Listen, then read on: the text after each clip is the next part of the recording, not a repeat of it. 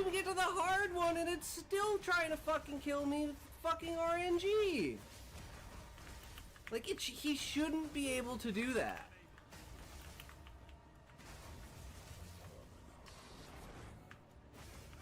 So bullshit. And I forgot to charge. Oh my god, and I jumped out of it. If you can't say fuck you to your friends, who can you say fuck you to? Fuck you! It is what it is. Let's get her done. New character. We got the Sorceress going now. And we're gonna do it as a no trade. Or here we go. Let's see how we can do the Miller. If he's gonna be a hard fight or not. Their sickness controls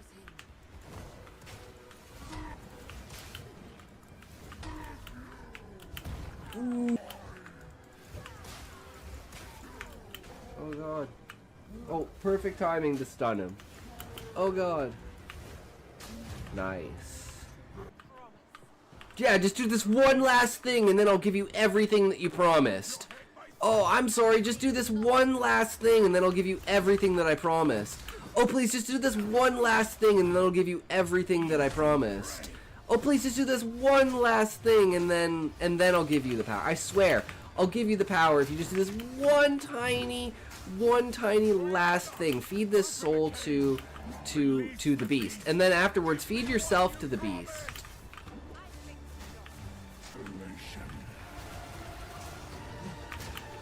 He's not doing the thing. Man, he didn't do the thing where he does like the mist. Oh man, I thought I was gonna die there. Laura Jordan, welcome to the stream. Thank you very much for the follow, good sir. How is it going? We're trying our first challenge run because we got bored. So we're and Fireball's not till level 31. So we're like, well, let's just use staff skills and see how good staff skills are. Because I remember freezing shard being really good when I was using it on my witch. And yeah, it is really good. We just need a better wand. What level are we? 18? We could use the other wand with the level 6 skill, but this is a level 9 skill right now. Do you play Path of Exile, Laura? Let me guess. You're a graphic designer, and you want me to buy your art. Is going good, by the way? Yes, it is going good. You are first follow of the day. That's good.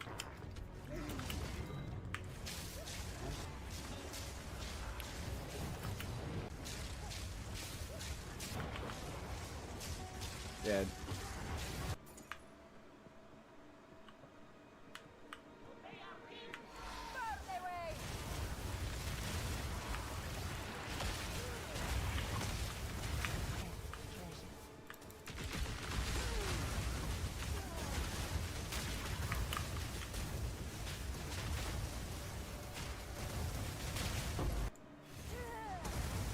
Full charge up?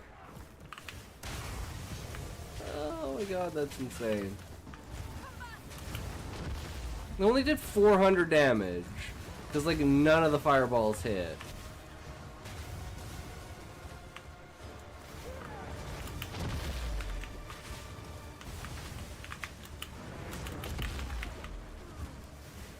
So close. Okay, I just need to kill him.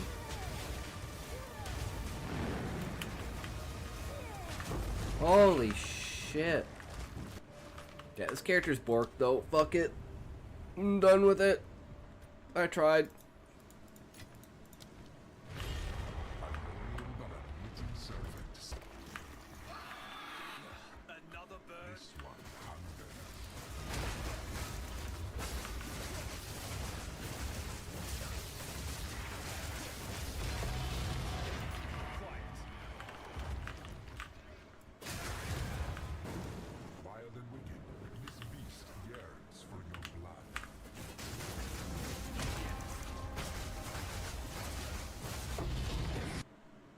Insert 3 fates to unlock the door to the Trailmaster? What are fates? Cowardly fate. Oh, I didn't know there was like an extra thing. Everything ready for tomorrow. So, remember, as always, if you can't say fuck you to your friends, who can you say fuck you to? Fuck you. And he doesn't have a body. So it's just kind of the arms, and he's got like his flapping gullet. Kind of just chilling there. Any of these come kind of close. That looks more like a guy wearing an octopus, which is the back 3 side legs braided and then the front 2 arms. So bend back so they could like kind of arch back like that. Beak doesn't open at this end, it opens like this. And how they used to fly is they would open their mouths and they would swish their heads back and forth and they would catch other birds. Oh my god. I mean, it's close.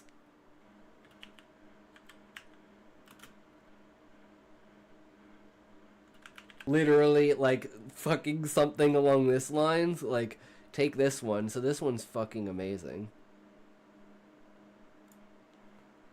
Okay, there.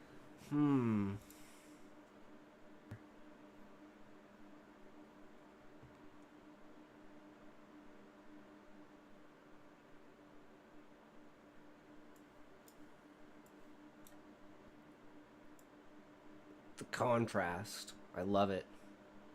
This is interesting. This is really interesting. Yeah, this is more like it. Ooh, I like this. Workstation. You can't say fuck you to your friends. Who can you say fuck you to? Fuck you. This could be like a forming of picture. There. Being created alongside, and you can see how there's like the crystal shell of the celestial being, and then this is like the rock and everything that's like being pulled out of space around it over time to form it into a planet. And how did it get like an actual body out of this? I'm so confused. And a female body of that. That is actually, that is not that bad at all. That's the avian right there. That's what the basic, I guess, female concept for an avian. And the males would have more of like a hippogriff, like thick mane around their necks. That it's like, I'm thinking of them as like the kind of dwarf species, because they're a little bit smaller, and so literally they have their manes braided in specific ways, and it's like you know, different braids represent different houses, represent different cultures, and you know, stuff like that. So you can tell like what basically family an avian male is from based upon the braid of his mane. Remember, if you can't say fuck you to your friends, who can you say fuck you to? Fuck you.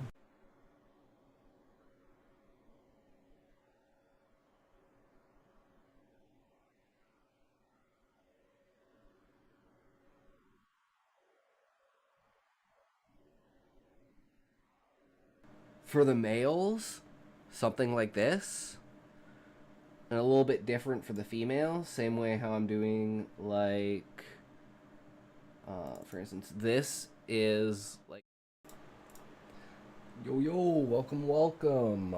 So, since we are kind of stuck at a point here with the true creation of the governmental structure of the crystalline tree, so we're just going to go over some videos and just compare our thoughts and notes and see how caught up we are on our world building. Because most of the story's been, like, done for, like, years in my head.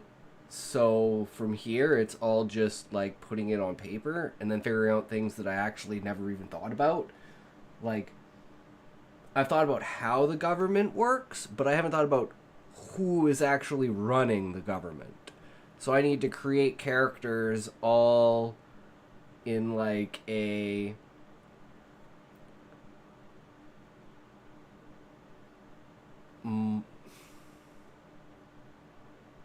bloodline of a monarchy in order to flesh out which characters are going to be, like, for instance, like heads of state in certain cases towards like the financial district, who's going to be head of the judicial system. And it's like, how do these people get there? It's like, you have to be part of the bloodline, but because the bloodline is so large, it's actually like you vote between them, so the people that are part of the bloodline are technically politicians. And then this creates a rift between the lower races because only octopi can be politicians. In the government as workers, there are avians and insectoids, but they're always on lower heads of state than octopi because they're not part of the royal family. And this creates like a clash of classes in a world where everything is provided for you inside the tree. Like, you don't need to eat, you don't need to sleep, you don't need to drink. You have basically infinite energy as long as you're inside the tree. So it's just the day-to-day life of trying to, I guess, make your life more enjoyable and like entertaining. And the biggest political structure or struggle for the governmental structure is the War of the Beastmen and adventurers. And it's like, they kind of don't like adventurers because they bring on more than they should because of leaving the tree. And it's like, now, there's like an entire new economy based around adventurers bringing new types of materials into the tree. Because previously, before the Adventurers Guild, the only thing that was inside the tree was pieces of the tree itself. And it's kind of like the crystal can be molded like plastic to the point it can be like any color. It could be used like cellophane to wrap your food. It can be used to make a chair or a table or, some sort of something like that. It's used in like all the plumbing. It's used in like basically everything, and it's all part of the tree. So it's like using wood, but it's actually a crystal that the tree is grown from, because it's like the crystallized essence of consciousness, because it's the untamed consciousness of a primal celestial being. But let's see what these 9 world building mistakes every new writer makes, and see if I can avoid these in constructing my governmental structure, since I haven't really come up with super detailed stuff in like a couple of years, or like brand new stuff. I've only been like advancing the detail on the stuff that I already have. So if you're writing a fantasy novel, there's a good chance you're making one of these 9 critical world building mistakes. And the problem is that any one of these could ruin your story. I know that because after working with over 90 fantasy writers in my coaching programs, I see the same world building mistakes come up again and again. And from my own experience as an author, I've had to learn about these mistakes the hard way. But the good news is that once you know how to avoid them, you can instead craft a world that feels utterly captivating and immersive for your readers. And the first mistake is trying to fill every gap. In a 1963 letter, J.R.R. Tolkien wrote that part of the attraction of The Lord of the Rings is, I think, due to the glimpses of a large history in the background, an attraction like that of viewing far off an unvisited island, or seeing the towers of a distant city gleaming in a sunlit mist. To go there is to destroy the magic, unless new unattainable vistas are again revealed. When it comes to building your world as a fantasy writer, you can often face the temptation to try and answer every single question your reader might have, to explain every moment of history. See, this is something that I use as a differential. It's like, there is the knowledge that I possess, kind of like a skybox in a video game. Yeah, exactly. But it's like, for me, I think of like Tolkien is like the perfect example for like Lord of the Rings, where it's like, you can be a casual reader and just read the story and it's fantastic, and you get everything out of it. And then if you're like really, really into it, you can look deeper into the lore, the backstories of like the elves, and it's like, who is actually Gandalf? What are the Maiar? Who are the Valor? You know, and it's like you can go into the entirety of the lore, but it's not required in order for you to understand and appreciate the story. It's just there for people who wish to see more. And I also think of this as like Dark Souls or like Elden Ring kind of level of storytelling, where the story like is with the characters you interact with, but like their backstories, the entirety of the world itself is written into the objects that are in that world, such as the descriptions of items and armor and weapons and stuff like that. And it's like, if you seek, you'll find it, but you don't need to be able to find it in order to play or beat the game. And that's how I kind of want this book to be. At least the world itself is very much you get a glimpse of this larger, greater, whatever, and the only time you actually experience that is at the end of the book, when it's the final conclusion of Gaia's deciding, well, she can't win with these people. Planet's going to be destroyed anyways, so she might as well break out of the shell and fight Anima directly, and just combine their consciousnesses and hold him at bay for the rest of eternity to save the rest of the universe, essentially. But other than that, it's just kind of a small view. Like, most people don't understand how the technology works from the past. And it's like relics and artifacts that people use and people replicate due to like blueprints and like finding and replicating certain things that have been broken. For instance, like the relic weapons are going to be basically based on the 14 weapon sets from Monster Hunter, where it's like very unique type sets of weapons, but they're all designed in a very technological way, and the armor is basically like Space Marine armor from like Warhammer 40k. And it's like, because the octopi, when they first emerged out of the water onto land, because of their intelligence surpassing any of the other creatures, and their lives being basically like harsh underneath the pressure of the waves in the ocean, and eventually finding the like solid ground at the bottom of the ocean, which was like connected them to Gaia and allowed their consciousness to expand greater because they were closer to the shell of Gaia.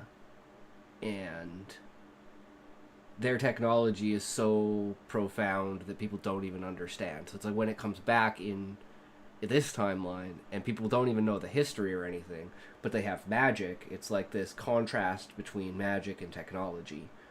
And you learn somewhat like how magic works with like basically like the idea of like weapon skill chains into magic bursts, which are like elemental infused attacks with two different elements for a rift or a fissure, and then to rift that fissure, and then mages cast elemental magics of like, so you would use like, for instance, earth to set a fissure, and then thunder, which is the opposite of earth, to set that rift or that fissure into a rift, and then you would use earthen element in order to implode the rift, closing it and drawing the magic back to the soulscape where it came from, which is like the essence of like the aether of consciousness, which is where magic originates from.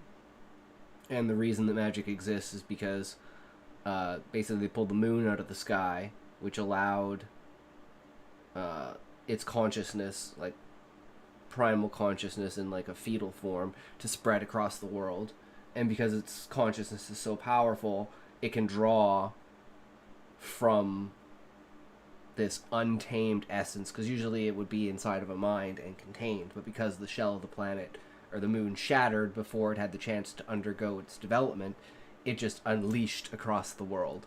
And it's at its center, at the purest most, is where the tree is, and the crystal that it's made from is literally pure consciousness crystallized in like real form.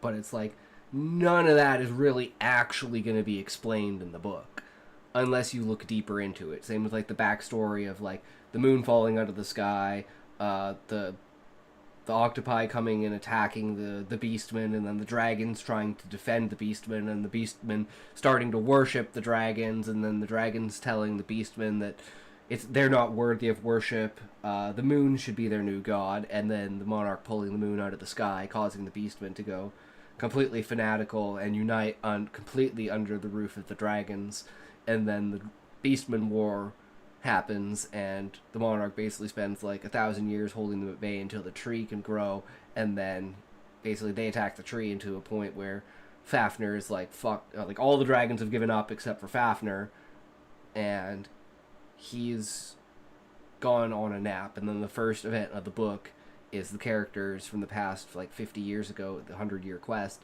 waking up Fafnir. And that's why over the last 50 years, like, Beastman villages have been disappearing, and it seems like there's like a hidden Beastman race pulling the strings in the background, and it's like this conspiracy, and this is part of the lore that we're building for the political structure and the governmental structure and the societal structure of the tree, because this conspiracy is that there is a more intelligent race, like an equally intelligent race to the main three species, that is pulling the strings of the Beastmen behind closed doors. And since they couldn't infiltrate the tree via like attacking it, they're going to use espionage. So this more intelligent race is using the fact that nobody knows that it exists, and then people don't believe that Beastmen are smart enough to like pull off like a Trojan horse kind of thing. And in this chapter, it's revealed during the inauguration that one of their highest level like council members, who's like he's an ex-adventurer, and he's supposedly an insectoid, but he always wears full armor, and he's actually a beastman, and he's like very popular, and you know, people really like him. But it's like this event kind of is solidifying people's view about this conspiracy, being like, no, it was just like, before I'd be like, no, it's just a bunch of random idiots thinking that any beastman could like surpass the monarch's power and get inside the tree, to like, holy shit, the monarch invited a beastman into the fucking city, and not just did he invite him in, he's part of a high level member of the government. So the fanatics basically start a riot and kill that character, which sets off what they believe is, when the attack on Garuda happens, that the Beastmen failed at the infiltration tactics, so now they're going back to war again. And since the adventurers have left the tree, and there's actually society outside of the tree due to the adventurers, they now have points of attack. And Garuda was just the first one for them to attack. And soon they'll attack the rest of the cities, and with the power that they'll have accumulated due to the adventurers, it's going to be this outcast event in like chapter 12, when, in order to appease the people, basically the monarchy has to kick all of the adventurers out of the tree in order to appease the people and stop the rioting. And then it's like the characters have to go and find an entirely like new home base kind of thing. So it's like they've basically lost their home. But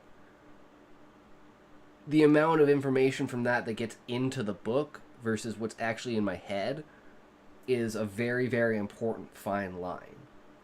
Because you want to give questions, like a baseline question, and then answer a couple of things about it, but leave open like 8 or 9 other questions that they can either look into deeper in like, you know, backstories and stuff like that, and like really searching for it in the book, because it will be there. But if you don't need to, you don't need to actually have that information in order to enjoy or understand the story.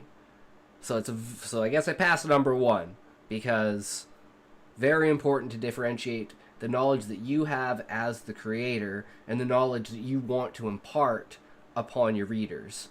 And that's the idea of random knowledge coming out of nowhere from the narrator, or like characters picking up random knowledge. It's like you want the reader to be able to infer what the characters are going to do and how they're going to do it based upon the knowledge that's given and how the world is constructed. But then if something just comes out of nowhere, it's like, oh, he did illusion magic, like, for instance. Like, this is why it's like, I need some way to introduce this Beastman character in a way that doesn't use illusion magic, because illusion magic doesn't exist. It's like a field of magic that people have been trying to understand. But the way that magic works is you have to understand your own consciousness, your own imagination, and the world around you, and how things from your imagination could be pulled into the real world and interact. So, for instance, if you wanted to create a high-level fireball spell, you would use, like, a spark to create the fire, a little bit of wind, and some sort of material in order to engulf it. And then from there, you could just use heat, fuel, and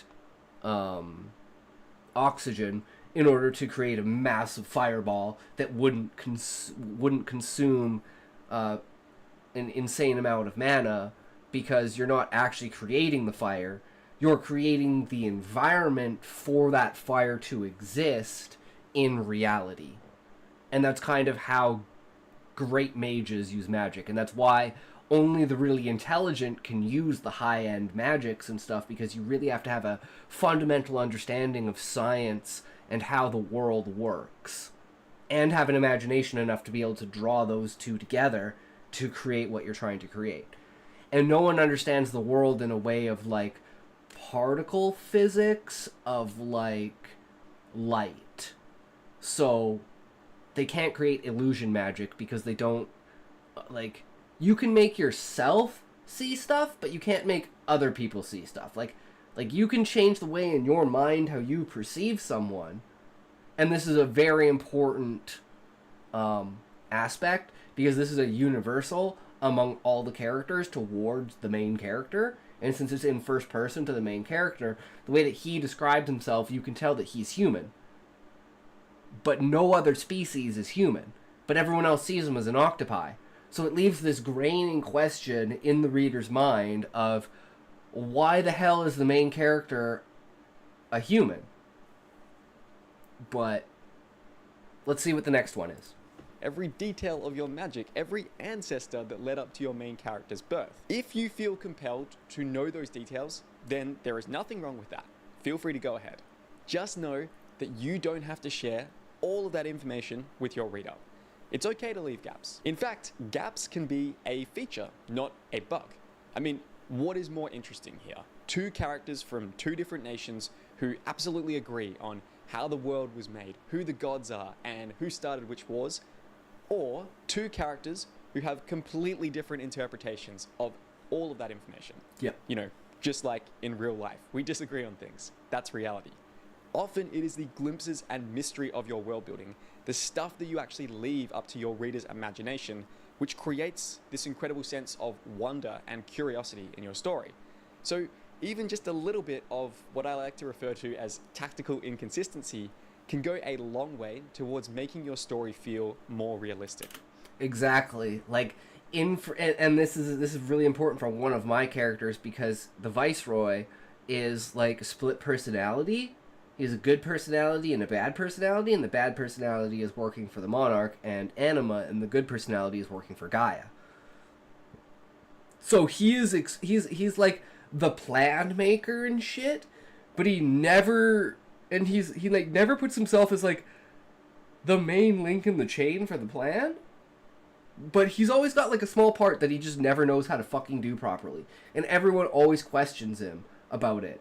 And it gets to the point where it's just like a humorous thing where like he purposefully makes these plans and puts himself in this position where it really doesn't matter if he does what he's supposed to do, but he should do it anyways because it's like part of the plan. And people even think of like, why is this a part of the plan? But it's like, oh, he knows what he's doing.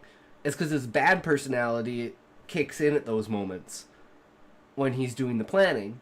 And then his good personality comes back and he doesn't remember anything fucking about it. So when people ask him about the plans, he genuinely has no idea, but the other characters think that he's just fucking around and doesn't want to talk about it and just says, the hell are you talking about? I don't have any plans. I don't do that kind of thing.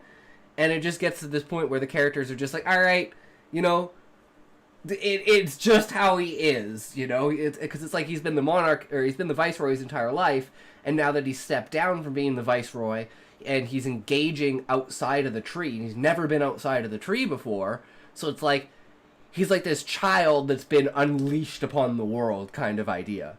And just the way that he acts and everything, the characters kind of take it, like, as this naive innocence almost. That's why he gets along really well with like the younger character Zaid, the library master basically, because they're both kind of eccentric, out there, and like feel like they're new to the world and they need to absorb every tiny piece of it, kind of thing. And this actually leads to the next mistake, which I was talking about with some of my fantasy outlining bootcamp students earlier this week. And this second mistake is something I call parallel world building. So let's imagine that you have all these different elements of your world and you're just kind of introducing them as their own independent things. For instance, let's say your magic system is fueled by these gemstones that you swallow. Maybe the ruling class of your story is organized into these different guilds and they each control a specific industry. Maybe there was a great rebellion 2 centuries ago that split your kingdom into 2 regions. Maybe there are these floating cities that hover over the sea in your world. So what's wrong with this picture? Well, we've got a detail about the magic over here, a detail about the society over here, something about the history over here, and then the geography thing last off. And before you can say world builder's disease, you've basically overwhelmed the reader with all these different concepts, none of which relate to each other in a meaningful way. And that's why, like, for each chapter, and that's one of the things that we're trying to do here, is make each chapter have its own purpose as to, like, what am I trying to tell the reader and explain during this chapter. And the first chapter is 2 points. The event that starts off the story, and I want it to be like the beginning of the game when you're like level 90 and it's a tutorial and you have like all the abilities and all the things, like at the beginning of Wukong when you're fighting what's his face in the clouds, and it's like you can't die and you've got like all your moves and everything and you can test everything out kind of idea. And it's like that's how I want the first chapter to feel, is this kind of basic underlying of how the combat system works, what the kind of like dungeon layouts that you're gonna kind of expect for like the contrast between technology and magic, and the overall feel of like what it is to be an adventurer.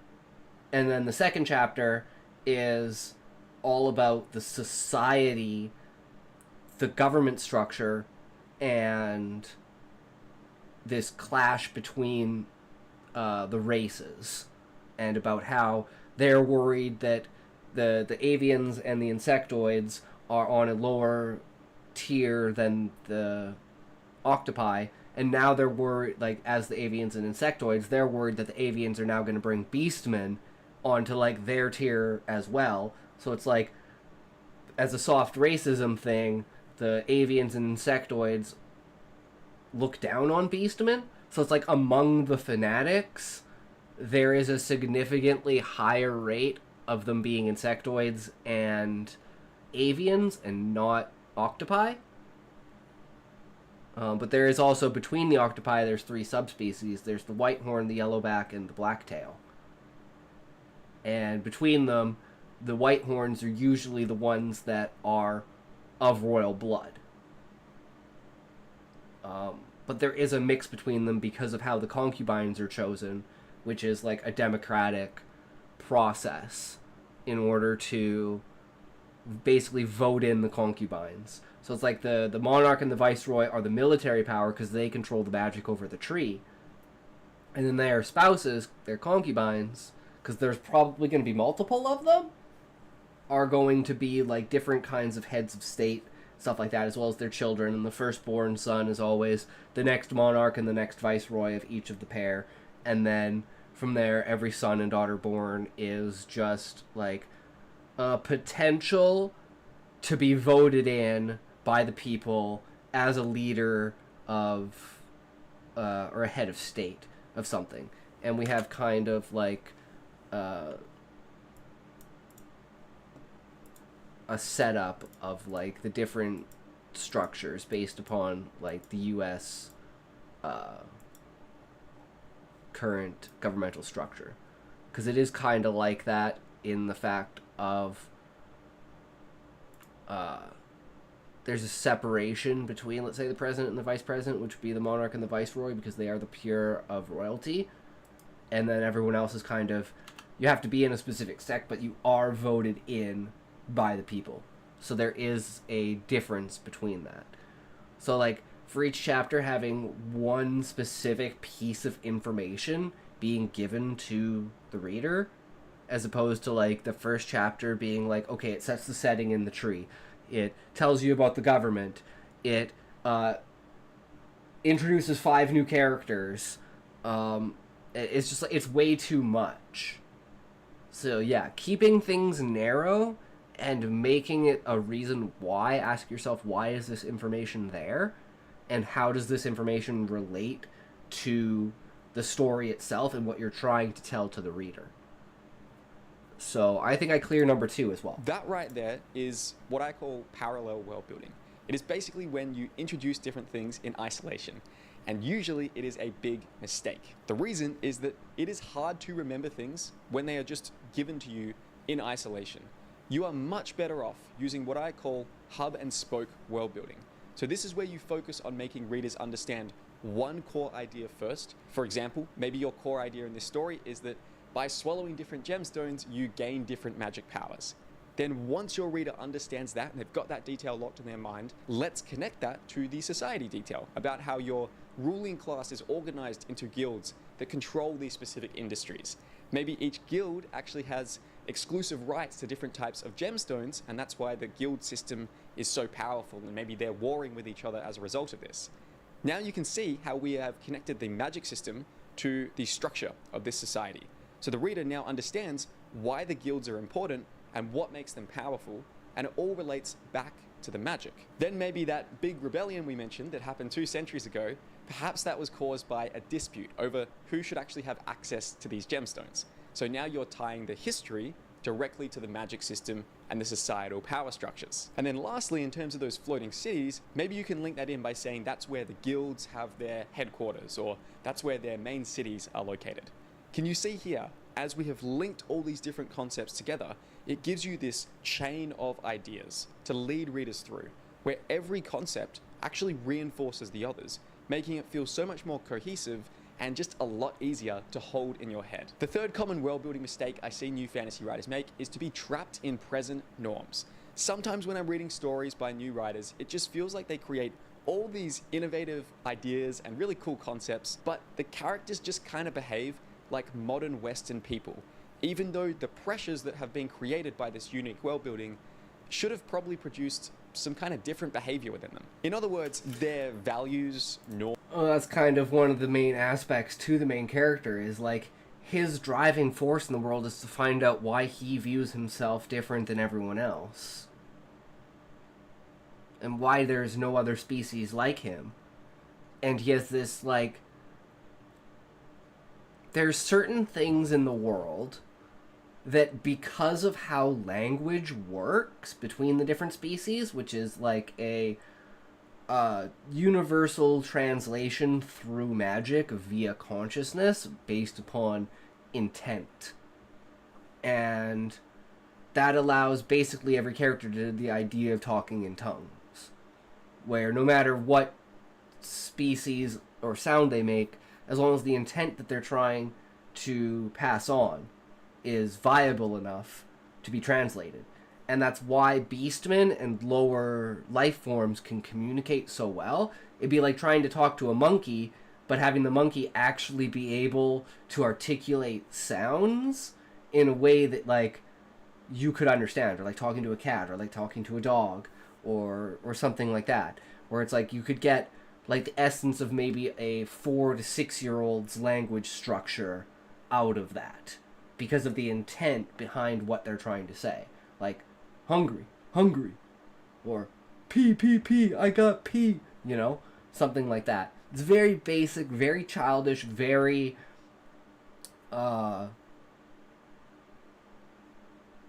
immature, essentially. Even in their, like, idea formation. So they can form an idea, they can keep an idea, but it's like,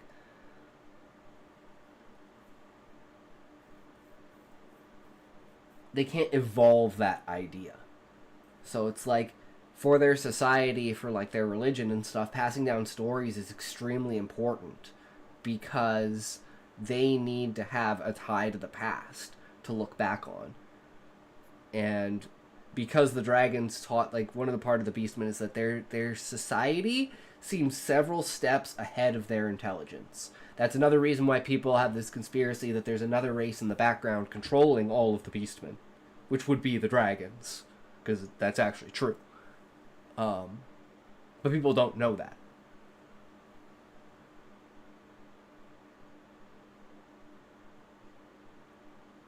But yeah, and then the Viceroy has, like, his multiple personality. The, like, Varius, for instance, he's called Gluttony, and the language thing is quite interesting. Would it be kind of like, Toki Pona? Not quite familiar with that.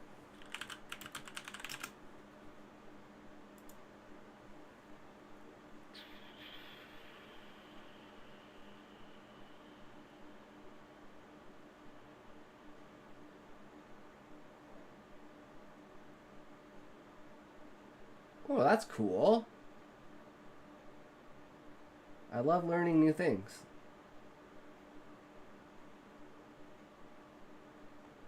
And they're Canadian, too. I'm Canadian. Go Canada. Let's go. 51st state. We're on it. Let's do it. So yeah, kind of like that. But it's like, the concept I want behind it is, like, for instance, the species are so extremely different. It's a really minimalistic language for communicating simple ideas. Yeah, exactly. So it's like, you basically don't have adjectives, and you don't have conjugation between verbs, and you don't have tenses. It's like, imagine removing those three concepts from, like, language structure. And I think that's probably the closest idea I could think of what, like, the most advanced Beastman speech patterns and thought patterns would be. And then, like, for instance, the Beastman who is in as one of the council members has basically been trained since birth to be, like, one of the storytellers of his people. So he's, like, basically more intelligent, more creative, and, like, the highest of the class of his species. And that gives him, like, the ability to have a, let's say, like, the IQ cap for, like, the octopi be, like, 150. Cap for, like, avians would be, like, 110. Cap for insectoids would be, like, 100. Cap for beastmen would be, like, 60. Point where, like, they don't have, like, inner dialogue in their head, like an inner voice kind of idea, like they don't have a homunculus, and they're very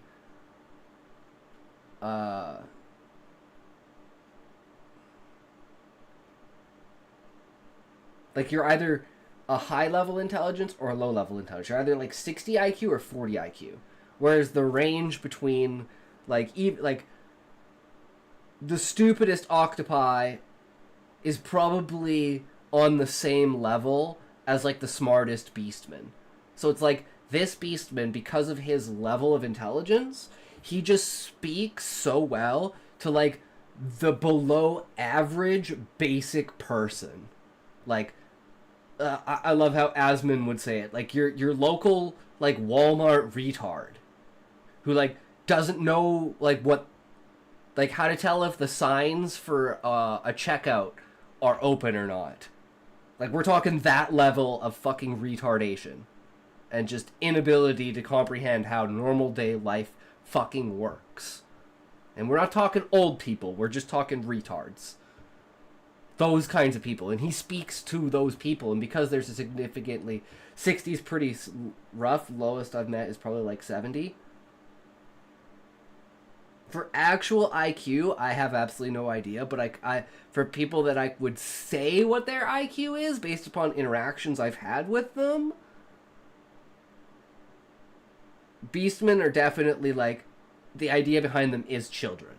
So it's like, you're talking to an 8-year-old, you're talking to a 10-year-old.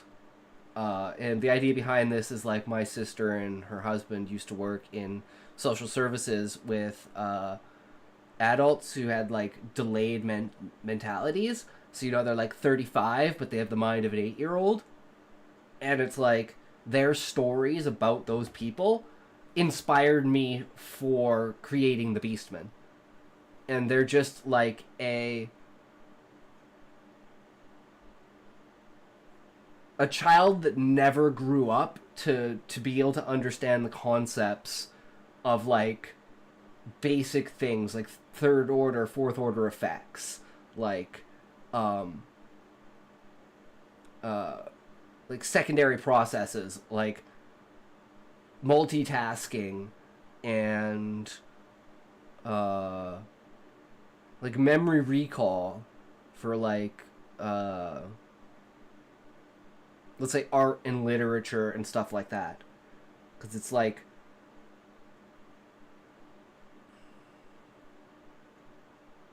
if you can find a basis for like a real world basis for the idea that you've come up with, I find that to be the best way to present it to people, because it feels more authentic and relatable in real life. Because you can look to real life situations and say, okay, I see how this relates to that. It's like, you know,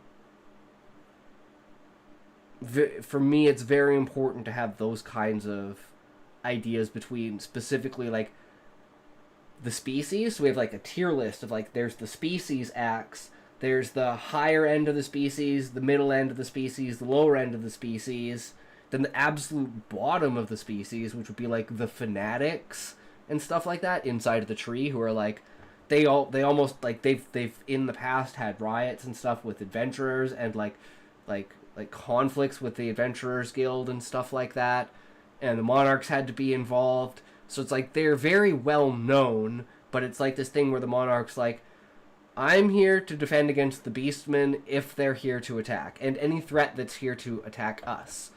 I don't have, nor want to have, any say in the actual social running of the tree. That's up to the people to decide. I'm here to be the sword for the people to wield. I am not the one wielding the sword. I am the sword. And that's kind of how the monarchy view themselves. Or they portray to view themselves. Because in the background, the monarch and the viceroy, the only thing they want is a peaceful, harmonious world. And this is where, like, the very basis of the book is, like, two concepts of good and two concepts of evil. The concept of evil is Anima, who wants to eat and devour everything in existence. But in order for him to do that, he needs more sustenance. So to create sustenance, he sends shards of himself out into other worlds to basically take over the mind of beings there for them to procreate and create higher level intelligence across the entire planet. So the monarch's goal as being controlled by Anima is to create a blissful, harmonious, united society that can spread as fast as possible and evolve as fast as possible for the amount of time that it's there until he eats them. And then there's Gaia, who's the good being, who wants there to be strife and suffering and pain and struggling in the world so that beings understand the true value of their own existence. So it's like bad things done in the name of good and good things done in the name of bad. And that's where like the eternal clash is. And I feel like that's something that anyone can kind of get behind, because it isn't like this purity of good and evil. It is slightly twisted, but it still has, do you want to have a perfect life where you never even question the like meaning behind your life? Or do you want to be consistently questioning the meaning behind your life and placing meaning on your life for you to strive to be better than you are? And in my personal opinion, I prefer the worlds of suffering and struggling than the utopias. Because the utopias are boring. But struggling, fighting, striving, and cheering for your favorite character, hoping that they're going to make it through, I think is an exhilarating part of reading. So, I don't think I'm trapped in present norms because of how diverse I've made each species. And when we're creating even like the outline that we already have behind how these societies work, there is this overarching eternalism, universalism of even small societies in groups come to the same conclusion. It's like you can have one tribe like in the middle of nowhere and another tribe on the other side of the world in the middle of nowhere, and if you put two sticks beside two sticks and say how many sticks, doesn't matter the answer is 4 or blah, the answer is the amount of sticks. And to have something that you can portray to the reader about a society that's timeless like that, I think is very powerful. And having that foundation allows you to spread out into, like, for instance, I want the Beastmen to use, instead of, like, words, because they're not good at words, but they're good at, like, concepts.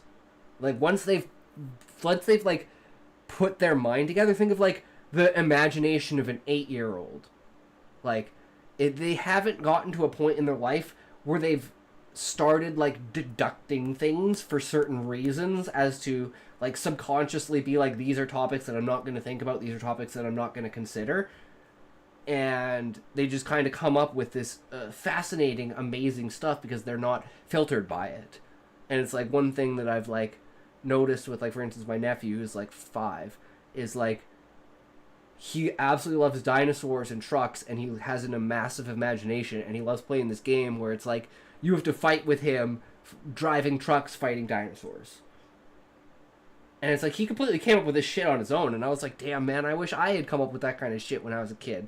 Like, I was more of a, like, with cards, like, I'd cut out, like, cardboard cards and make, like, my own card decks kind of thing.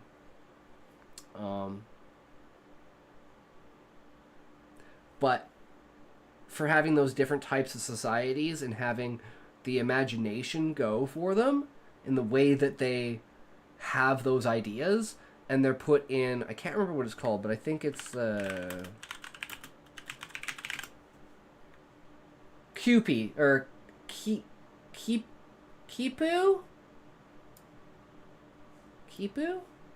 Funnily enough, as a kid, I drew fictional maps. Oh, I loved making maps. It's like using like knots and chords and different types of strings and stuff, and it's like, there's like, you know, it's a numerical system. It's an alphabet. They use them basically as like government documents and stuff like that, and it's a huge part of the Incan Empire. And it's like, this is what I want the Beastmen to use, but in a very basic way of just using like ties and knots of vines and stuff like that in order to tell their stories, and that's how they pass down their stories. So they don't use words, they use impressions and ideas. It's very like literary and abstract and changes continuously, and that's why one of the characters, Varius, is very interested in like learning the culture and the history and religion, specifically the religion of the Beastmen and the reason why they believe what they believe.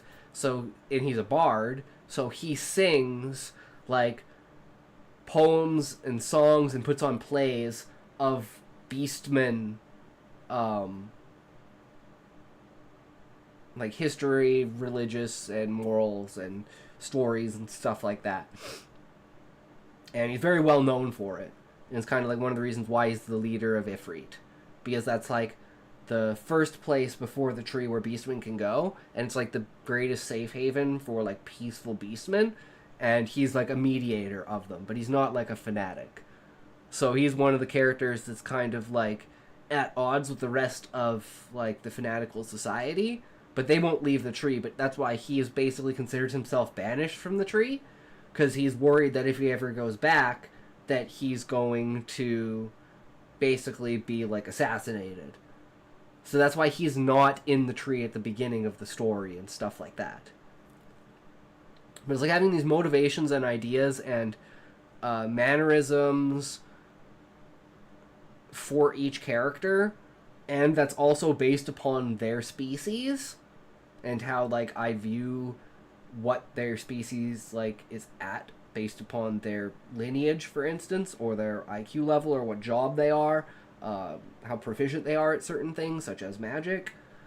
But I think we passed number 3, not trapped in present norms, even with the creation of the society, even using like the titles of what the US government has as their leaders of state, and like what positions in order to manage the government. Except in this case they would all be voted in, whereas unless you're like a senator or like an actual like the president, or like, what do you say it, like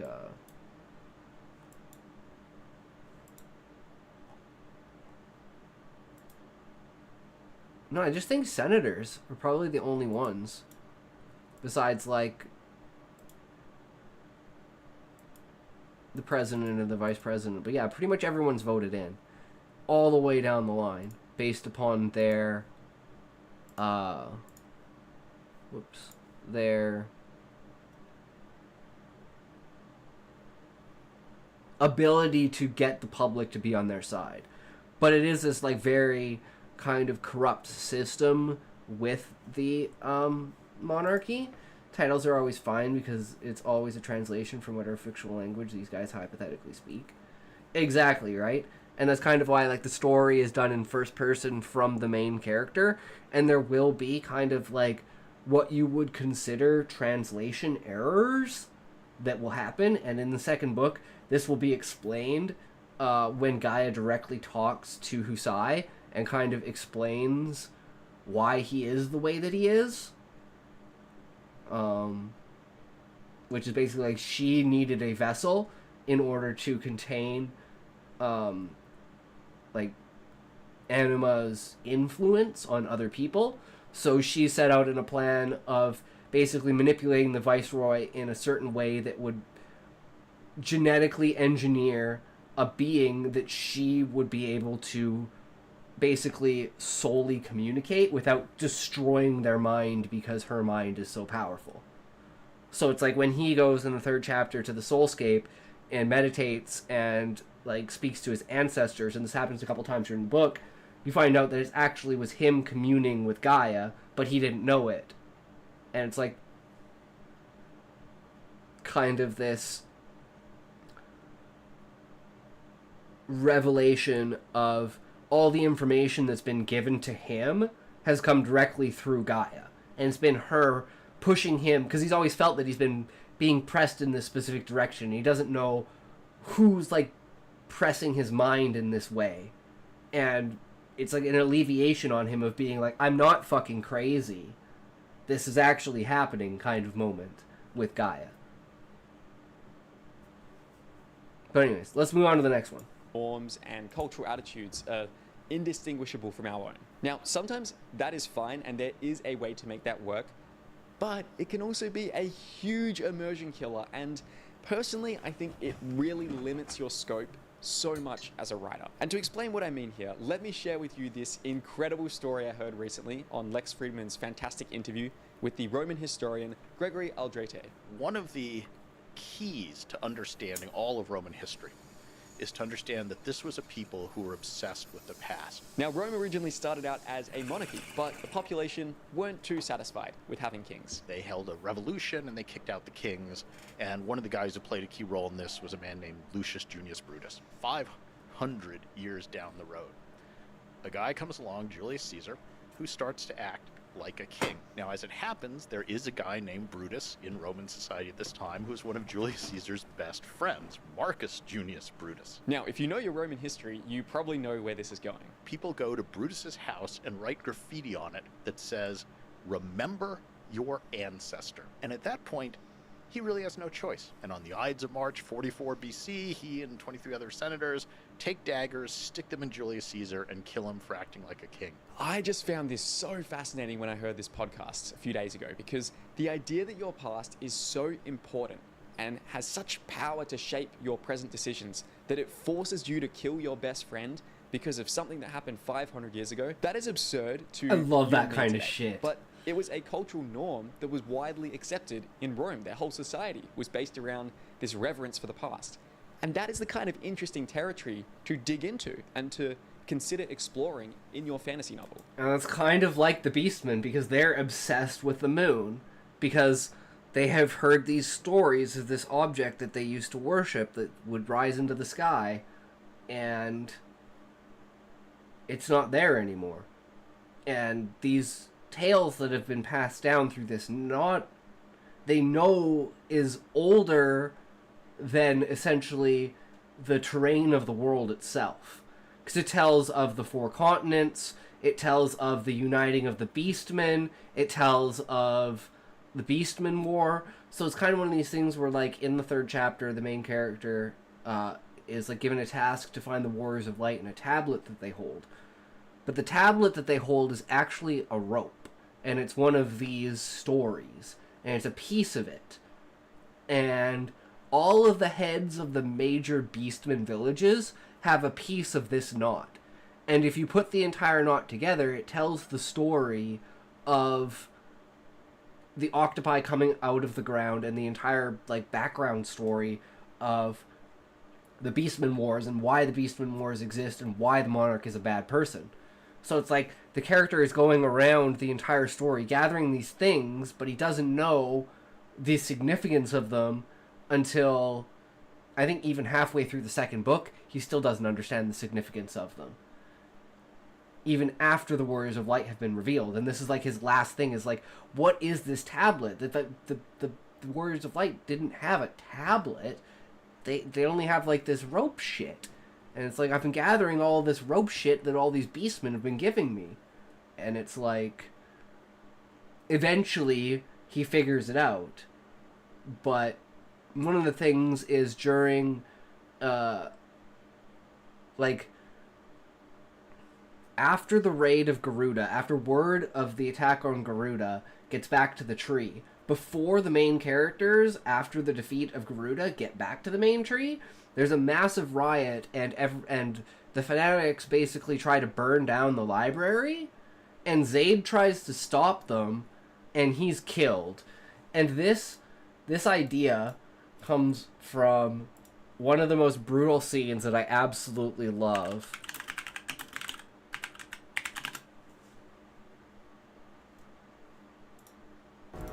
Which is from a video game called Vindictus.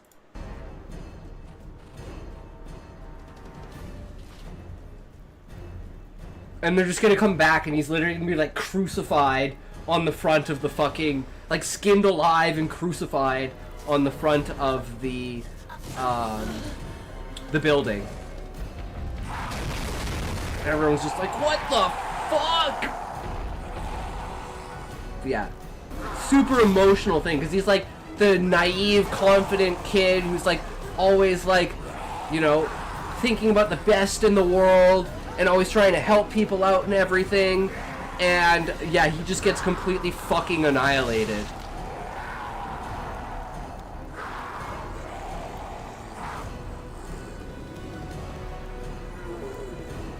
Yeah, you fucking dead, bro.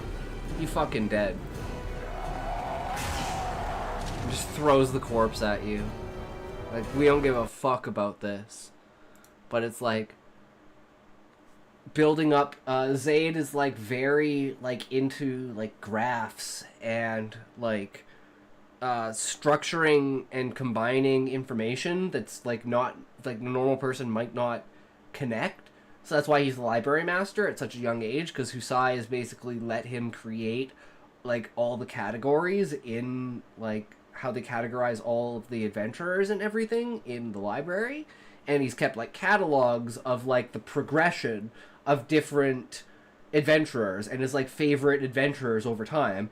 And through this, he's actually secretly found the Warriors of Light, and it's because he has questions in his diary about these like, it's almost like all of these people are the same people in the same party, but they keep going under different aliases. And he knows that it's impossible for anyone to get like a fake ID or something like that without like help of the monarch or the viceroy or Husai himself. So he's been compiling this thing that he was going to present to Husai before all of this shit went down, about how he thinks there's a conspiracy inside of the Adventurers Guild trying to hide the highest level adventurers because of how powerful they actually are. And if everyone saw that they were the ones that were the only ones completing like tier S plus quests, then people would start asking questions. But because they're coming up with different IDs and different people on paper, no one's been able to track down. So I think there's like the top 50 adventurers, but it's actually just the same four adventurers who are the Warriors of Light.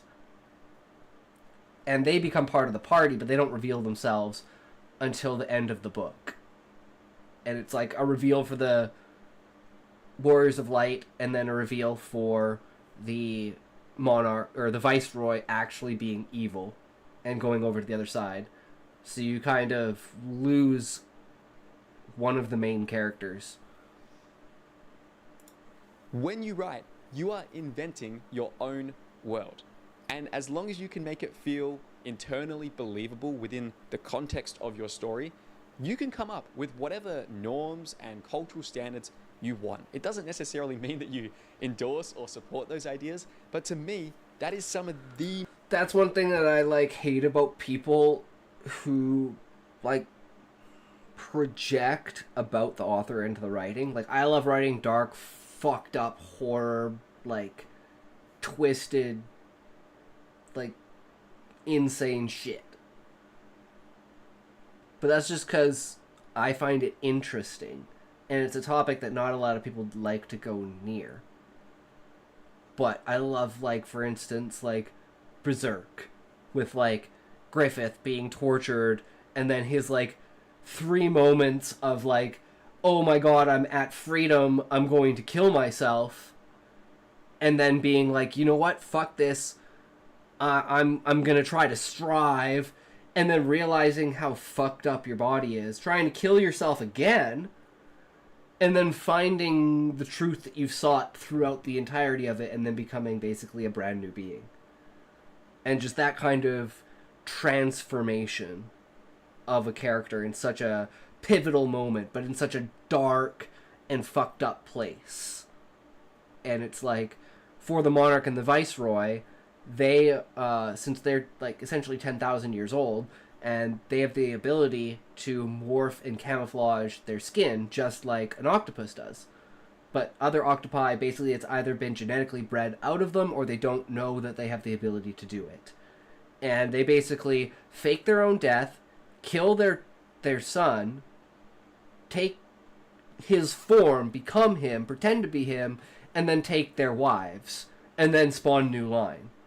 So it's like, there isn't a dilution of the blood of the monarchy, because all of the fathers of all of the spawns are the monarch and the viceroy themselves. So there's this like period of time between like being voted in as the concubine and actually being like officially like mated to the viceroy. And that only happens after the main viceroy or monarch have died.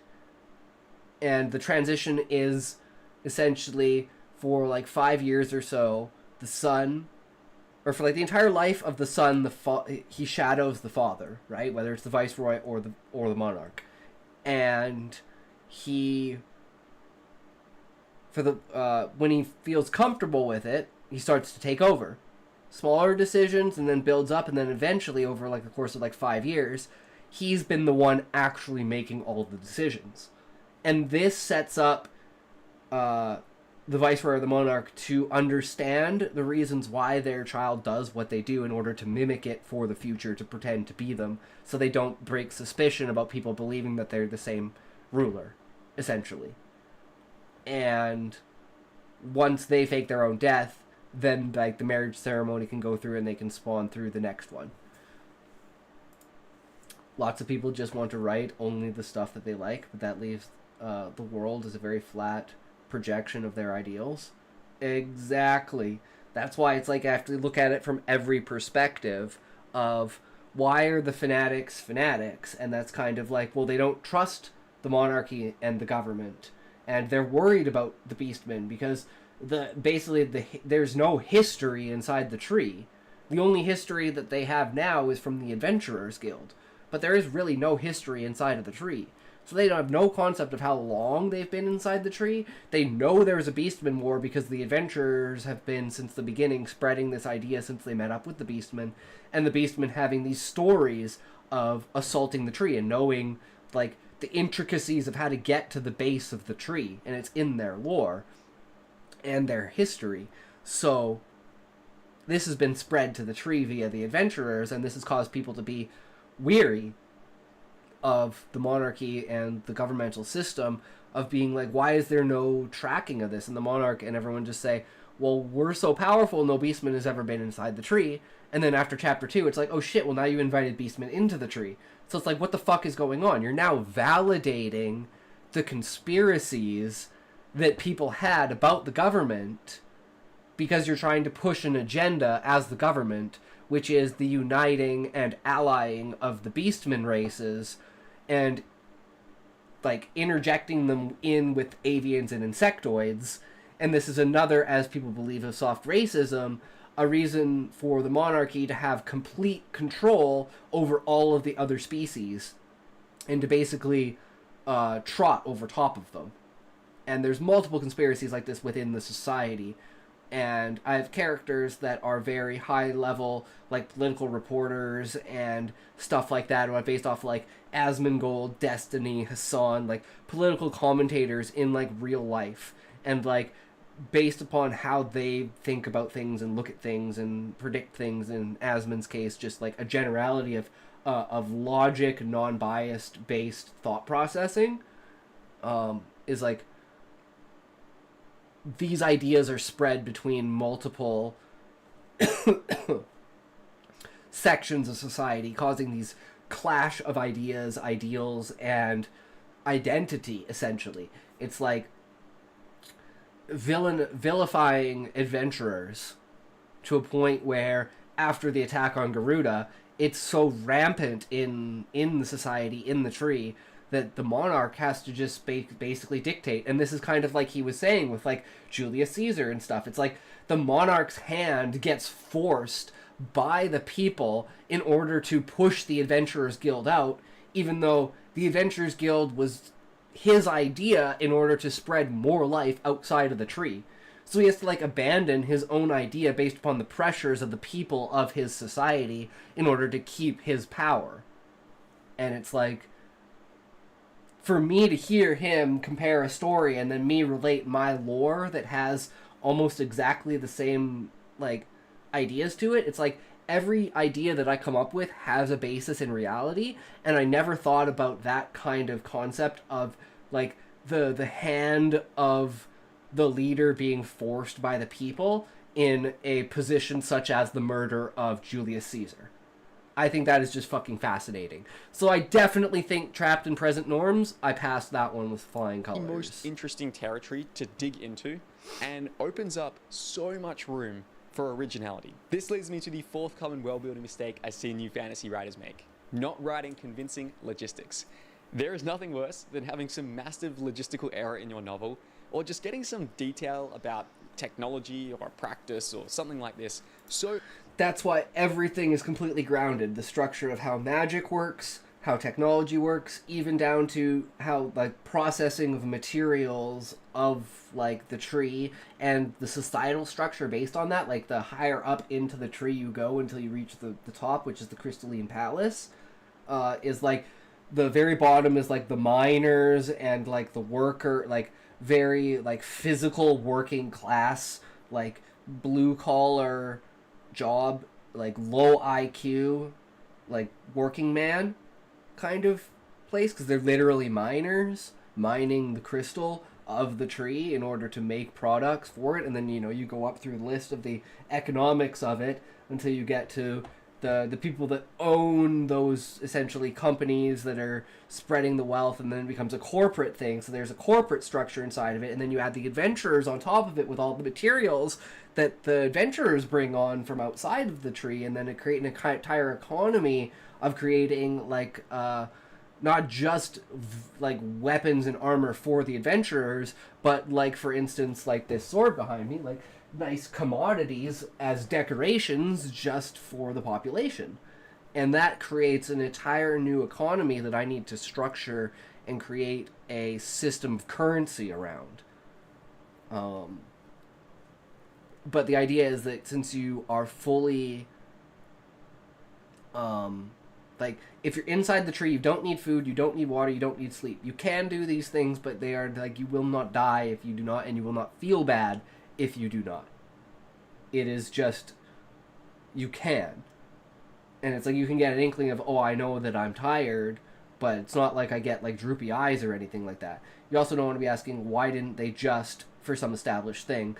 Like that's always the greatest thing, like the greatest example of that is in Lord of the Rings. Why didn't they just have the eagles fly them to Mordor? And it's like, if you know the lore in the background, you know that the eagles were actually fighting their own war at the same time, so they literally couldn't spare it. And I think of this as like, if you've watched Stargate SG-1, it's like the Asgard fighting the Replicators. Well, they're trying to keep the Goa'uld in tow, but they're only bluffing with the Goa'uld because they actually don't have the resources to hold the Goa'uld at bay, because they're losing the battle against the Replicators.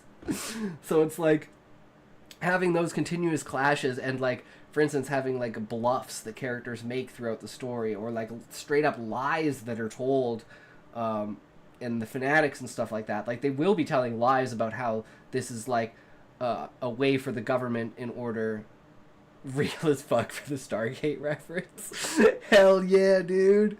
But yeah, so creating the social structure and making sure that it's all put in the same place. I don't want, and like for instance, the saying that the monarch and the viceroy had to do something, like take into their own hands the removal of the Adventurers Guild due to the population. It's like that. Some people might ask, well, why did they have to do that? They're only the military force. Why would the military force be involved in it? Wouldn't it be a political thing? But you have to think about, the only reason why a political thing works is because it has the military backing it. If it didn't have a backing of a military, it wouldn't mean anything. So in order for the monarch to state that he is the military, he has to back the decisions of the politics. And that just means getting rid of the Adventurers Guild inside of the tree, and banning all adventurers, removing all the crafting guilds, taking any material that's not made of crystal and removing it from the tree. And only allowing avians, insectoids, and octopi into the tree. And not allowing anyone to wear like armor or anything like that, to like, you know, it's like all these fucking rules go down and everything like that because of these changes that happen. But you won't really interact with them later on until you have to go back into the tree when you're trying to fight the monarch at the end of the book. And like one of the biggest logistics, I think, actually is my perception of the dragons and their size. So for instance, Fafnir is the smallest of like the actual intelligent dragons. And the dragon's IQ is like 250. Like all of the dragons are like basically Einsteins. They're fucking extremely intelligent.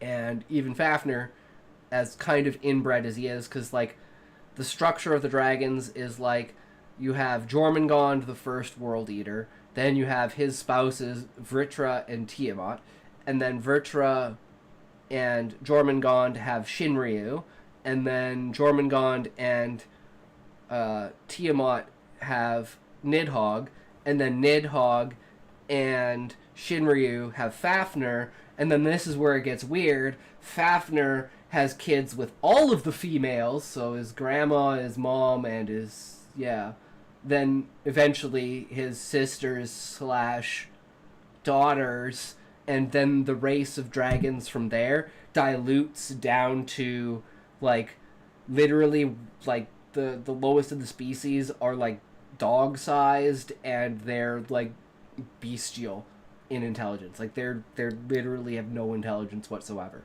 And this is due to the process of inbreeding over time between them. But Fafnir, his body, like, width is the length of, like, an aircraft carrier. Like, and his wingspan is, like, 2 miles. But I just don't know exactly how big he actually is. But he's fucking huge. And then all of the other dragons are, like, twice to 3 times his size. And the story goes, originally on the shell of Gaia, before the dusts of the ether space essentially accumulated onto the planet, creating the crust, the dragons walked the shell, and they could walk across the planet several times in a day. That's how large they were. Just, like, casually strolling, walking across. And it's not like the planet was the size of, like, King Kai's planet. Planet was fucking huge. Something that big, you don't need to be so specific. The wingspan stretches across the horizon, basically. Yeah, but I'm just thinking for myself, like as far as logistics go, the only thing I can think of that I don't have, like, specifics is, like, the size of the dragons. But they're so far outside of a scope that literally their only real interaction in the battle is when Fafnir dies defending everyone at the end of... Or, sorry, when Fafnir attacks Garuda and everyone flees from Dragonfear, or when Fafnir saves everyone at the end when the Monarch calls down meteors on them, and then when all of the dragons come back with the main characters at the end of the second book to fight the Monarch, which is basically like the idea of Frieza and Goku fighting on Namek, and the planet is just getting so fucking destroyed. Yeah, like, if you look at... where is it?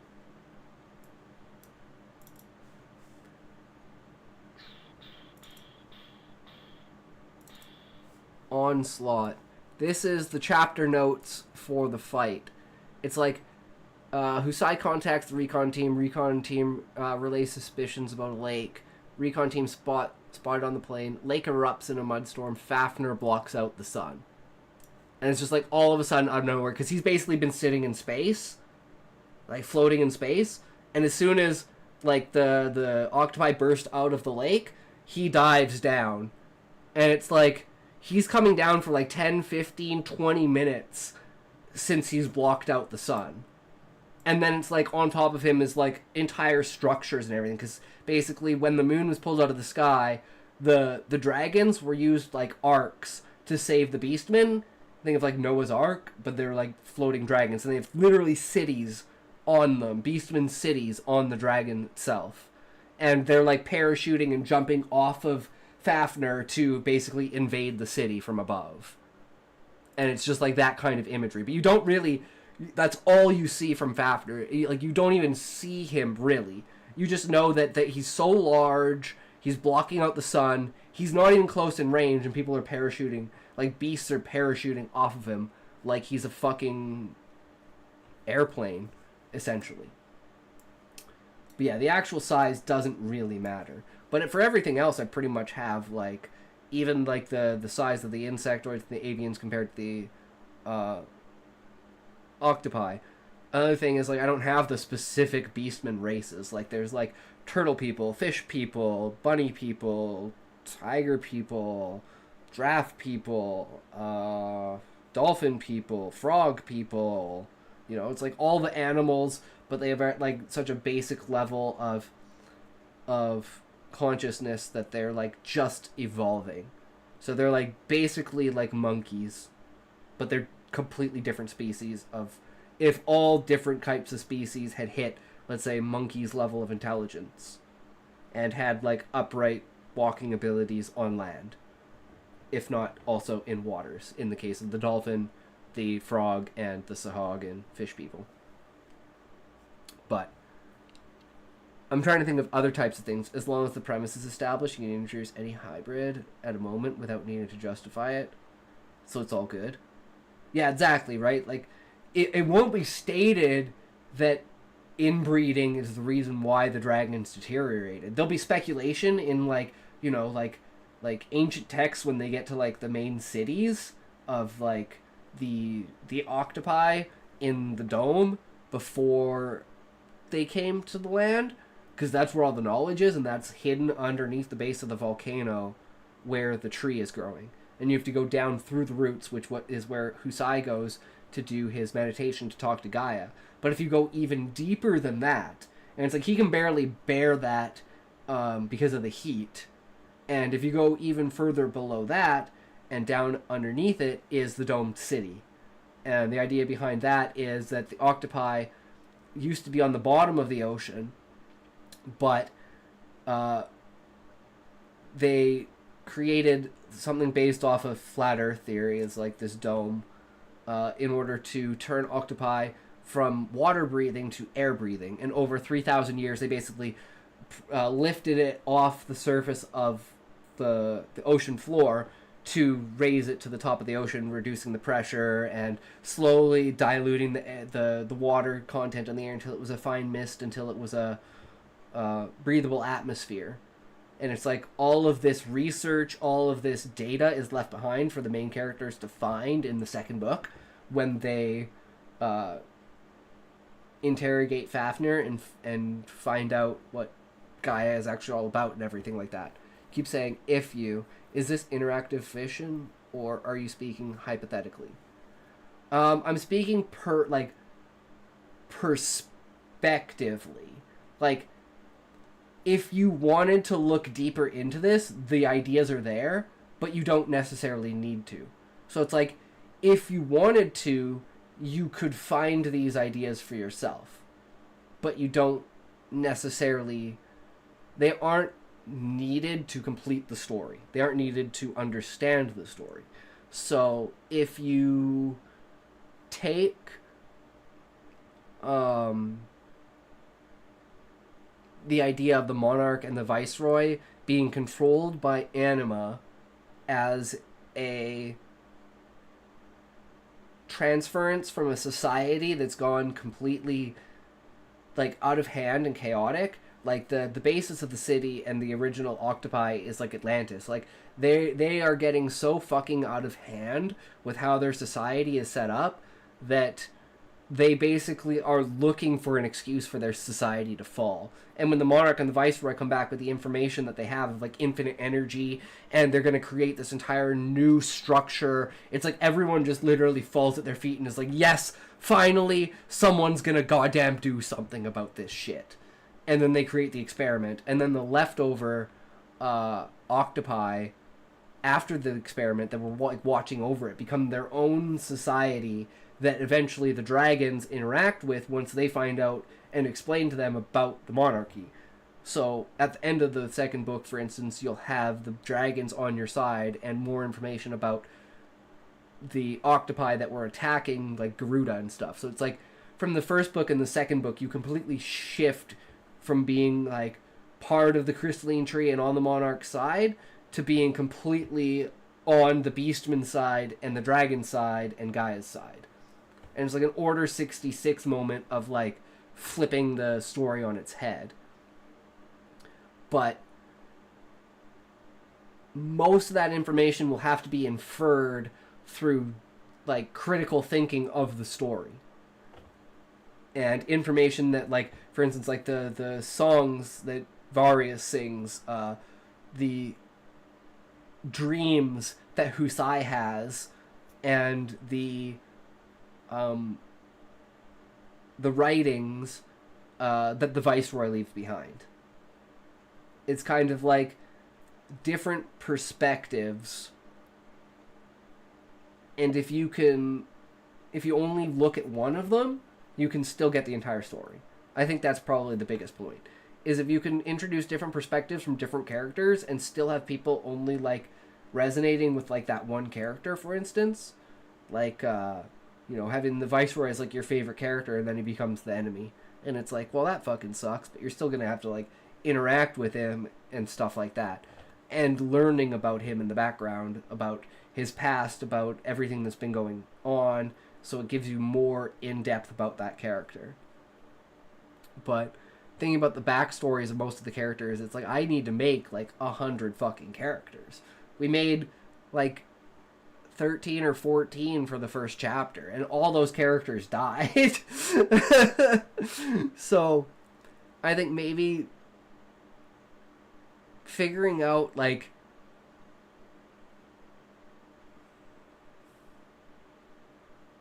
different sky cities, like the technology of the past, and that's basically what dungeons are. They're like cities from the past that fell from the sky when the moon got pulled out of the sky and all of the continents smashed together. But it's like, looking at like how I've set up the timeline, I cannot think of a logistics problem other than the size of dragons. So absurdly wrong that it just shatters your reader's suspension of disbelief. This is certainly a mistake I have made many times in my early drafts. For example, if you look at the early drafts of Kingdom of Dragons, I wrote a scene where a character is hunting a deer, and the deer gets shot with an arrow, and then my character jumps on the back of the creature and slits its throat with a knife to finish it off. Luckily, one of my amazing beta readers, a guy called Luis, who actually went through my story coaching program as well, had a bit of real-world hunting experience. And when he was giving me his comments on my manuscript, he pointed out that an experienced bow hunter would never do this. There's just too much risk of the deer bucking and writhing and injuring you if you are jumping on this thing. Instead, you would just use your bow and arrow to approach it from a safe distance and finish it off with a clean shot. So I updated the story to fix that. And later on, I did actually end up cutting this hunting scene entirely just for some pacing reasons, but that is a different point of discussion. The point being here is, you might be thinking right now, Jed, was this logistics issue with the hunting really a big issue? And the answer I would say is no. Most readers probably wouldn't care. But for the very small portion of readers who actually knew how to hunt, this would have completely taken them out of the book. Yeah, if you're relating to anything that is like a real world thing that someone in the real world might have an expertise in, you always want to do that justice. Such as, a great example of this is actor, I can't remember his name, the guy who plays Tywin Lannister. Oh, I know, it's fucking retarded. Bots fucking everywhere. For the scene when he's talking to Jaime and he's skinning the deer, the actor actually wanted to learn how to skin a deer so that while he was doing the scene, it would look authentic, so people wouldn't look back and say he had no idea what the fuck he was doing.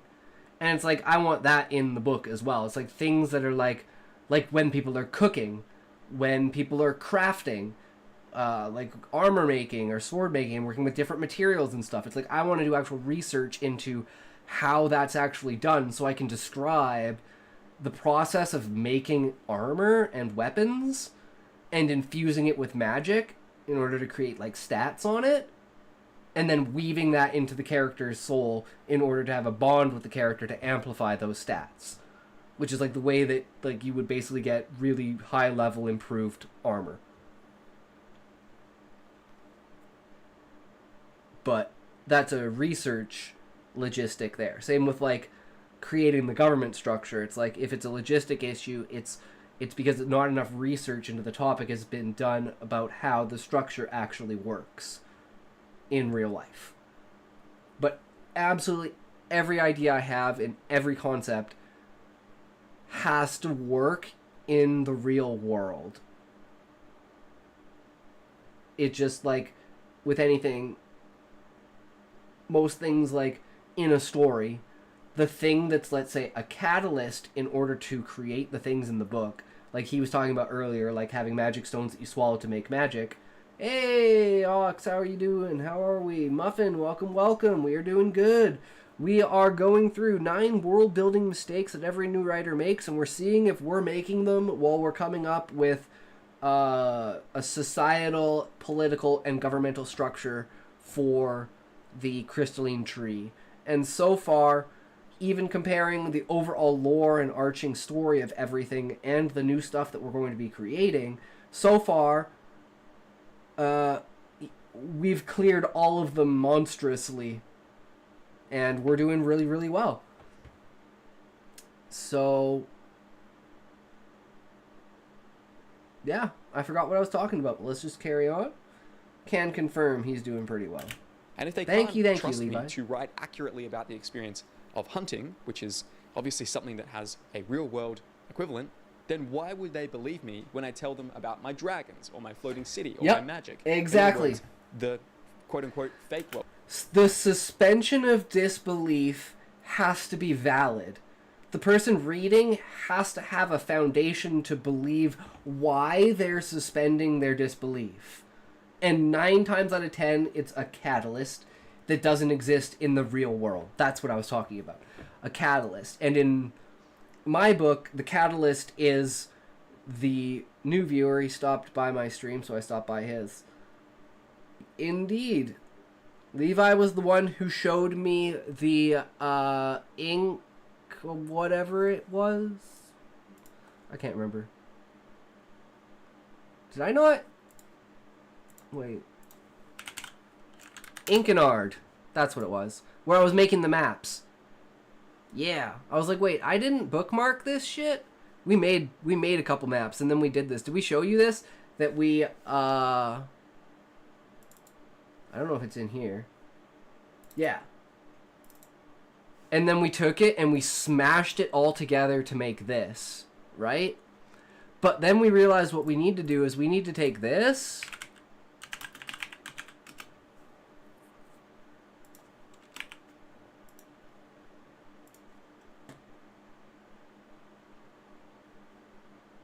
I guess I don't really know. Map of Earth.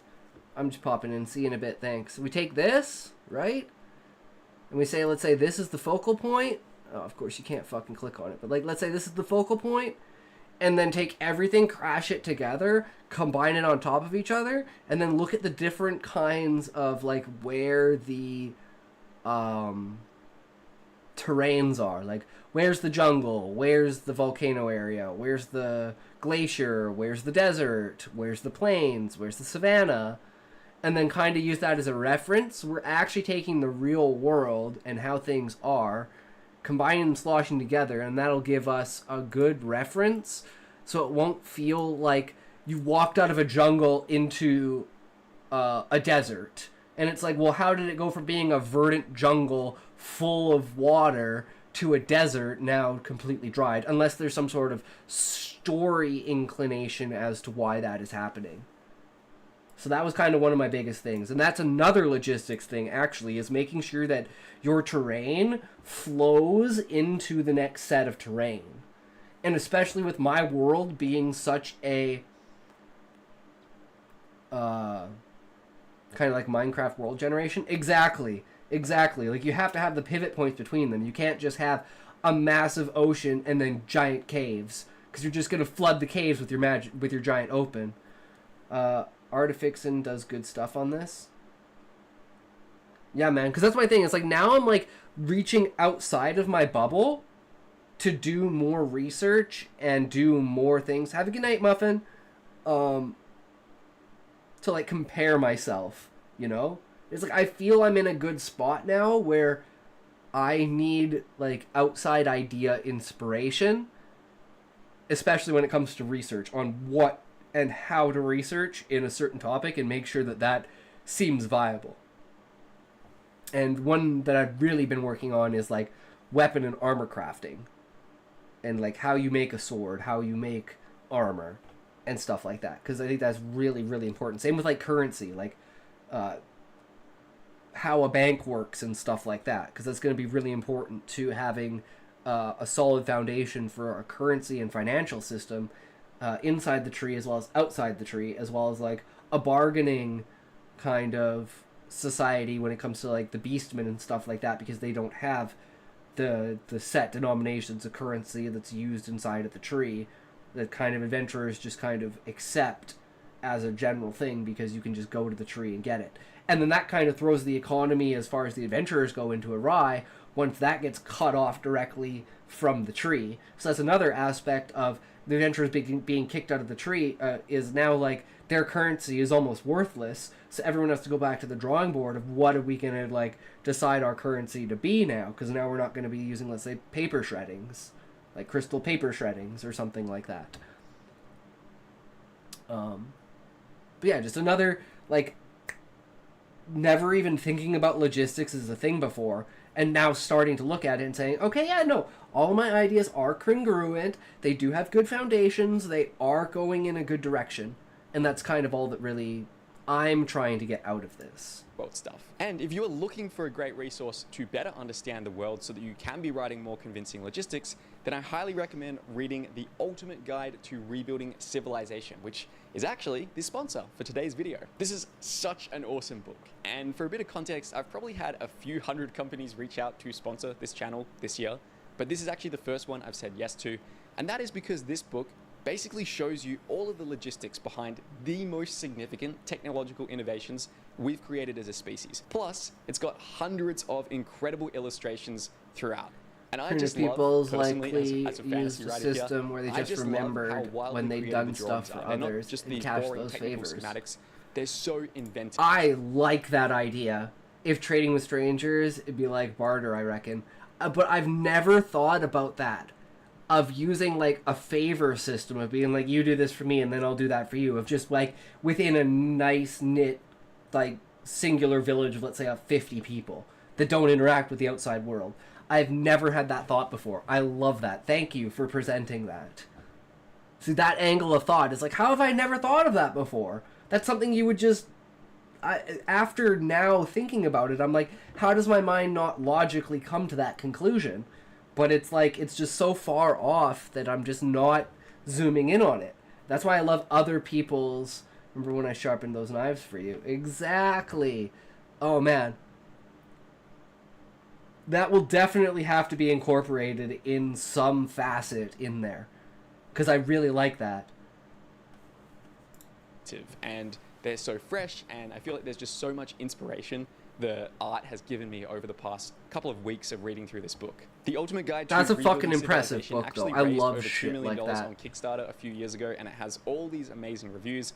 And personally, I just think that having something like this gives you such a boundless well of inspiration. So if you want to grab your own copy of The Ultimate Guide to Rebuilding Or, you know, Civilization, you can just look it can up go to online for free. jedburn.com/rebuild and use the code JEDBOOK10 for a 10% All of us discount. are made of money, Big bro. thanks to Hungry Minds Publishing for sponsoring this video. Now, the fifth common world-building mistake I often see new fantasy writers make is to be writing objective descriptions. When you are writing your story, in most cases, you should not be trying to write a guidebook that objectively describes your world. You are writing about a character's subjective experience. And that's kind of one of the biggest things, because the entire book is set in first-person view. I've actually been rereading a series called the Bartimaeus series by Jonathan Stroud, and it has the main character Bartimaeus, who's a djinn, who's like summoned by the character Nathaniel. But the story revolves around Bartimaeus. So whenever it's Bartimaeus, it's first person. And whenever it's Nathaniel, it's third person. And I absolutely loved the first person aspect of like Bartimaeus and like seeing his inner thoughts and everything, and especially as being like a djinn, like flashbacks to what's the fucking city called? Why am I blanking? Like Nebuchadnezzar and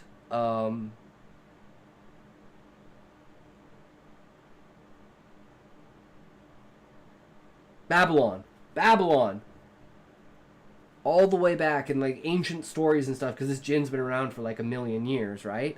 So it's like it has all these stories of the background and stuff like that it's kind of sharing with the reader as it goes through it, describing, you know, interactions with other other djinn that it's had and a backstory behind that. And one of the things that I want to do for that is, because the entire book is set in first person view, I want to have something like short stories, to a short story to go with each chapter.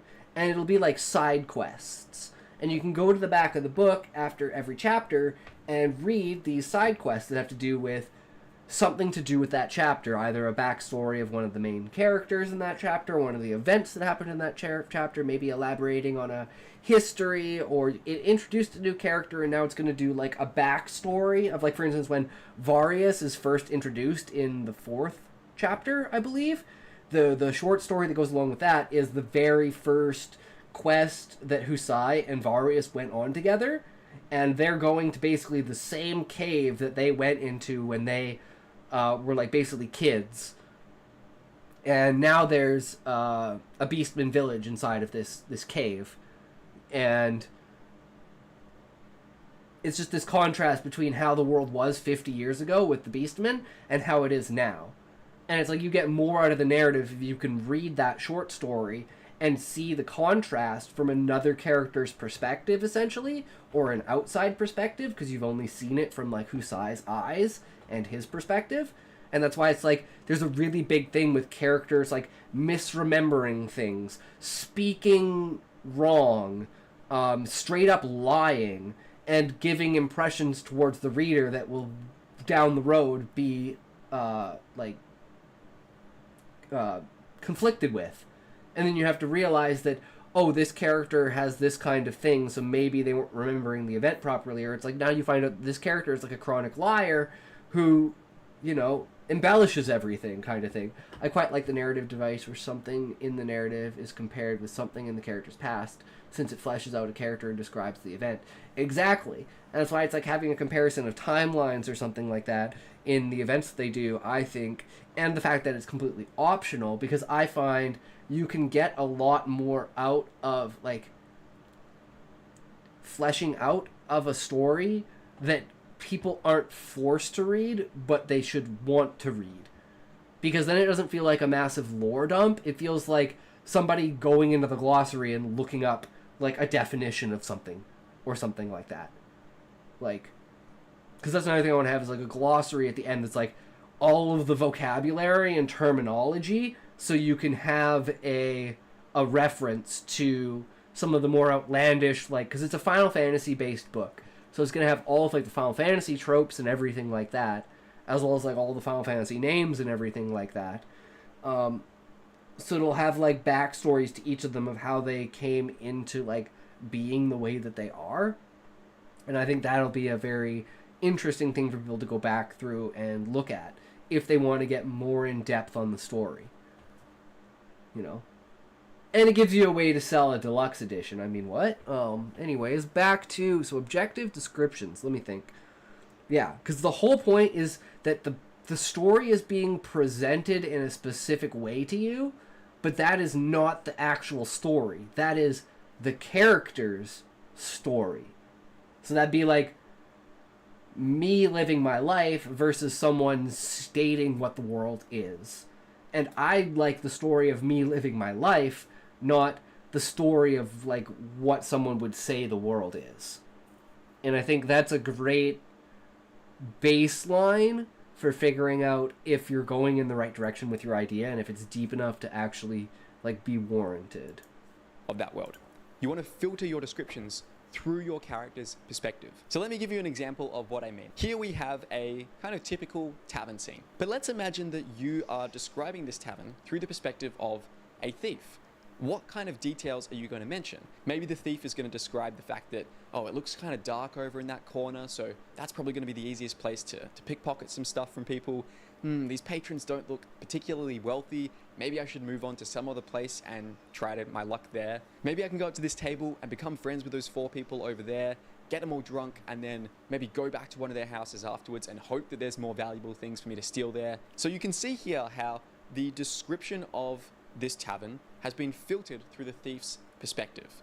That tells you a lot about the character's personality. But let's now imagine that your perspective character is a young farm boy who has never really visited the big city before. They've never really spent a lot of time in taverns. This How would be that like character describe this Vice, location? like the Maybe Viceroy. they think about the fact that, oh, it's really noisy in here, or everyone's shouting at each other, and oh, the floor is sticky. What is this? This is kind of disgusting. And oh, there's someone playing music over there, though. Ah, that's kind of exciting. Oh, why is this person, leaning on me with horrible breath breathing into my ear?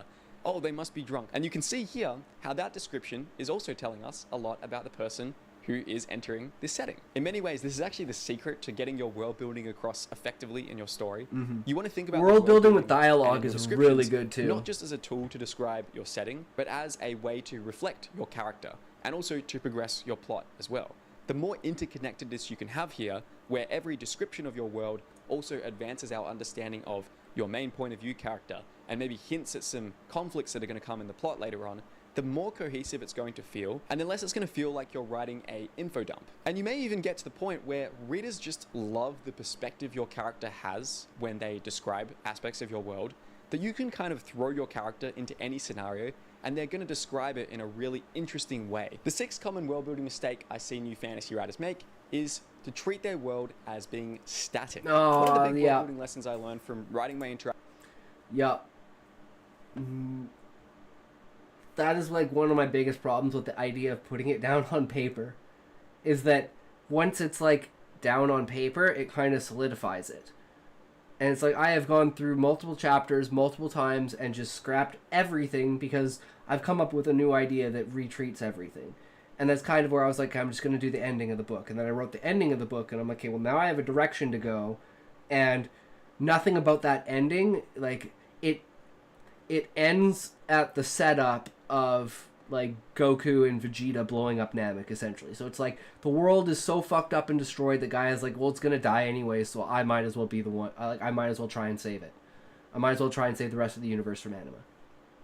But it's like that doesn't include any characters. We all know that all the characters die essentially, but it's like they're kind of through consciousness they're still alive because their consciousness is a part of Gaia, so through the soulscape, when they die, their consciousness will return to Gaia. And it's like, for the beginning, okay, well now I have the event that shows that Fafnir was awakened, and that's the reason why the Beastman War is going to start up again. And it also shows off, like, battle mechanics and kills off a bunch of characters, so it shows that, like, there's a fear that your character may die, even though it's like kind of not how most the only real characters, like Zayd dies, but that's like really early in the book, so you really haven't gotten to like connect to him, and then losing the Viceroy at the end of the first book. But having the world evolve as you're telling it is super important. Like, for instance, the new idea, and the reason why we're even constructing all of this is because originally the inauguration was just to knock the Viceroy out and be like, okay, well now we need the Viceroy to go out into the world, so we need a structure for him to be leaving in. And now it's developed to a point where it's like, it's not even about that anymore. It's about the riot caused by the Viceroy's concubine, due to the fact that there is now a Beastman who is in a high position of the government. And this causes this conspiracy that's been in the background forever to almost be like confirmed to be real. Do you have a problem with scope creep? I don't think so. Because the only time you ever get to something grand such as like the planet blowing up or the celestial beings is you get a taste of it at the end of the first book when the monarch tries to wipe everyone out and Fafnir has to sacrifice himself in order to save you from meteors, and the end of the book. The only other thing is like the behemoth that I want inside of the main city that's guarding it. And it's like the power creep level. Like, have I read you the first? I can't tell if the story is getting bigger or just shifting focus. Have I read the first chapter to you before?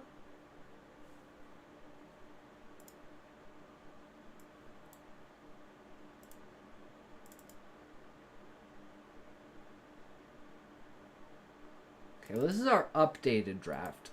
So let's go through this, and you tell me. I need to take a toke first. Let's go through the next one. Or we'll go through static world building, because mine is not static at all. Rather than as a solid. Oftentimes, fantasy writers default to creating worlds that feel very static and unchanging, where everything is just locked in a kind of medieval stasis, and the world doesn't really look so different now compared to when it was 1,000 years ago. And now, don't get me wrong, that can be the right approach for some stories, but when I was writing Siege of Trebelin, I really wanted to create a very dynamic world where your decisions as the player character have significant consequences. So by the end of that story, your city could be destroyed by the enemy army, or maybe you have defeated the enemy instead. There are religious disputes, and maybe they have torn your city apart, or perhaps you figured out how to solve them in a peaceful way. The relationships you have with other characters as well, they could go in a direction where they either flourish or they turn really sour. The changing of your world, the recontextualizing of things, the destruction of things, the creation of things, that can actually be an incredibly powerful tool to produce emotion in your story. I think that Joe Abercrombie did this brilliantly in his Age of Madness series, which basically shows this medieval fantasy world that gets dragged kicking and screaming into a equally brutal industrial age, and people have to deal with the revolution and political turmoil that comes along the way. Change is really the whole point of that story. And even on a smaller level, if you think about Privet Drive in Harry Potter, for most of the series, it's a super dreary place. It represents the repression of the Dursley family. But in the last book, when Harry realizes that, hey, I'm leaving Privet Drive for the last time, it recontextualizes our relationship to this place by making Harry oddly emotional about this final parting. Mistake number 7 is writing boring info dumps. So Yup, info dumps. That's the biggest thing that I have a problem with, that I'm working on, especially with this, is how do I not make this an info dump? How do I make this an interesting, interactive, almost experience of learning, but in a way that doesn't feel like I'm just spouting facts at you? And honestly, I've thought about this of like watching Trump speak about like how the speech of the monarch and everything like should go, and where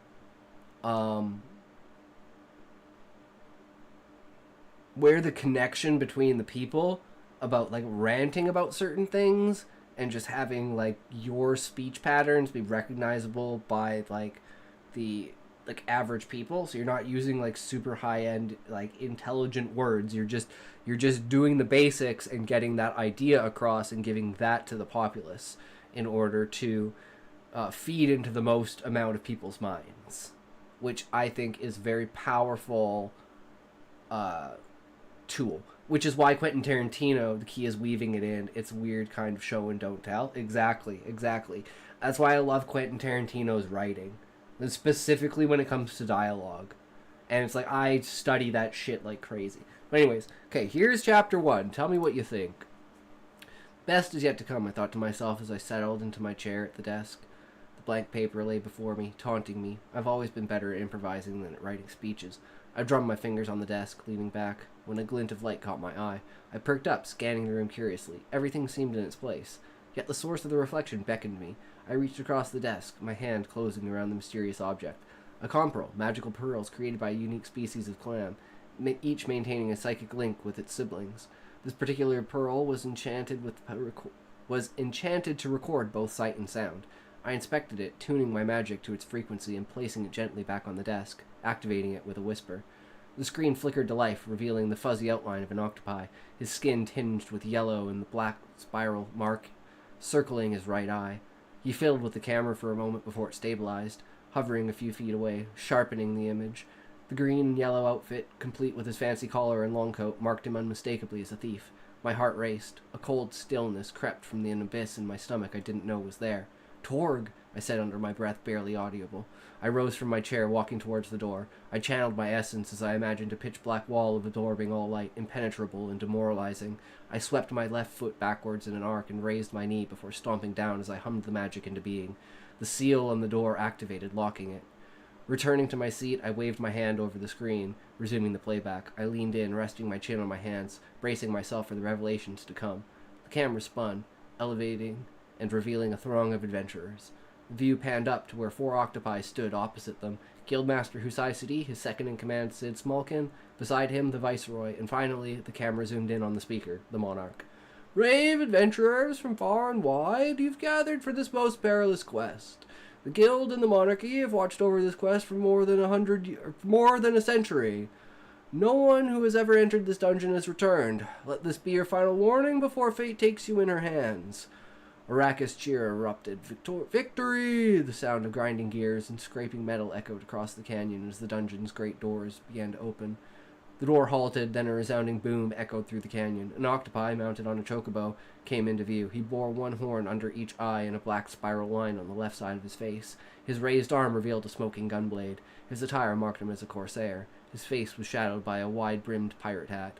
He leaned over his mount, his arm casually resting on its head, staring out at the crowd. The men fell silent, parting to make way. Aetharg patted the chocobo, then pointed towards the dungeon. The bird began to trot, quickly accelerating into a run as they passed the front line. Aetharg's voice boomed. Charge! Let the name of tribute Ursh resonate through the ages. Let the might of Kashyyyk and the grace of Gaia guide us to victory, my comrades. The screen faded to static as the sound cut out. I was lost in memory, reliving that day as if it were now. Who could have left this here, I wondered. Scratching at my left arm in agitation, staring at the now blank screen, I tried to calm my mind. A hiss and coughing became clear as the screen transitioned from black, illuminating several figures. An avian, Gladug, stood out with his faded white feathers and light brown mane braided into a chest-length beard. His blue and orange rubber gloves, long red apron, and goggles marked him as an alchemist.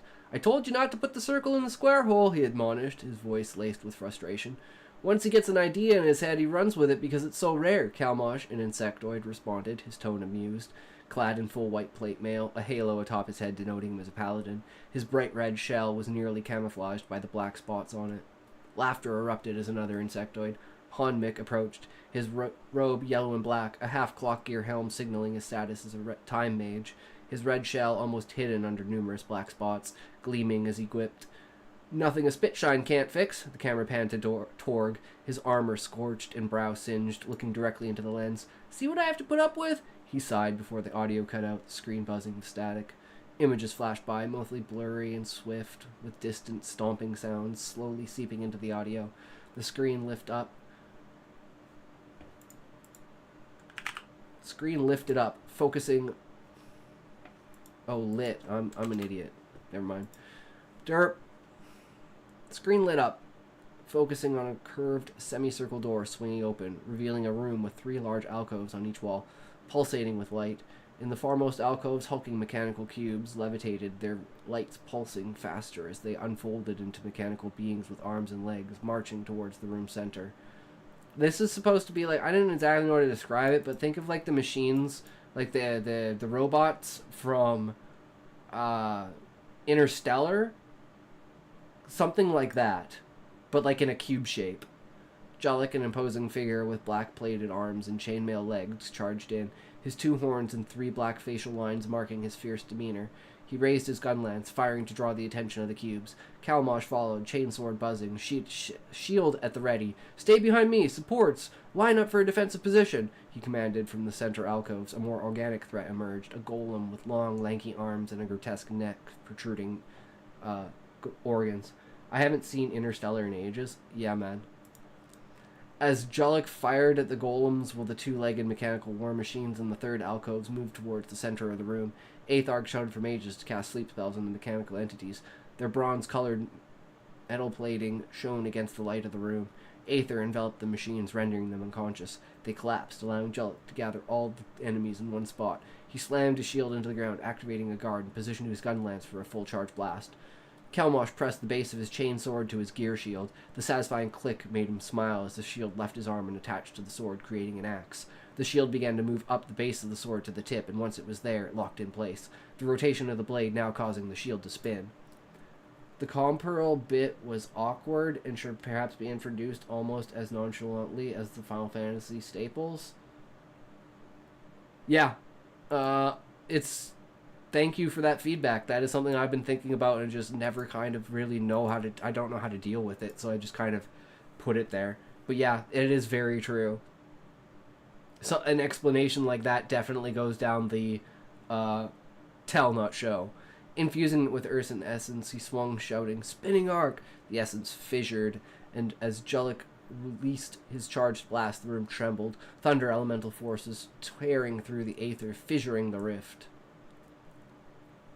Mages then unleashed volleys of earthen essence, imploding the rifts, leaving the enemy's remains scattered. The screen faded to black amidst fading cheers.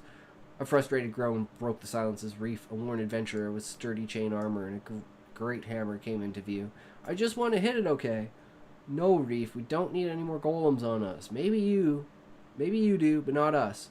Countering, Chalcom, his white feathers and pale gray mane shining under the firelight, his light blue beret and green leather chest piece identifying him as a ranger.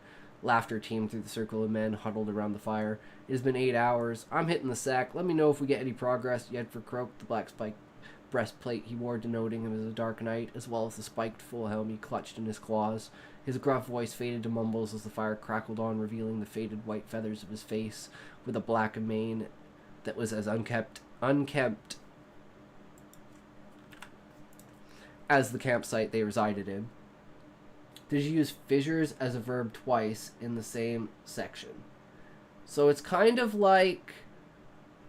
I was thinking that myself here. It's worded wrong, because the essence fissured as... Yeah, actually this entire thing is wrong, because it should say the spinning arc creates a rift, and as Julek released his charged blast, it struck the rift, or it struck the fissure, rifting the fissure, and then the mages imploding the rift. Yeah, because it's like the magic gets drawn back into the soulscape, so it creates a fissure in like the world connecting to the soulscape, and if you use the opposing magic on it, it rips that fissure open into a rift, and then you have a rift to the soulscape. And then if you use the original magic on it, it collapses the rift, imploding it, and whatever is inside of that rift basically gets dragged back to the soulscape like a black hole. So it kind of just eats whatever's there.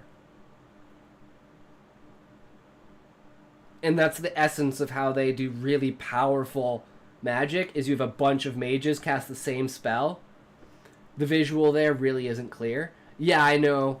I gotta change that. But it's based off of weapon skills, skill chains, and magic bursts in Final Fantasy XI. Like, combat.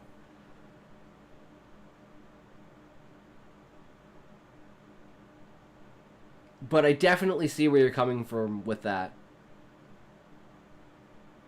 Because they infuse whatever essence into their weapon, use that weapon as like a weapon skill, which would be the spinning arc. That essence, whatever it hits, fissures through the soulscape, and then when another attack hits it, it opens up into a rift, and then when another attack hits it, it implodes that rift. That's the basis for how magic can do exponential damage, essentially. It's like a mechanic. But there is a lot of presentation issues that I would definitely agree with. And thank you for pointing that out. It is something that I'm worried about. Yeah, getting a sense for that rhythm would be good. Yeah. I feel like a couple of these scenes are too rushed too, but this is, like I said, this is version 2.01. Like, we're going to be at like version 21 by the time the entire... Like, I expect this chapter to be twice as long by the time I'm completely done editing it. Especially with like the description of like how the battles work and stuff like that. But I hope you have a better visualization now of how the like super damage kind of works. I guess that's very true. Because you're probably going to say the exact same thing when titles come into it. Because Yeah, so just when titles come into it, just give me your opinion on titles. Frustrated groan broke the silence as Reef warned adventure. No, Reef, we don't need Chalcom. Okay. Laughter teamed through the circle of men. Yedfer, Torg turned from the fire, approaching the group, where Vilkum's voice was audible. His unique facial markings and scope goggles, paired with a gray cape and baggy green attire, denoted him as a gunner. A is 3 and 4, and B is 4 and 6. C is 1 and 7, he said, the sound of clicking gears dying down. I told you C is 3 and 7, B is 1 and 6, Seklum corrected, his monk's robe and dragon mask adding to his authoritative tone. A cacophony of voices argued until one rose above the rest. Gentlemen, we need to approach this logically and calm down. There's no progress without solving this puzzle. Collaborate effectively or go join the reject camp, bellowed Nellium, the Alliance deputy, her authoritative voice cutting through the noise. Her face was marked with 2 horns below and above each eye with another between them, and her forehead dotted with smaller spots. She wore the loose blue cloth garb of a blue mage, topped with a scarf headdress. The screen buzzed with static cutting the sound. The screen shifted to the laboratory filled with the cylindrical tanks, each holding brains in various stages of development. This one's mine! Reef shouted, swinging his hammer overhead to smash into a tank. The sound of liquid spilling and glass shattering echoed through the eerie room. Guys, I think we should go back to the group now, Torg advised, moving towards the door. As Reef continued his rampage, the others gathered by the exit. Got that out easy, Reef declared triumphantly, joining them, but then a hissing followed by a skittering drew their attention. Turning back, they watched in astonishment as the lab began to repair itself. The fully formed brains in the tank thrashed as connections snapped, the liquid drained, and the glass retracted. A claw descended from the ceiling, grabbing a brain and pulling it up. Moments later, a wall opened, revealing a golem. The claw inserted the brain into its head. Its arms flailed as its eyes lit up. Time to go, guys, Torg yelled, ushering everyone out as the screen turned black. Roar of the golem fading. Sound of creaking and an engine's hum filled the air as the palace's massive, ornate doors opened. The Alliance rushed into the luminous entrance hall, with 2 winding staircases spiraling out of sight. Small alcoves lined the walls, with their insides pulsing with a light. As the last member entered, the doors began to close, the screen filling with static. This is the last room, comrades. We've survived this far because of our synergy. Let's rebuff before we enter, Aetharg announced, standing before the looming doors. On the balcony encircling the room, Shuttle stepped forward, his bright yellow skin marked by diagonal lines across his left eye. His clean white garb and cap marked him as a white mage. He cast spells, the essence glowing as protect and shell barriers enveloped the adventurers. Joining him, Amaryl, with her shiny white feathers and blue swirl across her lower beak, donned a light bunchy cloth shirt and a loose brown beret, signaling her role as a bard. She began to sing and dance, boosting morale and enhancing physical strength. Ralek sat at the back of the Alliance, as was his credence. His insectoid shell was dark red, with different-sized black spots across it. The shredded, heavy black cloth that fell across his body, with the twin-pointed hat he wore, denoted him as a Doom Mage. He cast protection from curses, doom, death, petrify. The room darkened as the doors settled. The Alliance stood, alert, as engine and gear noises filled the space. An emerald glow emerged at the room's far end, revealing a colossal mechanical machine. Its body, gray-plated with a giant emerald in its chest, was the source of the eerie light. The upper torso above the emerald lifted, revealing a single piercing eye. It rolled forwards on all 4 legs with treads, its shoulder-mounted squares with circular holes ready for attack. Long, thick, wire-like arms dragged behind it. The Alliance charged in, each member falling into their strategic positions. Healers at the back, supports ahead of them, followed by damage mages and then ranged attackers, with melee damage dealers in front. At the forefront, tanks formed a line with Aetharg. Julek surged ahead, Kalmosh right behind him, firing his gun lance at the machine's forward left leg. The machine's shoulder-mounts lit up. Projectiles launched with explosive sound. Julek and Kalmosh slammed their shields down, urging the other tanks to form a shield wall. Defense for missiles! Barriers up! Protect the front line! Aetharg shouted, the urgency clear in his voice. The support mages cast defensive spells, deflecting most projectiles from direct hits. The machine's gaze shifted to the back line. We must destroy its mobility. Aim for the legs! Kalmosh shouted, helping Julek to his feet. They exchanged a nod, rushing forward. Kalmosh targeted the left foot, Julek the right. He signaled for the remaining tanks to hit the back legs. Thunder roared as mages unleashed a storm of magical essence upon the machine. Vimkul aimed his sniper rifle at the machine's glowing eye, his shot bouncing off harmlessly. With a determination, he loaded his largest round. Going all in on this. What's the title for, if not now, eh? Never too far. A light blue misty aura enveloped Vimkul as he channeled his essence through his invoked title. His shot pierced the air, the aether tearing and fissuring with amplified power. The sound of screeching metal and shattering glass filled the room. Seizing the moment, Jollik, through the chaos of the smoke and the machine's groaning, infused his essence, invoking his title. He balanced his gun lance on his shield, charging forward. The fissures flared as he fired, exploding open. Seconds later, the sound of water and sound filled the air, magical essence smashing into the rifts, imploding and crumpling the machine's head. Sorry that I'm in critic mode. This is generally quite alright. No, I want you to be in critic mode. Critique me. That's the whole point of this. Because no one has. It's only been me. So all my critiques are kind of silent. But you're bringing up very, very valid points that I need to work on. The arms of the machine began to glow and stiffen as they heated up, eventually appearing as swords of emerald light. The left arm swung at Jollik. He raised his shield and steadied himself for the impact. The screeching sound of metal faded into a hiss of burning flesh as the shield failed. Jollik's scream echoed through the room as he jumped back, clutching where his arm used to be. Hanmik rushed to his side immediately and began to heal the wound.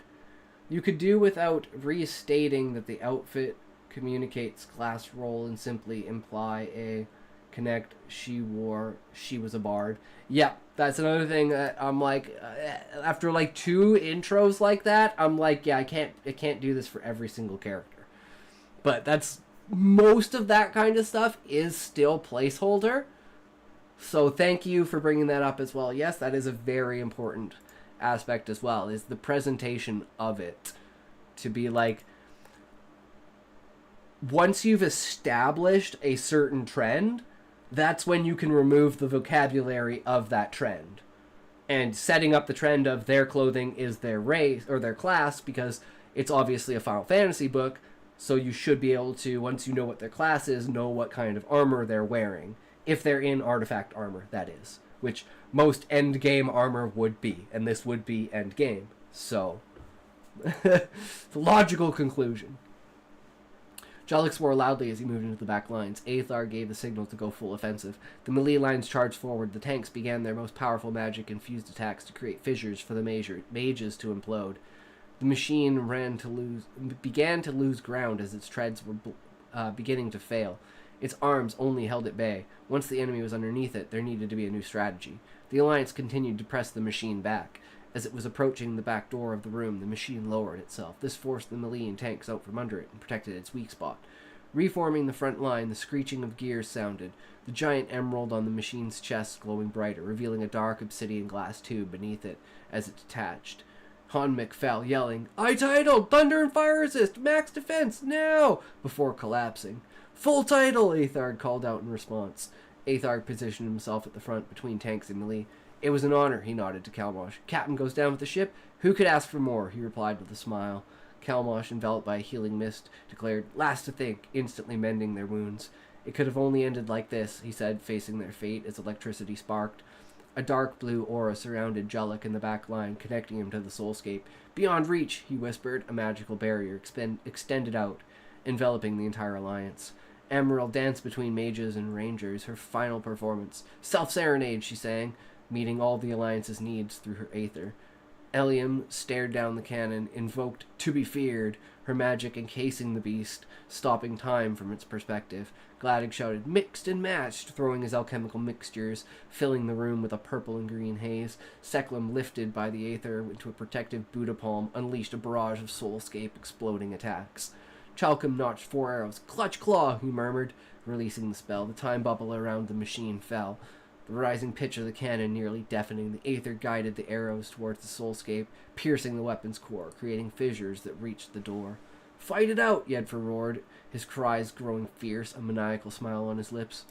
Jalcum invoked her title, Grand Junction, merging all elemental magics into an omni-element, firing a cannon, a magic that imploded all rifts. Rallic sank into the darkness, evoking his title. Deluded despair, he hissed, the azure mists of the soulscape engulfing him as he shot like a ray of emptiness towards the machine, dismantling its consciousness and warping its reality. The arms of the emerald weapon began to flail at itself, scraping against the cannon, as to tear this vessel from its flesh. The support mages fortified their defenses before the tanks, preparing for their final stand. The blinding light, followed by a catastrophic explosion, engulfed the room. Husai stared in awe at the spectacle before him. Was it over? Had this been the undoing of everything? Heavy breathing and rasped gasps filled the air. A voice rang out, "Attendants!" Muffled responses came as the scene cleared. The off-tank stood, shaken and tattered, but upright. The room was charred, and only those directly behind Athark and Kalmosh remained standing. They looked around in dismay, the sight of their comrades' mangled, burned remains a harsh reality. Shot like a ray of emptiness is a powerful series of words. Yeah, thanks. It's like, I really tried to, like, in the first part, not do heavy descriptions like that, just to get the ideas out. But this is the second edit, so there's, like, a couple of ones that have been thrown in, same with, like, the dialogue. But I want there to be, like, a lot of that by the end. And, like, one of the things we've been working on is our alliteration. The emerald weapon could be heard crashing to the ground as its energy was significantly drained from the attack. "Finish it, you fools!" A shaking, broken voice could be heard. "Under one roof!" he mumbled as the aether engulfed the remaining party members. The group looked in horror as they saw the charred remains of their leader. As if in unison, the Melian mages that were left bellowed a mighty war cry and sent everything they had at the machine. Evocative language is often better than descriptive language. Yeah, I love throwing in, like, if you've read any of my short stories, you'll know I absolutely love doing that. And one of the things that I'm actually proud of this is that I didn't do that in, like, the first edit of this. This is just get the scene on paper. Don't be stupid. Don't be fancy. Just get the scene on paper. Have something to work with. And that's where we're at right now. The 20 or so survivors gathered around their fallen friends for a final farewell. The door behind the destroyed machine had opened once the mechanism had fallen to the ground with the lights dying out. The adventurers stood solemnly, honoring their friends, but knew their journey wasn't over. They made what felt like an eternal walk to the doors. Inside, a control panel appeared next to the door. "This appears to be a moving platform," Shuttle noted, inspecting the device. "I've seen these in other dungeons. This should activate it." The doors closed, and they felt themselves descending. The elevator ride was silent. Each second stretched into eternity. Again, I say the same words multiple times that I need to replace that. Like, gears, I use way too much. And, like, machine sounds and stuff. I need, like, different descriptive words for those as well. Where could I find your short stories? I think they're on the Discord. I'm not sure.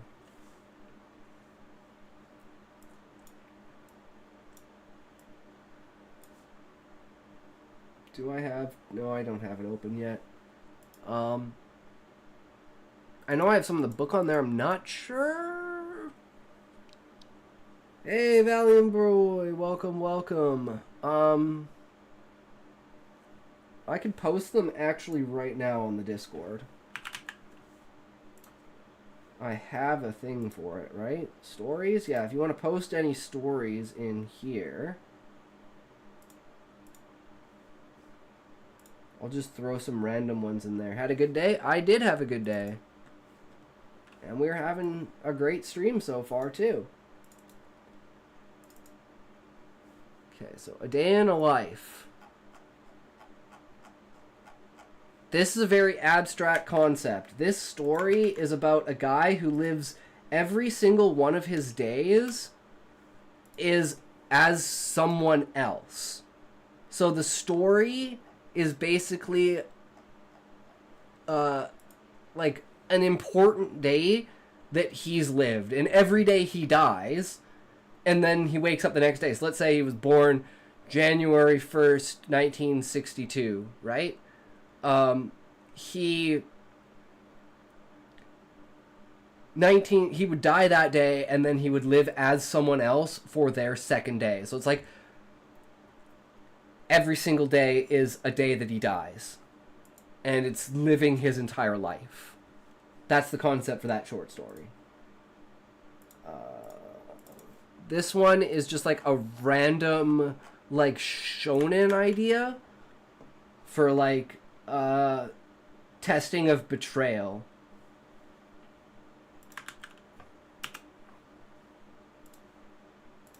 This is a conspiracy one about conspiracies to do with, like, space, flat Earth, and the government, and, like, the moon landing and stuff like that.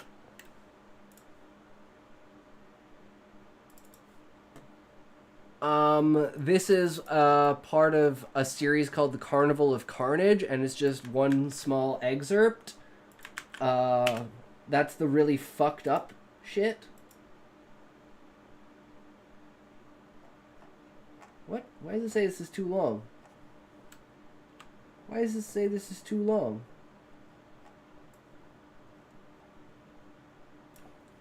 It didn't say the other ones were too long. I just woke up. I go brush my teeth. Is that a ICP reference? Damn impressive. How you can write so much. Oh, dude, I've so many fucking stories. Like I just go like this. Where is it?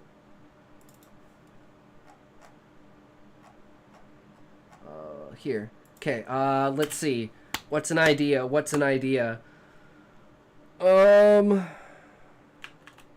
Guy buying groceries.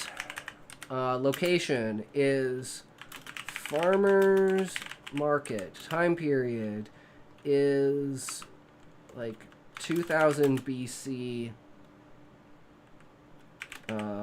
Greece. Characters.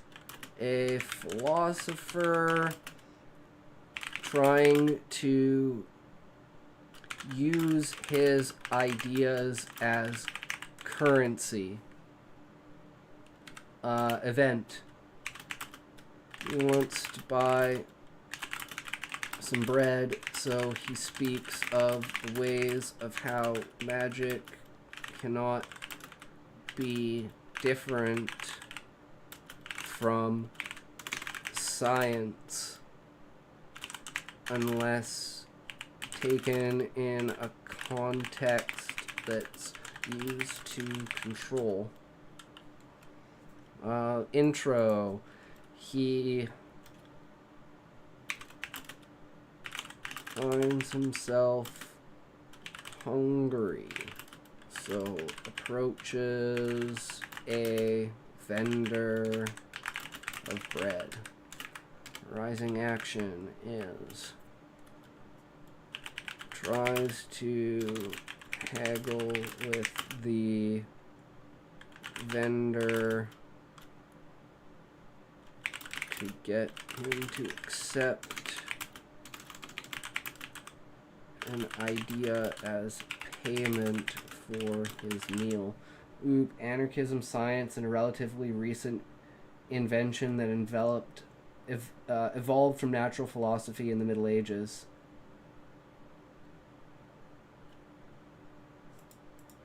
I mean, technically, I have another short story where it's like two brothers, and one of them's a chemist and one of them is a blacksmith, and they're like basically showing how this formula can like break chains and stuff like that, and it's like at a slave auction or whatever, and then the church comes by and like kind of blames them or like accuses them of witchcraft, and his explanation is how can this be witchcraft, and he's like talking about cooking and like the process of like cooking, and how like making bread, for instance, could be construed as magic. So if they want to consider that what he's doing is magic, they'd have to consider like metallurgy.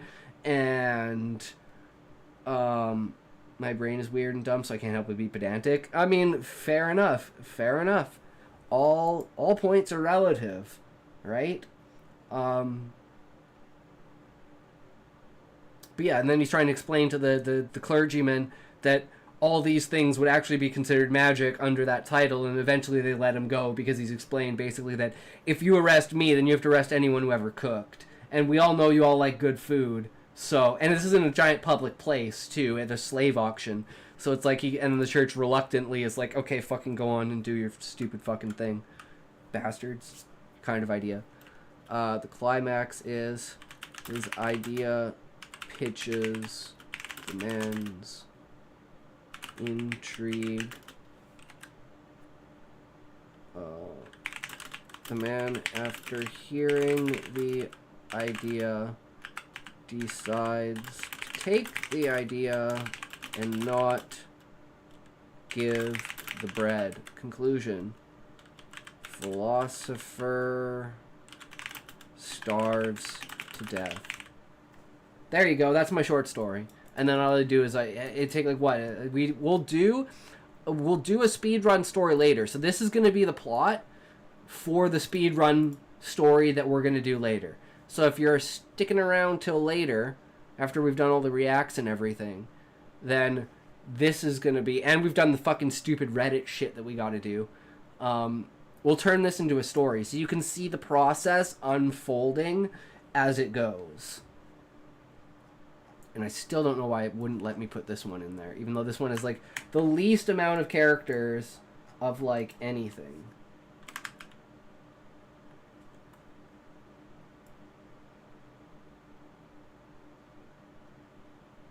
So we're going to put this in like 2 parts, I guess.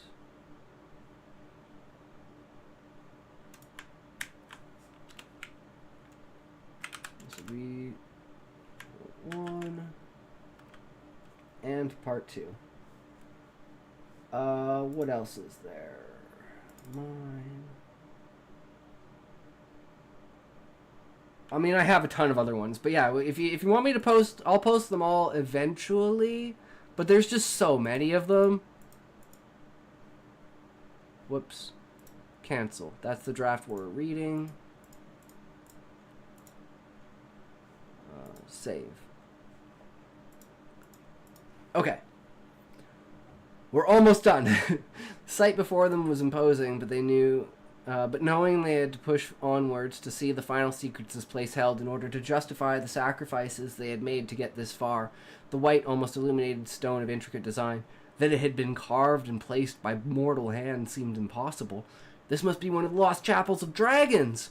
The floor depicted a moving map of continents from a bird's eye view, with ocean waves crashing at the edges. This is magnificent. I've never seen this technology in any dungeon. This must be newer. Which begs the question, why is it buried so deep? Chalcum muttered, puzzled by the pews facing the wrong direction. You think that's impressive? Look up, Vimkul said, his eyes wide. Chalcum followed his gaze. The ceiling was an awe-inspiring, realistic depiction of the heavens. Stars shining brightly as the last light of the sun faded. Yet another orb, not as bright, reflected the sun's light. That would be the moon, the god of the dragons, Torg called out, pointing to the back of the room. It's a massive statue of a dragon's head! As he looked back, the dragon's eye opened. Adrenaline realization struck him like a hammer. Torg ran. The doors seemed to take an eternity to close. The heat and light of fire scorched his face as the elevator ascended. The light of day filtered through as the grand doors to the dungeon opened, revealing the canyon. Torg gasped for air, collapsing as soon as he cleared the door. He tried to call out to a figure in the distance, but couldn't. My poor child. The deeds you have done this day will echo in eternity. A voice of rasping hate, like thunder, meant to crush. The figure approached, a dark smile on its face as it slowly drove a sword into Torg's neck. Shh, go to sleep. Mathematics is not technically a silent science because it's unconcerned with material reality. Mathematical truths would still be true even if there were no material reality to reflect them. That's very true. Think of like 90% of the fields of science today are hypothetical theory crafting. Like all of quantum science at this point in time is unless you're like actually working on the LHC, is all theoretical. And most of it is like so far beyond comprehension that it's like there's no point in even understanding it because it breaks our understanding of reality. That's why I absolutely love quantum mechanics and quantum theory and science and everything. Because the more you understand reality, the more you can manipulate reality to your whim. And people may think that's stupid, but that is literally how we've gotten to this point. We have manipulated reality to our whim via our knowledge, and that is why we have the internet and technology as a substance, as a thing. So there is a proof of this in everything. So all you have to do is look to the basic foundation of it to find what you need. quantum theory is only true as far as it describes reality. It messes with our understanding because it's non-deterministic, but it still depends on quantum phenomena to exist. What? So the results of science are just happy accidents. No, mathematics is totally a science. No, he's saying it is one of the few sciences that does not need a physical reality to exist alongside its idealistic conclusions. Like, you can have all of mathematics in a fundamentally theoretical perspective, and it would not interfere in any way, shape, or form with underlying of reality, essentially. Whereas quantum theory, because of non-determinism and its like essentially ability to be whatever you want it to be in the context of like settling upon a reality that has had the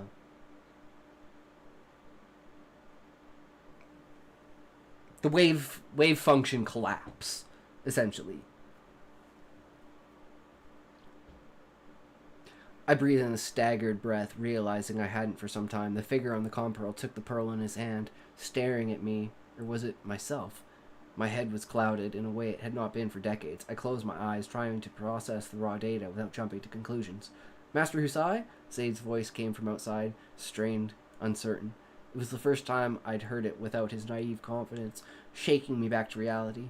We're going to miss the inauguration. Not on my watch. I clapped my hands to my cheeks, lowered the magical lock on the door, and walked into the unknown. But yeah, that is the rough draft setup for Chapter 1. And another thing I was thinking of there is like, okay, when the moon falls out of the sky, the ocean gets fucked up. So the octopi that are at the bottom of the ocean actually have to deal with the moon being knocked out of the sky because they have to recreate all of the currents and like the tides that the moon was creating in order to stop the ocean from becoming stagnant. So in the background, while all this is going on, there's also the octopi at the bottom of the ocean with their own fucking problems, doing their own shit to try and keep the world afloat that you never even hear about or never even think about. But it is something that will never be stated in the book, but if asked, it's like, oh, the reason why the world is still alive in the fact of the oceans after the moon fell out of the sky is because the octopi spent the first 100 years after the moon fell out of the sky recreating and reproducing the currents and tidal forces that the moon used to create in order to promote movement of the oceans, to prevent stagnation, in order to prevent or to continue species evolution in the oceans. So, boring info dumps. This is where I think I will do a good job without having them, but it is a worry of having them, which is why I use dialogue a lot. If you're describing a thing that exists in material reality, it's a science. Maths doesn't need a material reality to describe. Numbers don't require a material referent. Also, about the derailment. Sorry about the derailment. Oh no, it's all good. No worries. Yeah, I totally agree with you. It's like this is one of the comparisons for like why math is a language. Because language is another thing that also does not need a material existence in order for it to be. And that is why writing is such a powerful thing. Because creativity is the essence of the words that are being put down on the page. And the transcribing of that to the reader for them to have... Because it's like, my image of what I think and I put on the page is completely different than what your image is in your head after you've read the story. There can be no, like, direct transference of my intended image towards you without having any sort of reference. Like, I'm going to bring up some reference pictures, and you tell me if you even had an inkling of what that this is what that species might look like. So here's an idea of what the avian female species look like. Here's an idea of what the avian males look like. Although think of more like a hippogriff beard. Here's kind of what the octopi somewhat look like. As well as like this one, but the legs are fucked up on it. Imagine its legs are like folded. So it's like back 3 legs are braided. So it has 3 legs that are like legs. And then it has like its arms. And like the puffer top of its head is like pointing down like it's a beard. And then for the ladybug, the insectoids, I really don't have a good imagery for what the insectoids look like. Like the closest thing we could get is like if you took this and turned it into a ladybug. If you took like the idea of what Cocytus is and made it instead a ladybug.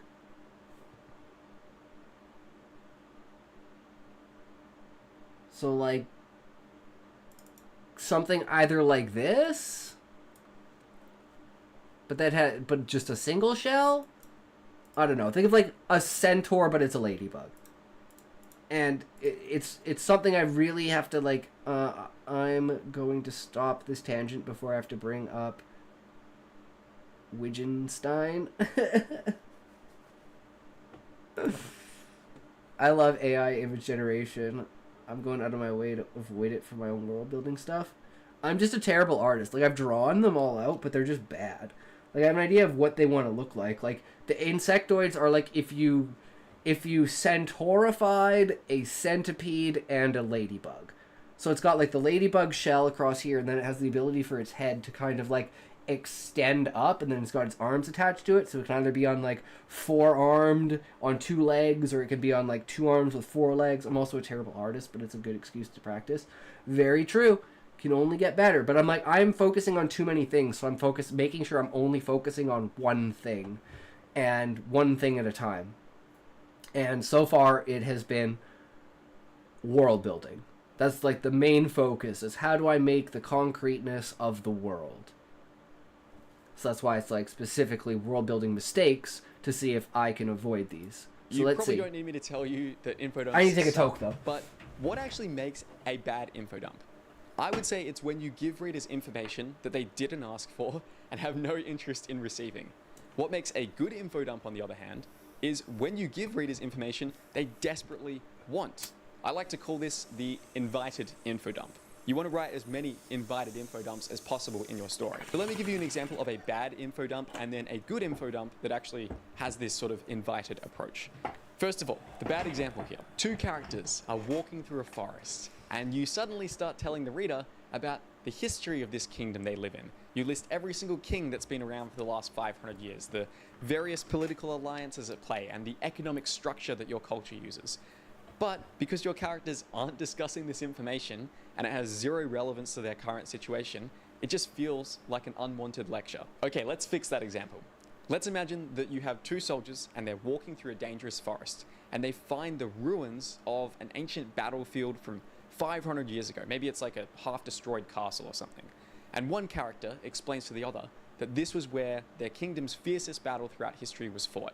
And now there's these artifacts that are hidden there, and if they can find them, they might hold some kind of secrets or magical properties that could radically alter the course of the war they're currently fighting. So what's the difference there? Well, you can probably see that your characters have a much better motivation to explain your world building. And as a result, it doesn't feel like an info dump. It just feels like we are progressing the story and maybe revealing something about your character. And that's exactly what Chapter 2 is. Because the entirety of Chapter 2, at least like 90% of it, other than the lead up to the inauguration, like them getting there, and him gathering Husai gathering everyone together, is literally just dialogue. It's literally like speech after speech after speech of the people that have been voted into power for this transition of power. And that allows it in order to create this feeling of necessity for the information that you're receiving. It's because it's coming directly from the characters. They're trying to essentially persuade or state to the people this is the reason for what's going on. Bra fuck Wittgenstein. He plagiarized everything from Fritz Mothner and only quotes him in the Tractatus to say, is this like what Munther says? No. Basically killed the Vienna Circle from within also. Never heard of that. That went over my head. Characters as well through the way that they are telling that backstory. The next big world building mistake is to be writing cultural monoliths. When you're building your fantasy world, it is so tempting to just give different races or cultures one core defining trait. You might have the warrior race, you might have the hippie forest people race, you might have the... See, I don't have this, but I do have the insectoids are more prone to be tank-like because they have more sturdy bodies. They are, on average, less intelligent. Avians are more like assassin, speed ranger type, scout type species because they can fly long distances, they're very light and agile on their feet. Because they don't technically have feet and they slither like snakes across the ground, they have like good hiding techniques and stuff like that. So it's like they just, on general, their species is good at those things, but that's not all that it is. And then octopi are like super intelligent and can like basically maneuver their arms in pretty much any way they want. So they're very like maneuverable in reacting with the world and specifically using magic, because one of the components of magic is movement. So they become like, they just tend to be better mages, and with a higher IQ and a higher understanding of science in the world makes them better mages. But that's not all they are. Just like the Beastmen, they may be stupid on a like IQ level like comparison, but they're not stupid. They just don't have the full concept of being able to express highly sophisticated ideas. They have basic ideas and they can cast magic, but you're not going to get them casting like a level 3 fire spell, of course. You can get multiple of them together to put like a bunch of fire 1s to make like a fire 3. But you're not going to have an individual unless he's like the literal best in the world, where it's like he's the savant of his race, which are like the ones that would be like the Beastman who's infiltrated the council and gets killed in the second chapter. But they do have their monoliths, but that's not what their entirety is based around. But they do have their monoliths. The Beastmen are dumb, low IQ. Insectoids are very sturdy. Avians are very quick and swift. Insectoids are very intelligent. It is what it is. The sneaky merchant traders race. And that can be a good starting point. And for cultures that your reader only has a brief interaction with, that may be okay. But in real life, even the most homogenous cultures contain multitudes in terms of their thinking, their religious attitudes, their social expectations, their goals, personality types, and every other aspect of the human condition. And that complexity, I think, should be a really key part of your world building if you want to make it feel vibrant and real. So if we consider that warrior culture we just described there, sure, they may say that strength and honor is really pivotal and really important to them, but maybe not everyone in that society thinks the same way, or they disagree on what strength and honor actually looks like. Maybe some people resent the focus on combat and they instead want to pursue more artistic sensibilities, or they want to pursue more diplomatic means to solving their conflicts. And even in the context of war, maybe some warriors value strategy a lot, while others just want to charge in there with brute force. When you can add all these different attitudes and contradictions within a culture, it makes it so much more interesting and realistic. And it also gives you so many more opportunities for conflict and meaningful tension in your story. And then the next common world building mistake is feeling like you need to know everything about your world before you start writing. I work with a lot of fantasy writers in my different programs. You know, at the moment, I'm wrapping up cohort 4 of my fantasy I've got a warrior story going on in my thing, but the week. character is very fearful One and of the driven by things the that peril can and be not difficult as a new writer is feeling like would bring. you need to know every single aspect of your world before you can actually start writing that first draft. Now, I am a big advocate of outlining and trying to have a good amount of planning and an understanding of your structure before you dive into a story, but sometimes with world building, you do need to accept that you can fill in a lot of the details later on. And so sometimes I go into stories and I have a super clear idea of all the world building I plan to explore. Other times, things are a little bit sketchier, shall we say. So for example, when I was writing Kingdom of Dragons, there is a sequence in this where Rovan, who is this spy who has infiltrated Elysium, the floating city of the Dragon Riders, to destroy it from within, he basically uses this amulet, and this amulet takes him into a vision of the past so that he can communicate with his master about what he's getting up to on his undercover mission.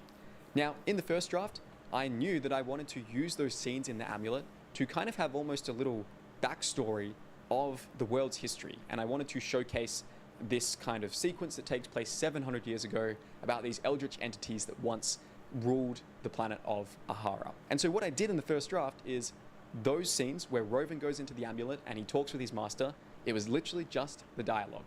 That was it.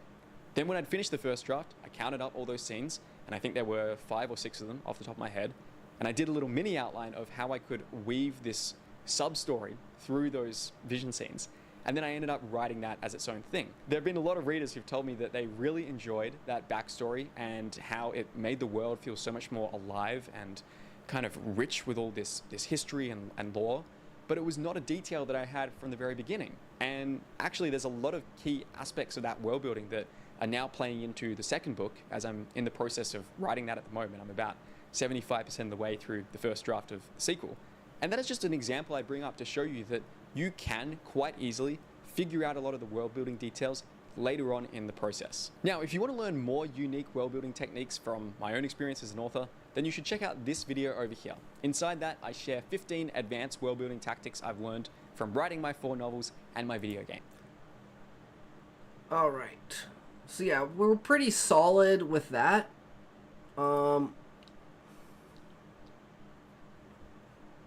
I thought this would be interesting to go over because I love Hello Future Me. So, why revolutions are hard to write. Now, let's take into context our revolution. The revolution started as just a conspiracy in the background of, like, fanatical thinking people who didn't have any answers as to why the Beastmen Wars ended, so they think that there's some ulterior. And through time and the events of, first of all, it's probably because revolutions are messy and tend to lack strong leadership. Yeah, but this revolution is literally of the people.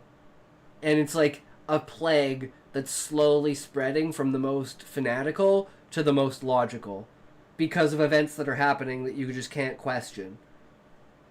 Or like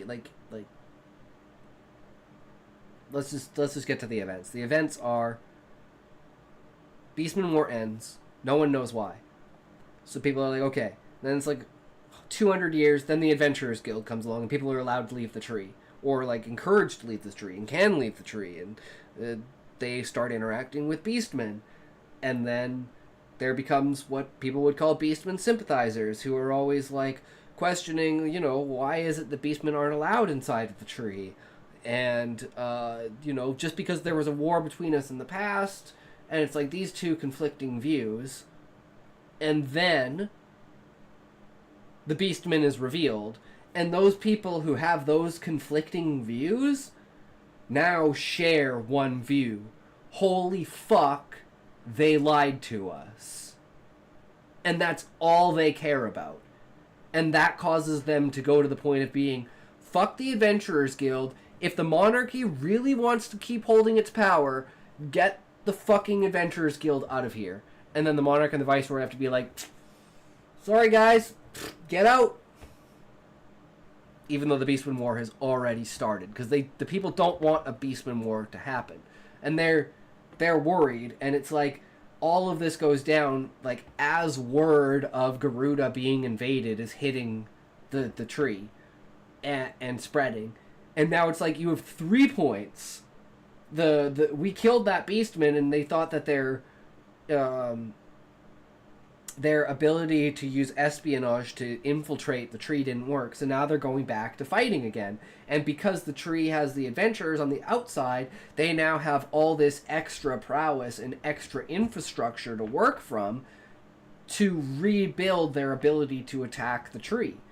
And the people are worried that since it's been so long since the Beastmen have attacked the tree, that do the Monarch and the Viceroy still possess the ability to control the tree's magic and defend them. And this is just a continuous rising in the structure until eventually, like, this rebellion comes out in a way of words, not in action. I mean, there are, like, action of, like, adventurers are going to get killed and shit. Like, adventurers are going to get killed, but it's essentially a civil war between fanatics, sympathizers, and everybody in between because of the actions of the government in the background, due to ideals that have been held by people over generations because of, again, how the government's dealt with history and its inability to record it and not giving anyone any information. So I'm wondering how my idea of this revolution coming to be compares to why people consider revolutions hard to write. So let's do a comparison. Imagined like a bunch of points, all connected by string, pulling on each other, tugging, because characters and objects and places, they're all connected. They all relate to each other in some way, creating tension as events unfold and characters pull in different directions, till eventually something snaps, something breaks. And a revolution is perfect for this kind of makeup. You've got characters on opposite sides, the regime versus the resistance, but maybe you've got characters who believe in the regime and that it can be changed from within, while others demand more radical methods. I don't think Snow used any rule book when he hijacked Peter. You've got characters disagreeing over revolutionary methods, and then everyone agrees on bringing down the regime, but not what comes after. A symbolic Hunger Games. Historically, revolutions haven't always been a unified front of ideologies, but often a tangled mess of the rich wanting power, or workers wanting rights and liberation, foreign countries wanting concessions and agreements, politicians and elites wanting more control of the system, ideologues, having visions of the future that are going to be difficult, if not impossible, to implement, and maybe all the strings between these things are loose while they're fighting the regime, while they have a common goal, but once that's over, these strings are going to get tighter and tighter and tighter till eventually you've got your characters pulling in 1,000 different directions and something comes apart. So let's talk about revolutions.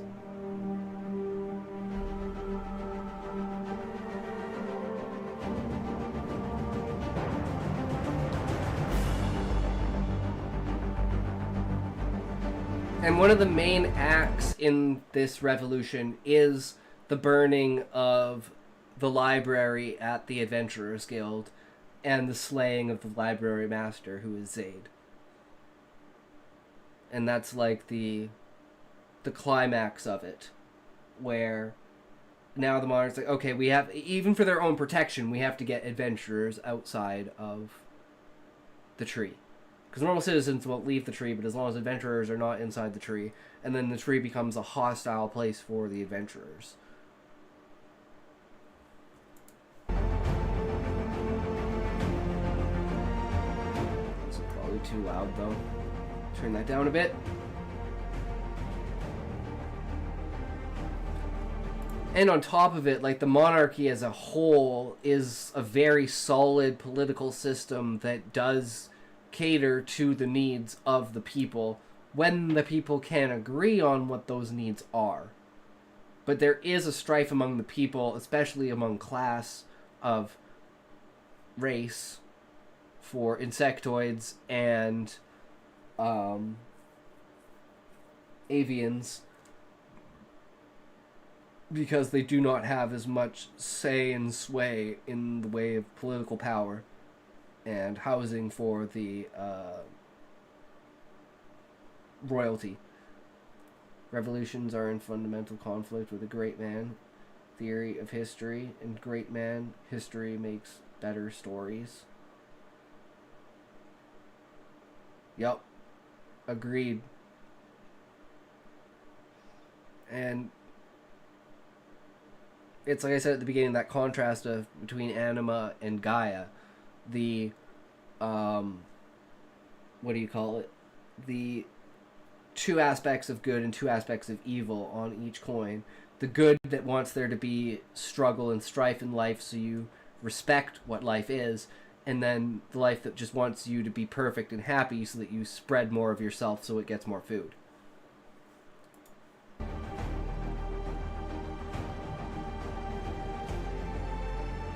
Very Hegelian.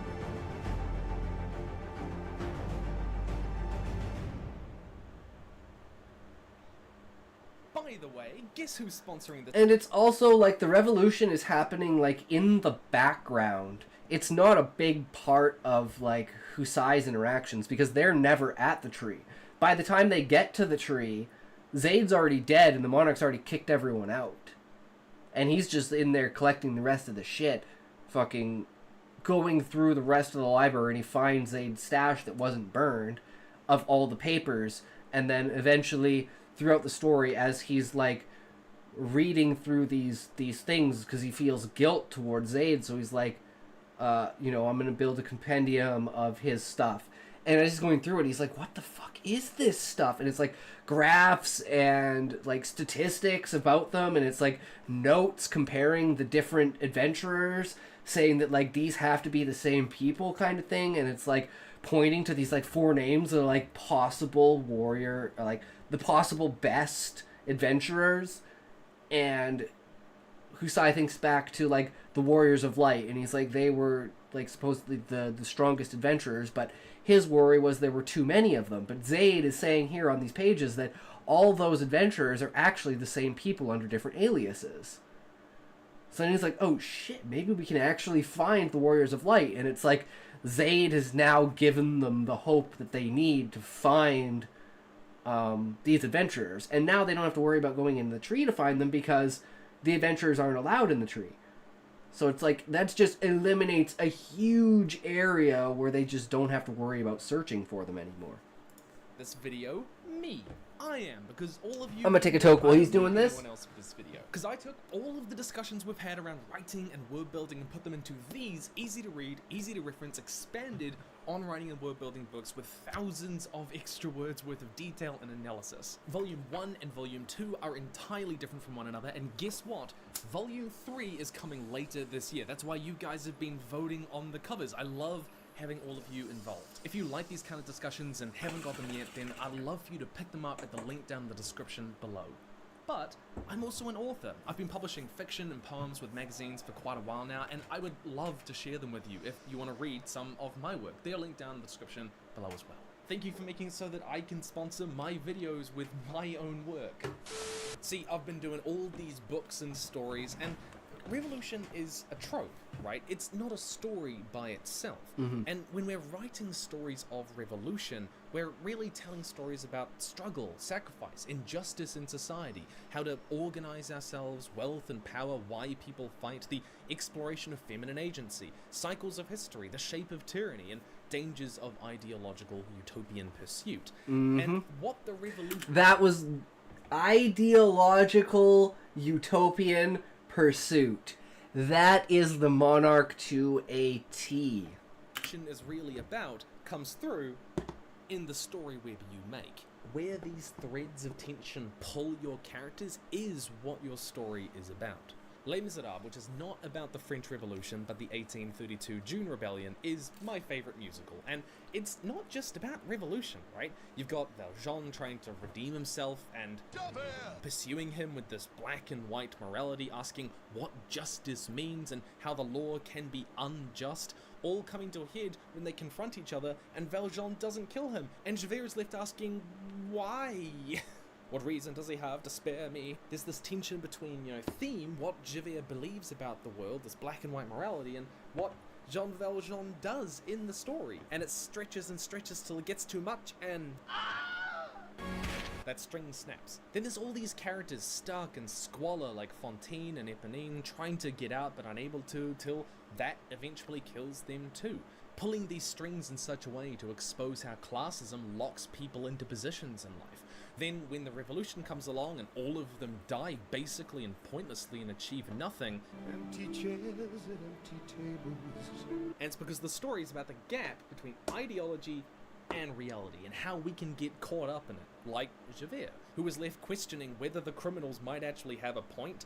But if they do have a point, then I'm the criminal, and in the end, the poor die because of rich people's greed. And Grantaire and Enjolras disagreeing on how to handle the revolution, that's them pulling these characters going in different directions, then dying together.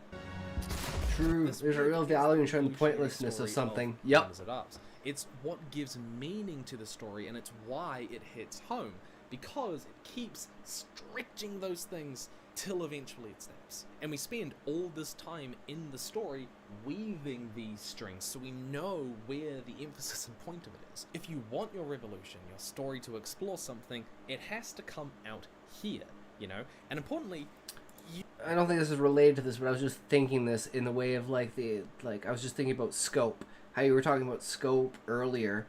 One of the things that I've found that keeps things grounded, and without, like you specifically said, scope creep, is how far a reach your character should have.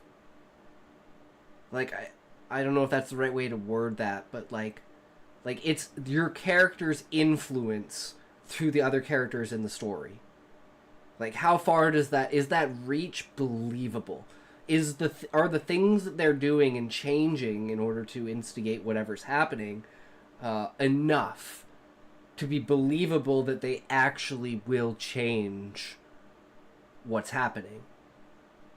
Because the whole point of this story is hopelessness. Because even by the end, when they've struggled so hard and come so far, everyone still fucking dies. And it still winds up being a struggle of eternity. Yeah, good stories involve characters with good control over things immediate to them, but poor control over the world as a whole. Exactly. So the frustration over specifically, like, losing the Battle of Garuda, being defeated, and then it's like, okay, well, let's go back and recoup our shit. And then you go back home, and you've been, not only did you lose the battle, you got kicked out of your fucking house. Now you gotta find a new place to fucking live. And this just makes the characters strive on more, and since Fafnir activated Garuda, and it's activated all of the other Sky Cities, they eventually find a Sky City that's meant to craft weapons and armor, and relic weapons and armor of the octopi. So through this act of them being pressed out of their home, they gain perseverance, seek a new home, and find an even greater weapon, which is Atomus, the flying citadel forge. And then that becomes their new home, and then it's like the fight of Atomus versus Garuda. And that's where the clash of these two massive cities basically become a test, because Fafnir's whole point here, as you find out after you go back to Garuda on Atomus, Fafnir just wants there to be a point where men are ready to fight against the monarch. And it seems now that adventurers are at that point because they've been pushed out of the tree. And they think it's absolutely fucking ridiculous. But the people inside the tree have a completely different view of the world to them, so it doesn't seem ridiculous to the people on the inside of the tree. Then that's why a lot of people didn't like Superman but love Batman. Exactly. Superman is too much of a character that's like too perfect. You know? It's really hard to relate to a character like that and like a character like that. Like, that's the kind of character people don't like. And that's why it's like there's like 2 or 3 characters in my book that I absolutely hate. But that's what makes them good characters. Because I'm like, I hate the shit that they do because they're assholes. They're literally the definition of mercenary. They don't care about anyone, not even their own friends, not even the people in their group. And I realized that I actually kind of based these people off of, like, people I knew in high school. Like, the type of personality basis. Like, one of them is, like, extremely eccentric and outgoing, but is, like, really, really awkward.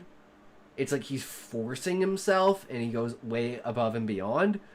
And then another one that's, like, extremely, like, silent, literally doesn't talk, doesn't do anything, just kind of sits in the background, doesn't really interact, always in their own mind, thinking their own thing, always has a quick wit response to something, but that's, like, usually all they'll do, and that's enough to get people off of their back.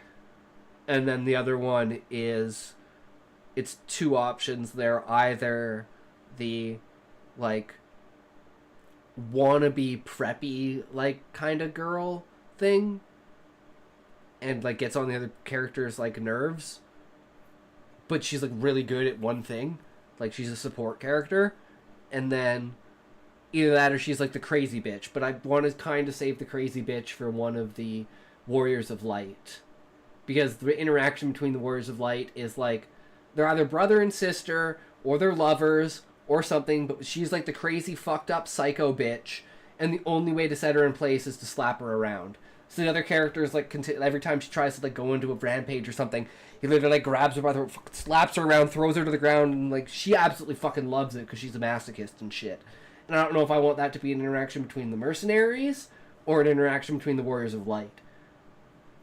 It's a very hard choice because I also want the idea of, like, towards the main character and stuff to be with one of the Warriors of Light, be like this, the anime relationship where it's like, you know that the characters love each other, but their purpose is more important than them being together because they know that they love each other. Or it's like, you know, those things where it's like that kind of trope where it's like they don't think about it, but if the character thought, like, was asked about it, they'd probably realize, but it's not something at the forefront of their thinking because there's always so much other stuff going on.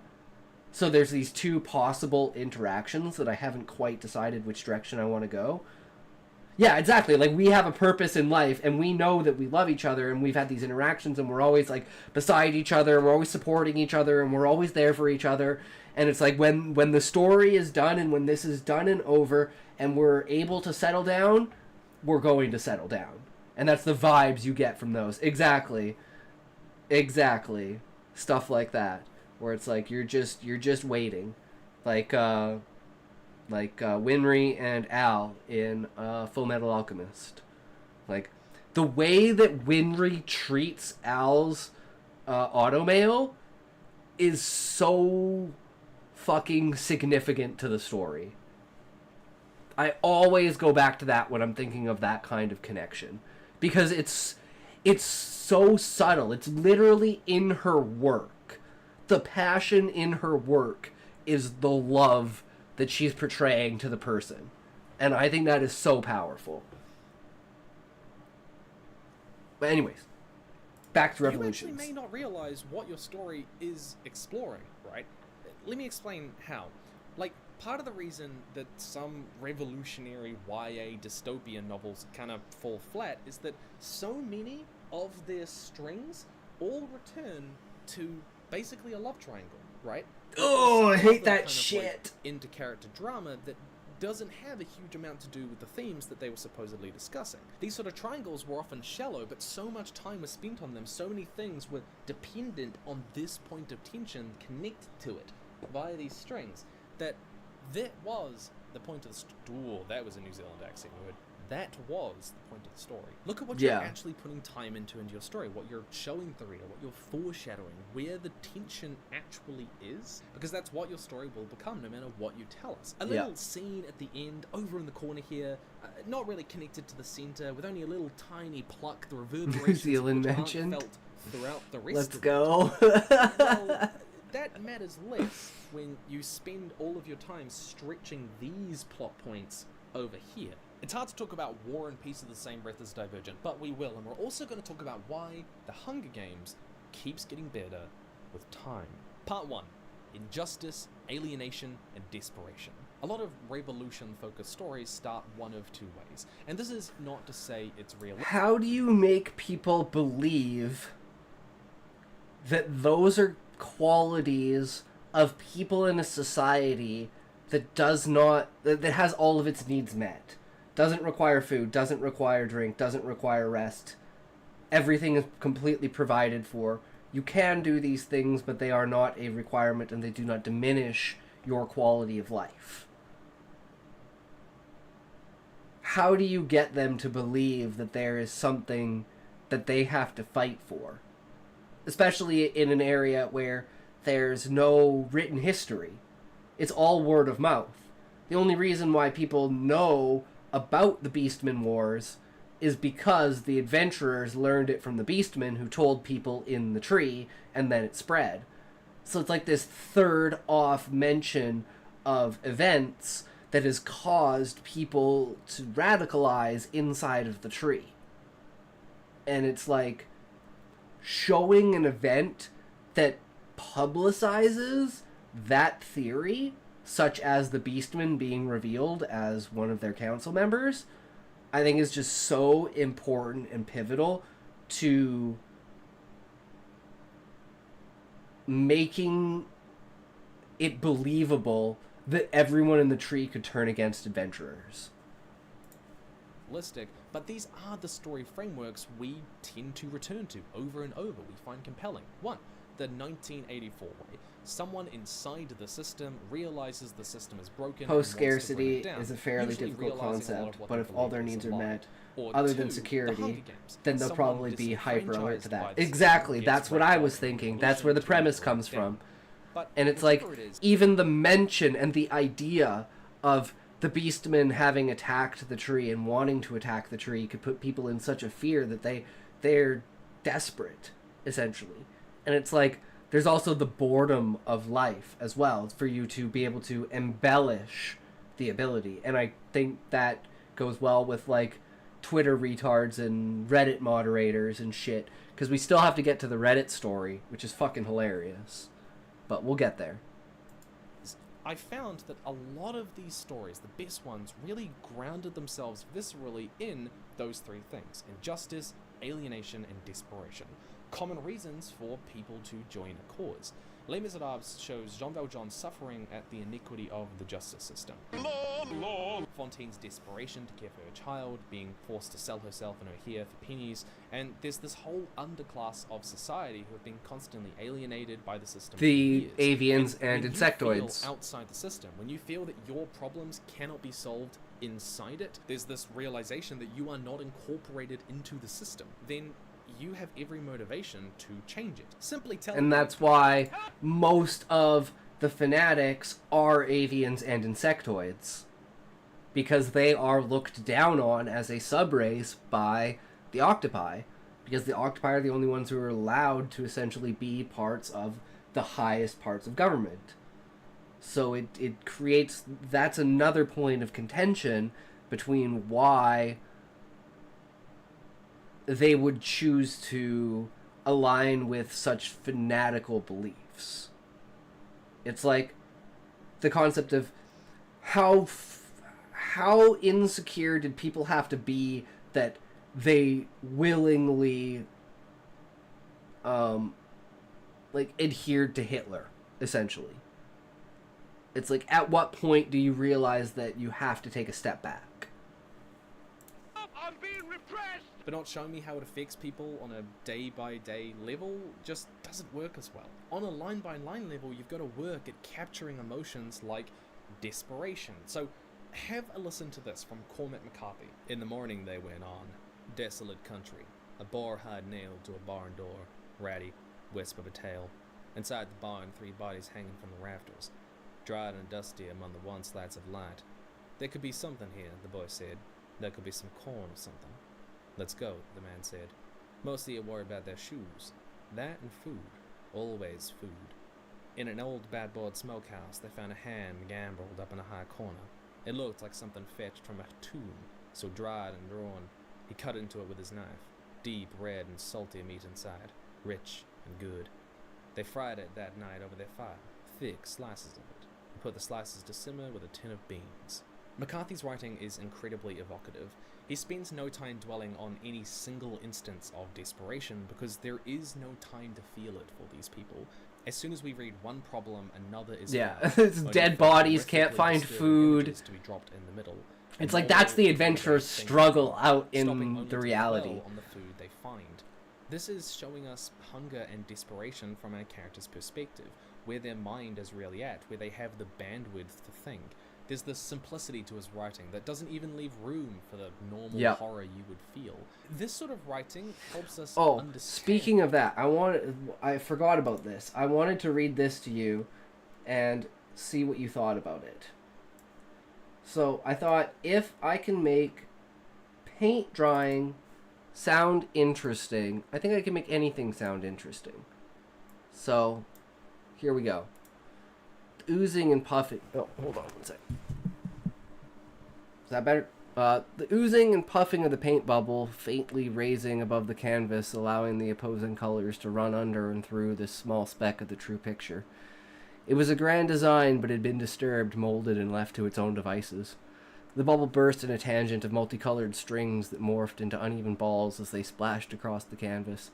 The rainbow-streaked paint glinting off the light of the room, dancing shadows across the canvas. The deep blue that surrounded these specks of mighty misplaced splatter lent a genuine touch to this otherworldly mixture. The clash of yellow on the border molding into blue, tinged green, ever so thicker as the majestic sequence of science perfected the balance of opposing colors, creating new rifts of excitement. Teal, indigo, and beige began to form around the pools of broken color. The magnificence of this outcome revealing itself as the paint seeped into the canvas, the fine lines of cross-etching forming as the perfect circles were scattered and split, rending a view of imperfection that was contrast of the glory that was held by this element. I went off on a tangent with the materiality and science thing earlier, so I'll just leave what I wrote on Discord. Oh yeah, I'll read it. The outer lines clashing, focal points pivoted against the strain that held it in place, the ultimate method of adaptation and adventure spent in this place of delicate peace. A feeling of incompletion seduces the paint, drawing the spark from its eye, glint and reflection fading like the sun over a distant horizon. The vibrance, drained of effort, stretched far too thin, seeping between the valleys left by the abduction of desire. The stalwart final guardian's vision dims amidst the suffocation of moisture, bringing eerie bundles of tipping towers to their peak. Every movement retracted, a strand of patience as it prepared itself for the final moment. Brave overseers peer down upon the frozen moments of diminished growth, seeking the prime order of such a standard conclusion.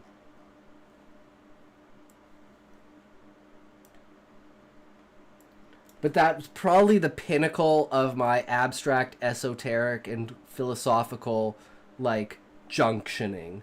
I think it's very interesting, but rejects the essential truth of what paint drying is, which is boring.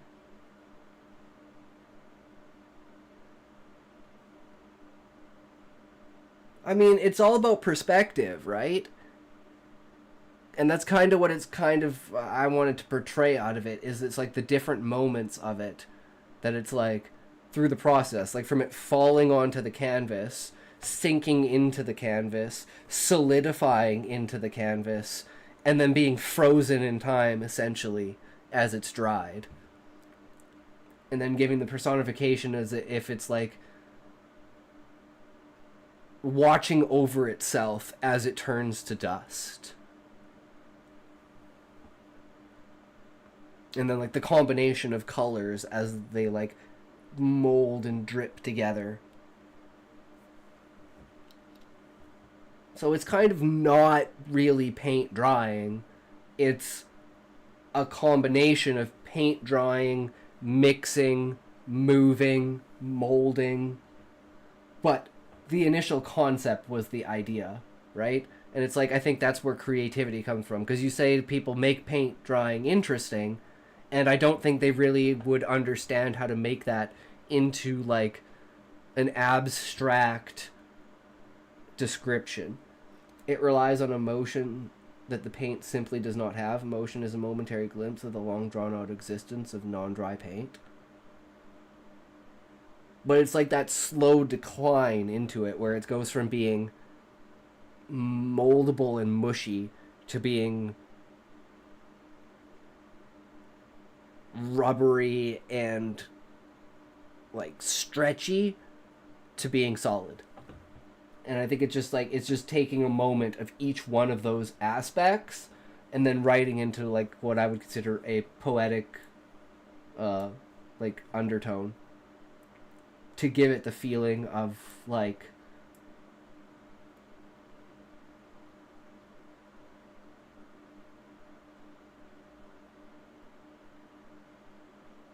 emotion. I don't know if that's the right word, but something like that. I think there's a beauty in the dull that can be captured, and that might be a good thing to practice. Well, that's why I said, boring would be an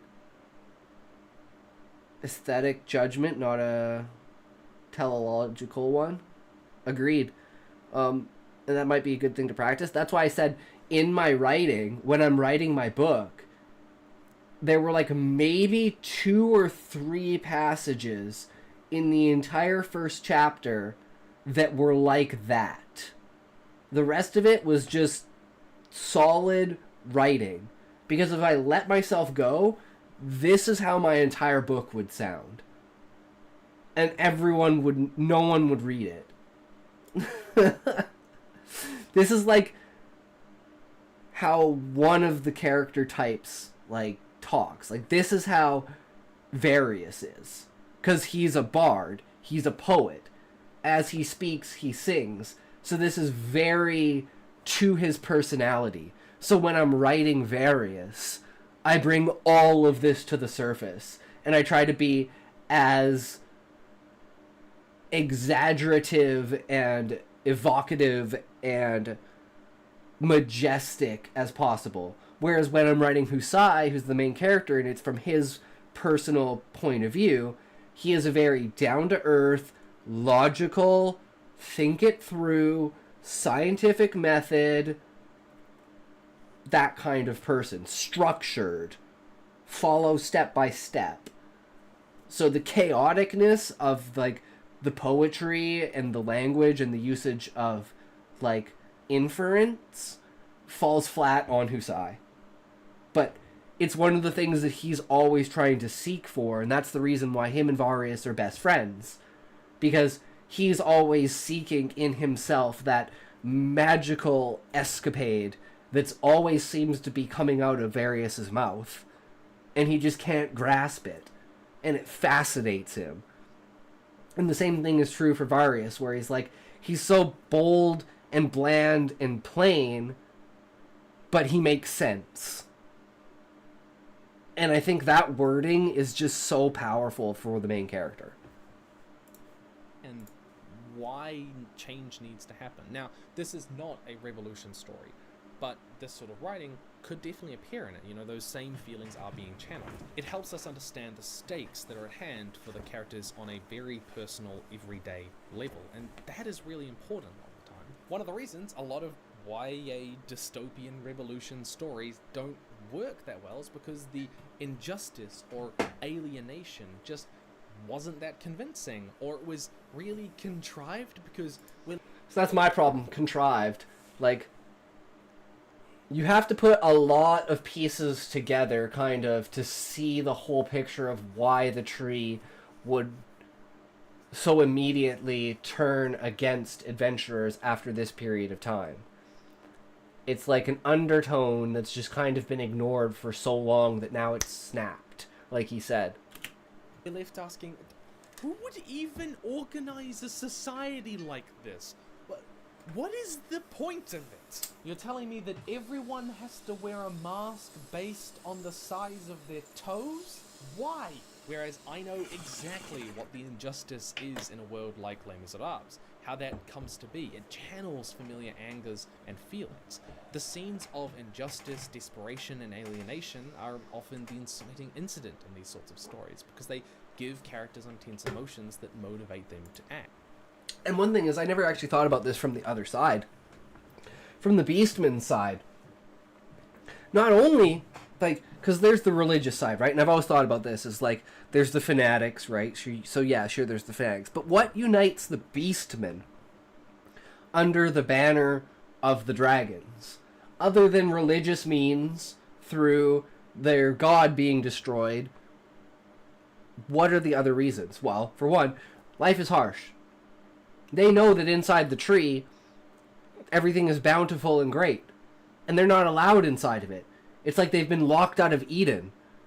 That's not even such a strange culture or society. There are much more bizarre things in our world. Very true. But when I try to think about it in a logical way of, is this convincing enough to the reader in order to get them to believe that these are actions that would be taken by this society in this instance?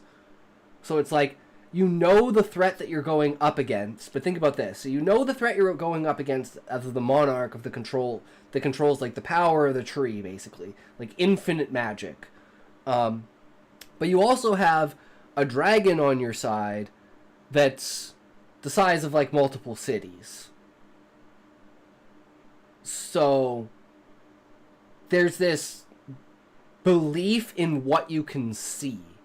And it's like, how can we be defeated when we have this on our side? And that's one of the driving factors for why the Beastmen are under the dragons. It's just like they're impuring awe among them. Also, the freeze frame of the video goes hard. Hell yeah. Hell yeah. That's a good one. But yeah, and then there's now the people inside the tree are like, no, we hate Beastmen, and we kicked even the adventurers out, and the Beastmen kind of have like a treaty, almost like most reasonable ones, for trade with adventurers, because it's very lucrative to trade with adventurers, because they like the stuff the Beastmen make, and you might have maybe a treasure trove somewhere, and you give them a pearl, and they give you some gold. Even trade, boom, good to go. Maybe, you know, you hire him to kill the pests around your village or something like that. Like, you got too many mandragoras growing out of the ground, so you got to take care of them. Something like that. And the Adventurers Guild even uses, like, Beastmen on that level. So it's like there is this soft manipulation of, like, workforce power among the Beastmen for, like, adventurers, not inside the tree, but the small guilds on the main cities on the outside, like Ifrit, Shiva, Titan, Garuda, Leviathan, basically all the avatar names from Final Fantasy. And that causes even more distress because there's the fanatics that are trying to get away from adventurers, there's the Beastmen that are trying to integrate with the adventurers, and there's the Beastmen that are trying to understand about the tree. And it's like, the tree is now against them. Adventurers are now against them. So no one's on their side except for the dragon, so why not go join the dragon? So that gives more credence and viability to the entirety of the Beastmen falling under the banner of the dragons and actually marching on the tree, and in this case actually marching on Garuda and attacking Garuda and taking over Garuda, even though they did have help from the octopi, but we don't know that. We just think that, like, tanks and helicopters and planes came out of fucking nowhere and we had no idea what the fuck they were, but they were imaginings of technology from the past that we've seen, at least the Beastmen have described before in their wars, and this placates to the point of maybe there is another threat out there somewhere that's always been looming. Because like I said, one of the other conspiracy theories is that there's another race controlling the Beastmen from the shadows, which would be the dragons. Though again, this is really about revolution stories where our main character is the boss bitch who's gonna go and, fight it all out, right? The Handmaid's Tale is kind of an antidote to a lot of revolutionary writing and dystopian writing. Offred is the object of alienation, injustice, and repression, but revolution isn't really presented as an option. Because the other side of revolutionary stories, right? You've got the stories where people rise up, but the other side is stories of repression, and the experiences of those under it, of the victims. Revolution happens around Offred, but she is not an agent in it. Lack of autonomy and choice is fundamental to the themes of the story, to understanding what it means to be repressed and why revolution is not an option for so many. Atwood's writing is full of genius little turns of phrase that capture Offred's desire to rebel, but inability to feel she can. Because, of course, we love to think that we would rebel, that we would fight for what's right, that we are not Offred, but a lot of us would be. And a really compelling way to explore the desperation, alienation, and effects of your regime is to show why people don't rebel. Put this in your story web, and then you've got Offred's story narrowing in on her conflicts with a Serena Joy, talking about how women are pitted against each other. And then I go to the Adventurers Guild, just their acceptance of being like, shit, they're kicking us out. We're not going to fight against it. We're not going to create a civil war. We're going to be productive, because they know that unless the monarch was the one who was to stop them, the people actually have no power. They're not adventurers. They don't have armor. They don't have weapons. Most of them can't use magic, or don't know how to use magic. So like, if the adventurers wanted to, they could just take over the tree. It would not be that big of a problem, aside from the monarch and the viceroy. So it's like, if they had the monarch and the viceroy on their side, which they technically do, they could easily just have like a civil war between the adventurers and the... It's always smart to explore why characters don't pursue other paths. Exactly. So let's explore that. Why doesn't the Adventurers Guild fight back against the monarchy? That's like 1/8 of Fellowship. Yup. The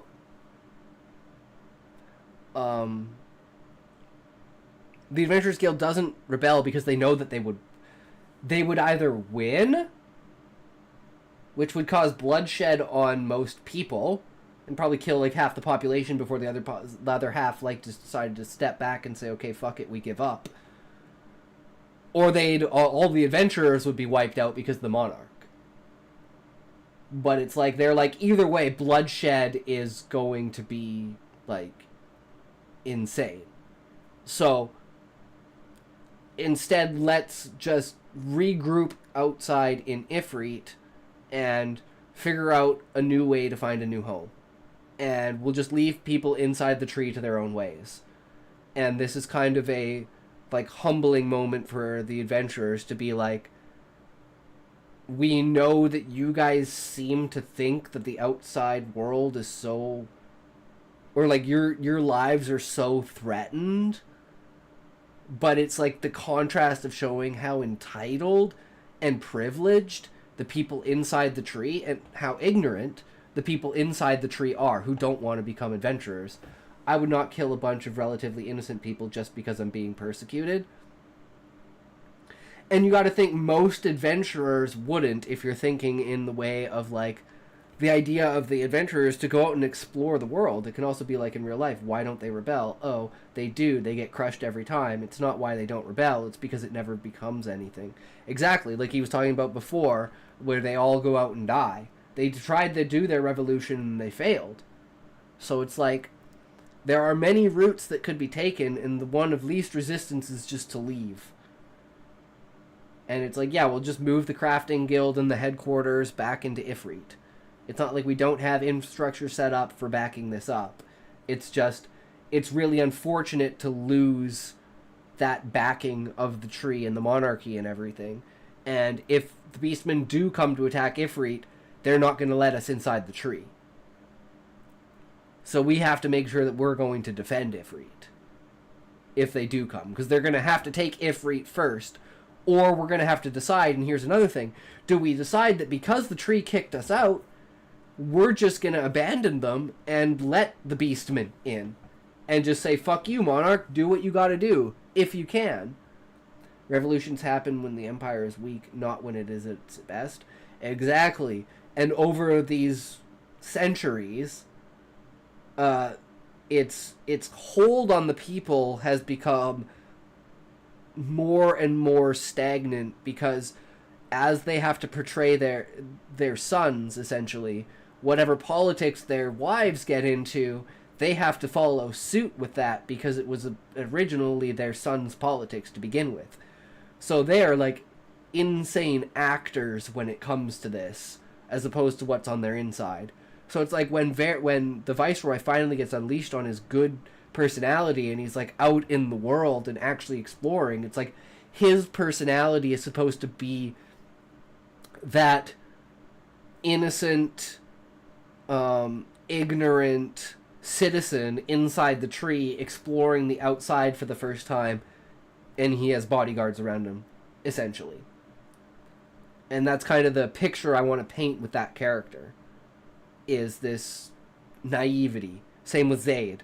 This naivety that eventually gets him killed, and eventually, the Viceroy becomes the evil.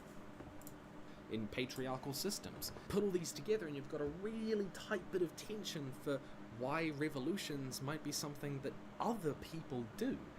That he can experience the world as a normal person truly does. Exposes Exactly. And he's been locked inside of this everyone can thing stand up for what they for believe in when 10,000 they years. can't. And now he's finally free Revolution to as explore. characterized. And the whole world is a completely different place. Literally, magic didn't exist when he was himself. And now it's a world of magic and mystery and wonder. He was at the bottom of the ocean. Now he can breathe air. Like, it's just this insane difference and contrast that I want to purvey through his personality. Not say anything specific, but just through his acts and how he is, that he feels very juvenile and youthful even though he's an old man. And it's like, I almost want to give it vibes of like dementia. Is this, and you're going to be asking yourself, like, is this character just fucking old and demented?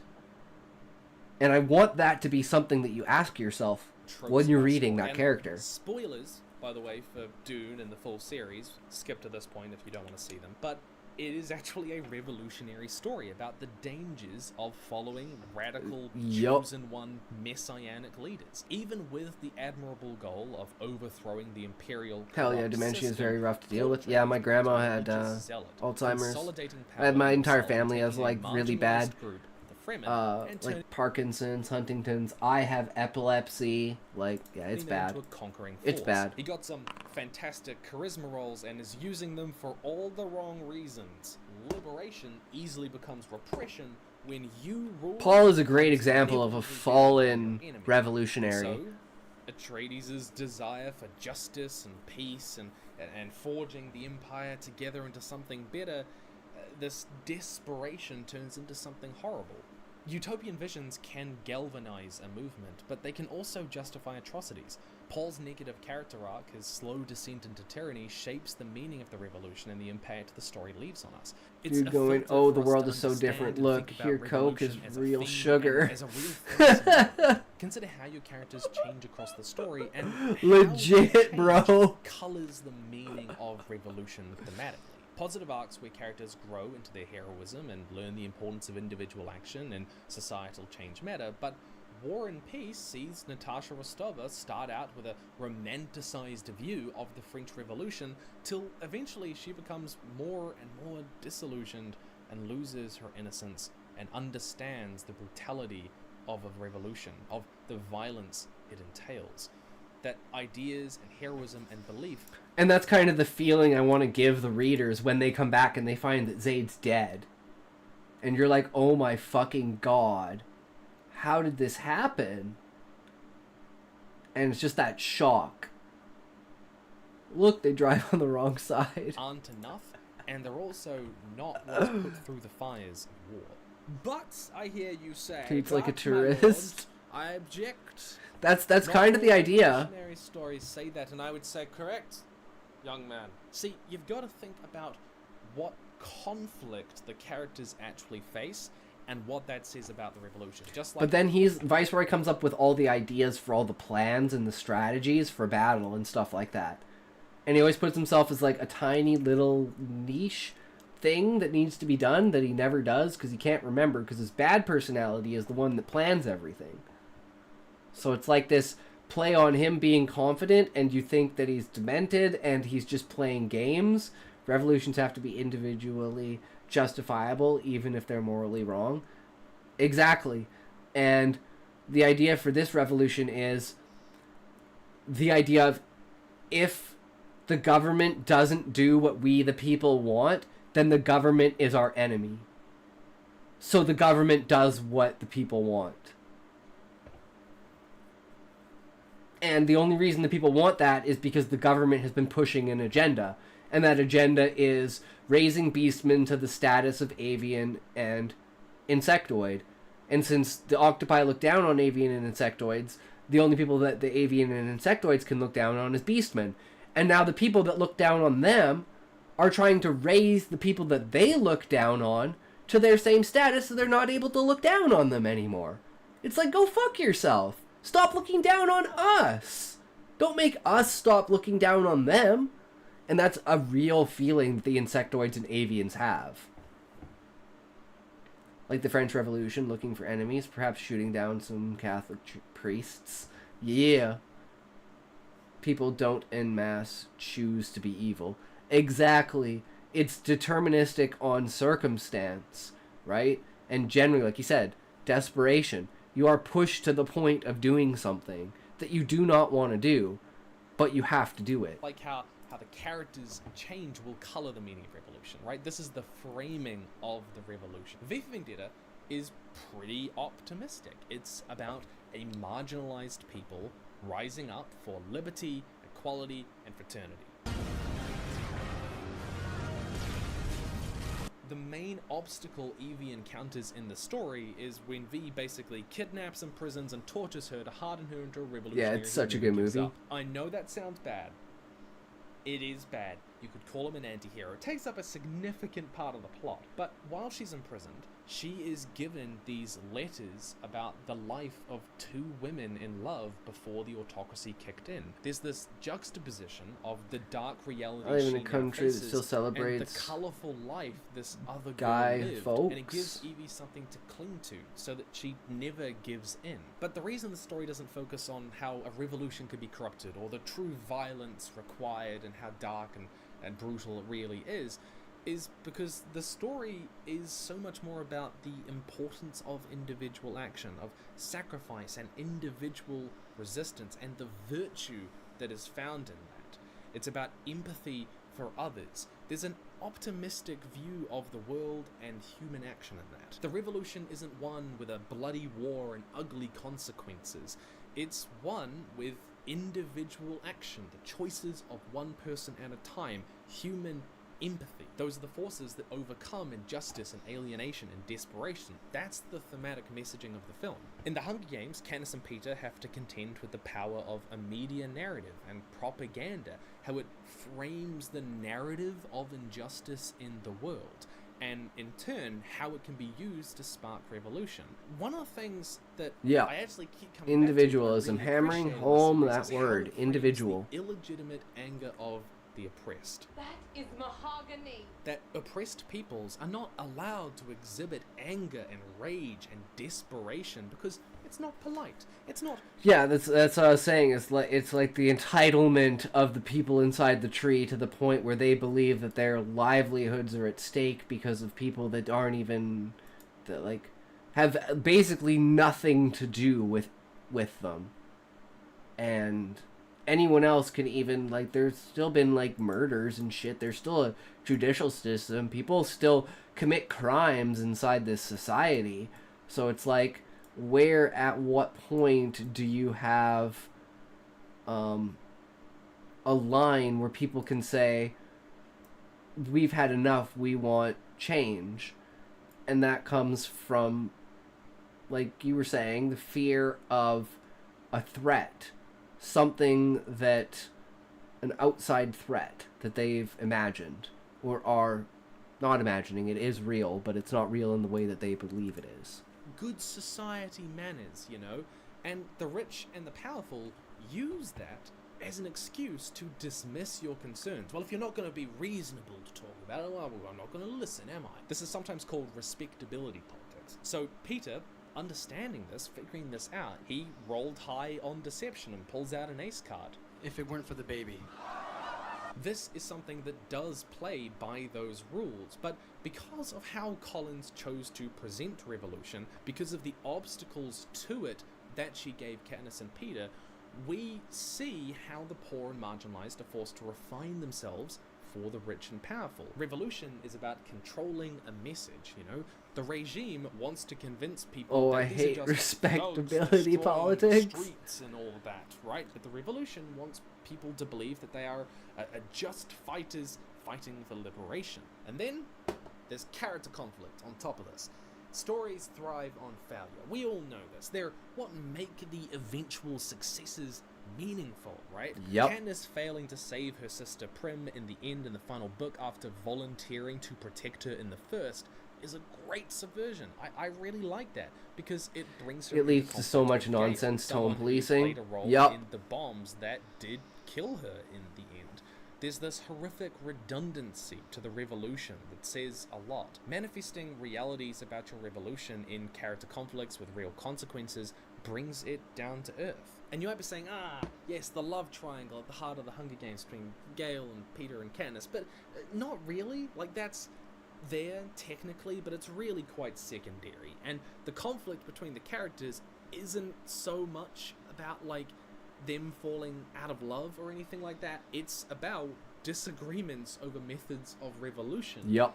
And the conflicts that come out of that, and the redundancy of her decision in the first book. So Gale's character arc of joining the revolution ties into Katniss's decision at the beginning, which ties into the themes of the story and how as President Snow is not wasteful in his character development. It's all very connected in an interesting way. So yeah, maybe two characters disagree on methods and that drives a wedge between them. Or it even leads to betrayal.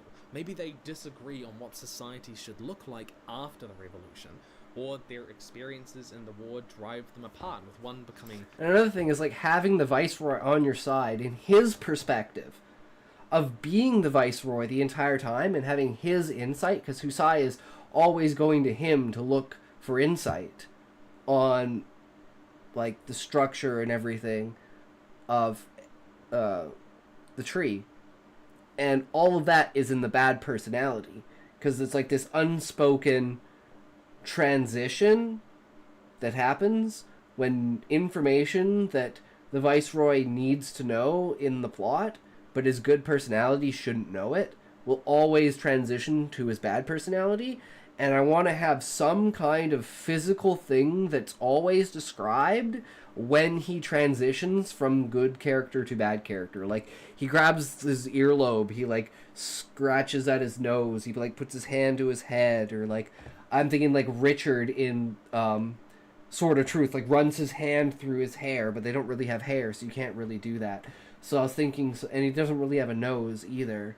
So I was thinking, you know, he does something, and it's a ritual that he does that you'll pick up on, that whenever he's asked to talk about something essentially serious, no, just a passing fleck of something where he's like, and then instantly he's the different personality until he doesn't have to be. And then he goes back to being whimsical, and if ever asked about it, he just basically said, I don't know what you're talking about. And characters have gotten to the point where they're just like, he loves fucking around. And then when the reveal comes, you'll be like, oh my god, it makes so much fucking sense now. Oh my god, what the fuck? It's like that giant what the fuck moment. Cynical, and the other remaining an optimist, or being inflicted with PTSD. Revolution gives the opportunity for a ton of fascinating character dynamics. The leader faced with moral dilemmas, the follower getting disillusioned, the noble confronting their role in the horrors of before, the optimist made cynical, the afraid turned hero. So, to bring it back to our story web, it's not just about where these strings go and kind of how different things connect, but how they change over time, how different points of tension become related to certain characters or scenes or plot points. As characters change, that changes the nature of all that pulling, because part of a story, part of what makes it interesting, is that the stuff that drives the story at the beginning, the tensions that are there at the start, and not necessarily the ones at the end. A character might start out loyal to their homeland, but slowly become disgusted by it. Those strings changing, right? Or the strings might stay the same throughout the book, but grow more complex. Yeah, it's like throughout the first book, the enemy is essentially the Beastmen, and then you find out that, and the dragons, and then at the end you find out that it's actually the Monarch is the main enemy, and he literally fucking tries to kill you, and the dragon has to sacrifice itself in order to save you. And like just that massive collision of everything at the end is like Order 66 moment when everything gets flipped on its head because of that little bit of information that, oh shit, the Monarch is actually bad. Deeper and full of knots. They're loyal to their country, but they have to question who and what they're loyal to exactly. Is it the ideals, the government, or the people? 1. Figure out the strings of tension, where they go, and start. And 2, figure out how... No, it was just like the idea of turning the status quo upside down. So it goes from the Jedi being the power structure to the villain being the power structure. It's that moment of transition when the power transitions and it's finally revealed what that ultimate power is actually going to be used for. And that's the moment of they go to confront the Monarch and be like, hey, yo, is this shit true? And the Monarch and the Viceroy starts to walk over to the Monarch, and everyone's like, yo, dude, what are you doing? And then he has a maniacal laugh, and then the Monarch basically transports them to the top of the tree, and now they're out in space. All the characters are basically suffocating. The Monarch and the Viceroy are standing there smiling, and meteors are coming down out of the sky because he cast meteor. And then the Viceroy and the Monarch go back into the crystal, because how you travel through the crystal tree is you can go through its essence, and the Monarch has the ability to basically do this perfectly, and he can transport pretty much anyone in the tree anywhere through like sucking it through the crystal material of the tree itself. And the palace is on the top of the tree, so he basically like does like what Saruman does to like Gandalf and puts him on the top of the tower, but they're on top of the tree, and all the characters are like suffocating, and they see the meteors coming down, and then the Monarch and the Viceroy sink back into the ground, and then all of a sudden the meteors are shadowed by Fafnir's figure. Fafnir grabs onto them, clutches them to his chest. All the meteors hit Fafnir, and he's basically like being disintegrated as he's holding them out, and it's like his hand basically hits the ground with them holding it as his hand begins to disintegrate, and it's just the main characters standing there staring basically into the sky, and they're like standing on the roots of the tree, and then they get pulled into the roots of the tree, and then it's the end of the book. And you think like the idea at the end is that, oh shit, they've been captured because they just got sucked back into the tree, and it's like, oh shit, it started over again. But it's like they got trapped in the roots, not the trunk. And at the beginning of the next book is them in the Soulscape meeting Gaia and everything, and it's supposed to be like the story of Anima and the backstory, and it's like the main character sitting with Gaia and one of Gaia's creations, golems, and they're sitting in what's like a high school auditorium, and the characters that you've met throughout the book are in like high school quality costumes performing a play, and the play that they're performing is the story of Anima's fall from grace, essentially. And they're sitting there like eating popcorn and making like jokes and stuff as if like nothing's ever happened, and they just kind of don't understand what's going on. And then as like the play fades away and all the characters come out and do their bow, and then it's like all of a sudden all the characters are sitting in the benches, and Gaia and the main character on stage, and then Gaia does the reveal of I am the being, the planet, and some other shit and stuff. But that's how the next book starts. And then it's like they're inside the shell, they meet Gaia, and then they have to go to basically the Octopi City, meet up with the Octopi, learn about the dragons, go to the dome that's underneath the tree roots, and yeah, anyways. There's a lot of fucking story shit that goes on there as well. will they change, how they grow more tense, and where they get redirected. Then look at the meaning your readers will derive from this. If you want your story to say something, it'll come from the scenes that have the most time, from the character conflict that you spend time on. Part 3. Do revolutions need to be realistic? Writing revolutions is hard, right? Because it is easy to dramatize injustice and personal vendettas. Think the innocent girl shot by the police state, a black and white narrative, but less so collective action and logistics and international support, even though I find all of those fascinating, all of which are fundamental to realistic revolutions. Go check out my video on world building them and the dictator's dilemma. That is a lot of information. I've watched that one before. Collectively, studies kind of point out these 5 things are critical to realistic revolutions. Because that's how I wanted to like structure the monarch, as a benevolent monarch. But how do you make a benevolent monarch believable? And I think that's one of the things I'm struggling with too, is how do I make a benevolent monarch believable?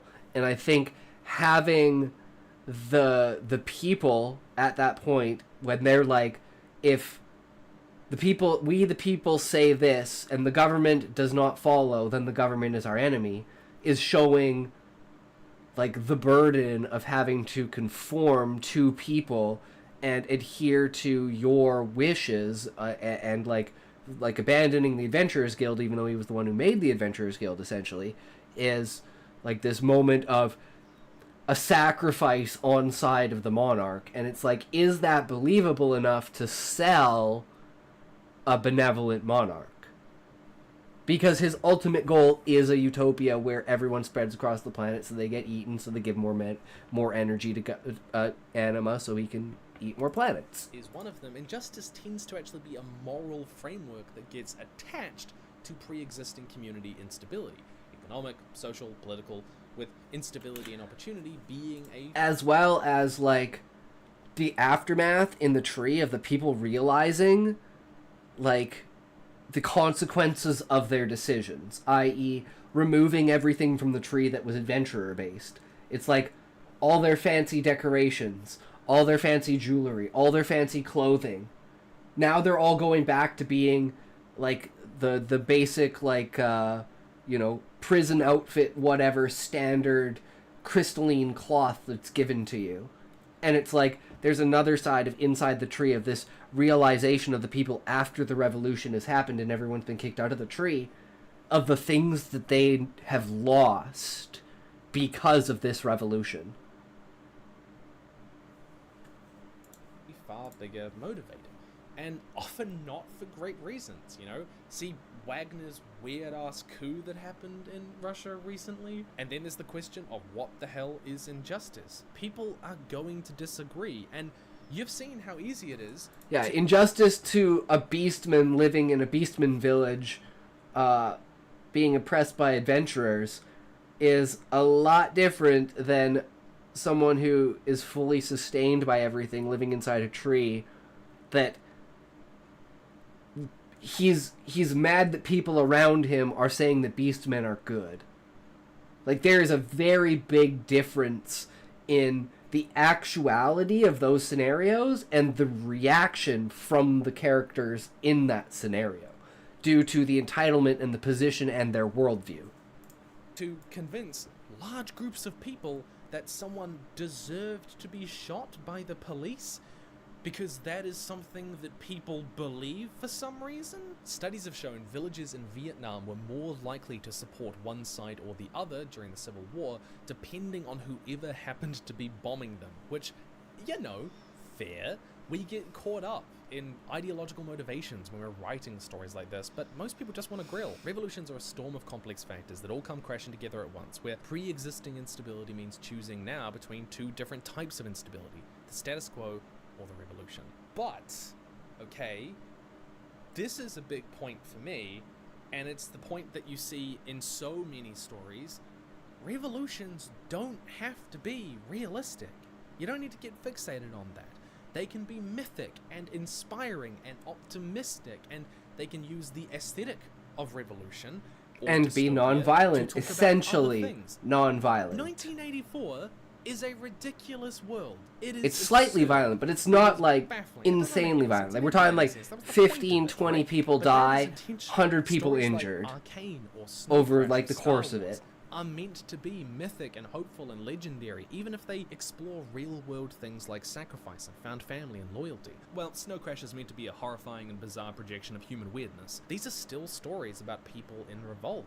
They can still be compelling, and that's just fine. It's awesome. I love these stories. Well, Arcane and Snow Crash, less Star Wars. But this does often manifest in the head of the snake fallacy ending, where killing the person at the top, like Emperor Palpatine, brings down the whole system, when in reality, I mean, it would just splinter into a mess of competing factions. Yeah, like, if you killed the Monarch, that's not gonna end Anima coming to eat the planet. Like, the stopping the Monarch is, like... I guess this is kind of a bad thing, but stopping the Monarch is a minor thing. Imperial Remnant is kind of a really FN premise in SW fun. Yeah, in Star Wars. Yeah. Really fun premise. Yeah. But the essence of the Monarch and the Viceroy is the military power. So, let's say, for instance, the Adventurers Guild takes out the Monarch, and the Beastmen and the Dragons kill the Monarch, and they win. The Monarch was the military, not the governmental structure. It just had the bloodlines that allowed people to be voted in, which means you could expand the laws to say that maybe anyone would be able to vote it in if they wanted to apply to be a representative, for instance. And the Adventurers Guild would then become the military. And then through just the thought process of following that, the Adventurers Guild would eventually become corrupt and try to take power from the government to become the government. That would just be the natural course. But in this case, they can't kill the Monarch, and it winds up destroying the entire planet. And that's the futility aspect of it. Yeah, in Star Wars, the Imperial Remnant are like stormtroopers that still existed after the Empire collapsed. With the death of Palpatine, they don't have a unified structure, but they're still oppressive. Exactly. They have the tyranny in them, but they're not, like, the leader. Shukrit980, hello. I can see that your channel has some followers, and it is essential that you get more followers to reach affiliate status. I can help you achieve this by getting an active audience. They will always be active on your live stream, and I also enabled the subscribe button so that you can start earning on Kick. To discuss further, let's talk on Discord. Bot ass nonsense. Agreed. True, brother. True, brother. Fucking bots. Hey, but man, join the Discord. You'll find more bots in there that you can bug. It's a fucking cesspool. But no one fucking goes in there, so it's all good. And I already, on Kick, I already am an affiliate. You can subscribe on Kick. I'm just not an affiliate on Twitch yet because I don't have your Wuzga Weo. Aussie D4 mofo. Welcome. Yeah, I was gonna say, I need, like, the 3 viewer average on Twitch. It means what you on. If you have to bot for affiliate, then you don't want affiliate. Agreed.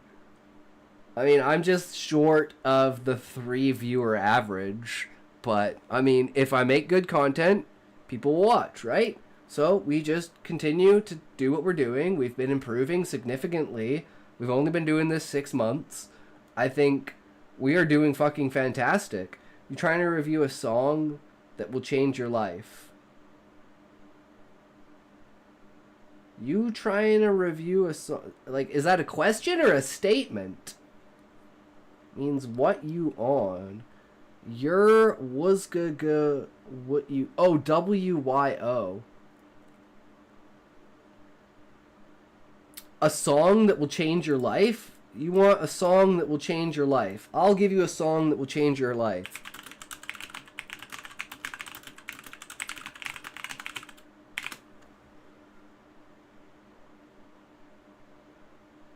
Okay, this song will change your life.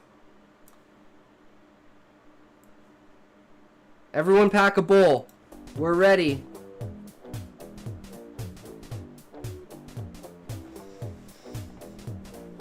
Old Godzilla was hopping around Tokyo City like a big playground when suddenly Batman burst from the shade and hit Godzilla with a bat grenade. Godzilla got pissed and began to attack, but didn't expect to be blocked by Shaq, who proceeded to open up a can of Shaq Fu when Aaron Carter came out of the blue and he started beating up Shaquille O'Neal. Then they both got flattened by the Batmobile, but before he could make it back to the Batcave, Abraham Lincoln popped out of his grave and took an AK-47 out from under his hat and blew Batman away with a rat-a-tat-tat. But he ran out of bullets and he ran away because Optimus Prime came to save the day.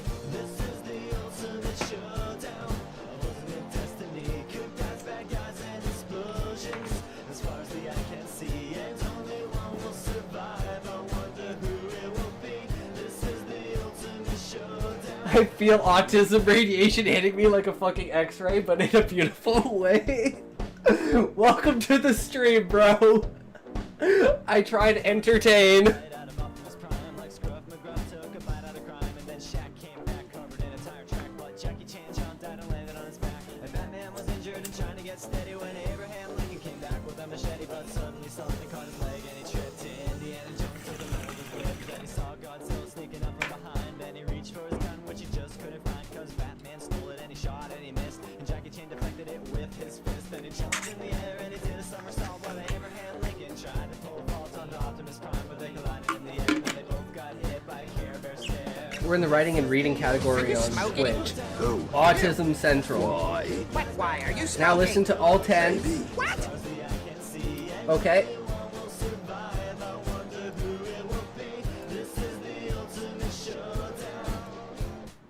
Angels sang out in an immaculate chorus down from the heavens. Jeez, this thing is brutal. Chuck Norris, who delivered a kick which could shatter bones into the crotch of Indiana Jones, who fell over on the ground, writhing in pain as Batman changed back into Bruce Wayne. But Chuck saw through his clever disguise, and he crushed Batman's head in between his thighs. Where the fuck did you find this, though? What do you mean, where did I find this? This is an old school Newgrounds.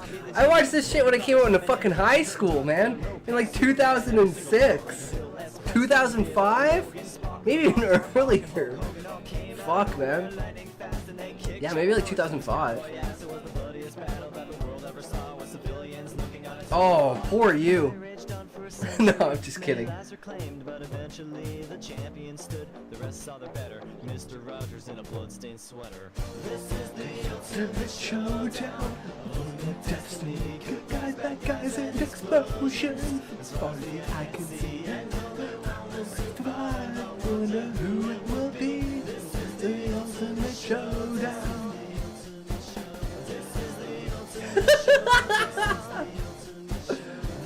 On 4chan? Yup. Fucking Newgrounds, man. That is the essence of the 2000s. Oh, love that shit. Yeah. But hey, you have the internet, Ozzy, so you get to experience everything, man. It's you're so privileged to be born in an age of the internet that is such now. And probably equally as bad. It's one of those stories that even in those mythic revolutions, right, people are getting a bit tired of it. And it kind of looks like, you know, you didn't put in that much effort. And not to mention, it's often connected to the, if I kill you, I'll be just the same as you, which is, I mean, obviously for them. I have it here.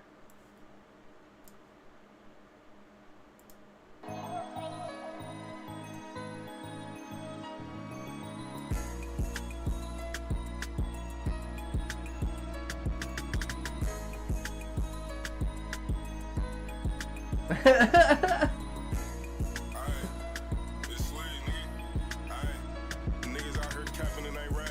That's no bad. I'm really about to drill, about to lash. I get on that. He say he gon' kill me to that bitch. I'm on that. Niggas glad they got my old hoe. She a throwback. I done take some shit to the grave. I can't go back. We really in this shit. 10 toes way before rap. Don't fear no nigga on this earth. Hope y'all know that. No death around the corner. Every time I leave my dome at.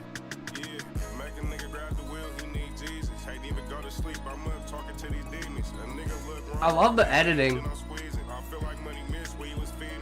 Bitch, I tryna hold and run it up. Bitch, I'm leaving. This is how I like to write my stories, all fucked up. You wanna steal a Kia and hit a lick for 2 bands and a strap? Kia boys, bro! I thought they patched that out.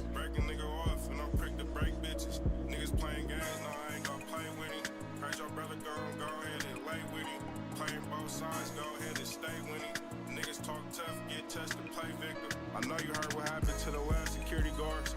Pump faking, playing hella rounds like they hard. Pull a shooting bullets out the pocket, Brett Favre. Hit the driver first, you know they ain't making fun. I'm not a good critic of music. I'm basically tone deaf. Now they tryna pump his heart. My bitch gon' run it up, bitch, you knew that from the start. That's why you never want to hear me sing. Play your part. I ain't got time for no fag ass bitch. I hang with no nigga who the froze or who the snitch. I be to the neck, you won't catch me in the mix. Grown man business, should've stayed in no tricks. I'm still with the kick dogs and bragging. Rappers should feel distinct from the track they're rapping over.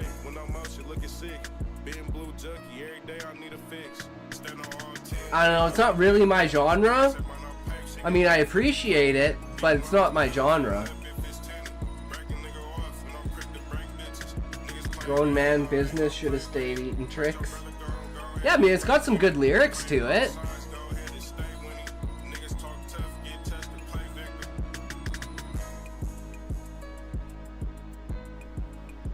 It's not bad.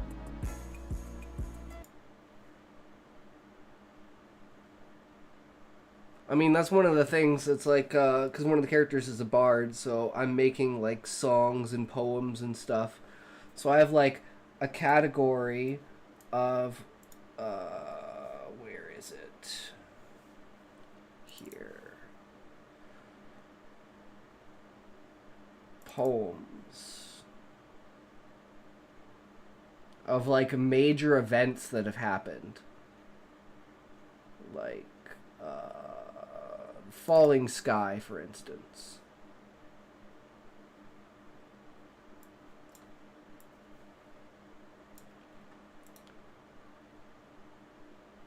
From high above, in heaven's silent vast, I, Luna, watched o'er earth with silent glow. In dreams I fell, my journey downward cast, to meet the man who slumbered far below. I saw him there in fields of endless green, his form a speck beneath my grand descent. At first my beauty did his eyes convene, but soon my fall his heart with terror rent. The earth did tremble, feeling my approach, as trees did bow and break in fearful din. The wind, my herald, with mournful coach, did wail, as if my fall was its own sin. He ran, this mortal, from my looming face, his heart beating fast, his breath a fright. Yet as I neared he fell in wild chase, his body to the earth, a fearful sight. From my perspective, vast and ever grand, I saw his fear, his panic, and his fall. But in that moment, just before the land, he awoke, and I was left a dream to call. Thus from the moon's cold descent, lofty weight, I witnessed fear transform the night's sweet light. Damn, this poetry kind of goes hard. Yeah, man, I love writing poetry and shit.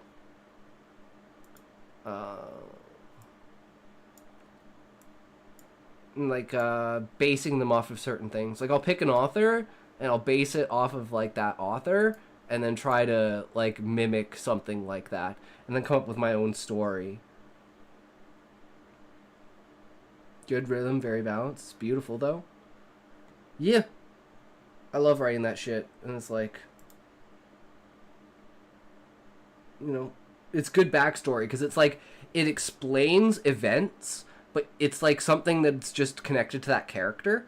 So you could be like, not really care about it that much or think that much of it, or you can look into it deeply and be like, man, this is actually like, because these stories will come up, like the moon falling from the sky, the octopi coming out of the ground and or out of the ocean and suddenly swarming all of the beastmen races and the war of the dragons, and it's like it'll be spoken through his songs and plays and poetry, but it's like unless you really look into it, you're not going to be able to connect the dots. At least that's kind of the point of it.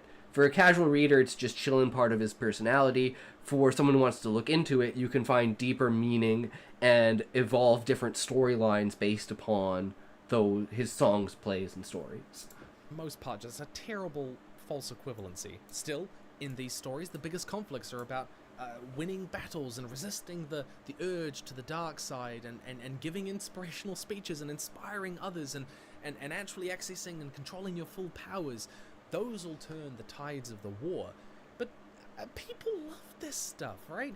Doctor Who has been doing optimistic science fiction like this for decades. When someone doing the right thing in the face of tyranny can turn the tides of war. In these sorts of stories, there is a power in that. Stories do not need to be realistic to hold meaning, and they certainly don't need to be realistic to be compelling. Part 4. Chaos and Revolution. Now, of course, revolutions, they're all about breaking chains of oppression and establishing a new, free, liberal order, right? Well, in theory, yes. In practice, see, we have a romanticized view of revolution, especially those of us who grew up in the YA dystopian teen love triangle everyone is divided into arbitrary categories era of fiction. A hero is plucked from the masses to overthrow the oppressive regime in the name of equality, liberty, and fraternity, with nothing than a schlocky determination and probably a dead sister or something. The reality is, though, a lot of revolutions tend to be a lucky collision of a lot of different groups at the same time whose interests are compatible in bringing down the existing regime, but that is exactly what happens. Especially given revolutions it is just a crossing point of all the idealism because of an act of the government. George R. Martin famously said and it makes everyone fall together and be like, okay, fuck that this. was the righteous rebellion against the evil king who was murdering people, and there was this final mythic showdown between our hero and antagonist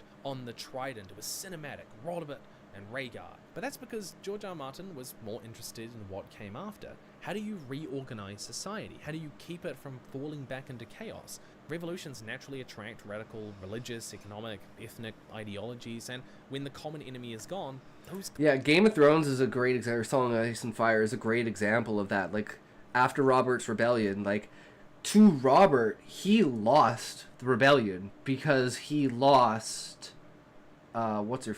Ned's sister. And then he just basically fell into despair from there. And he didn't give a fuck about actually ruling.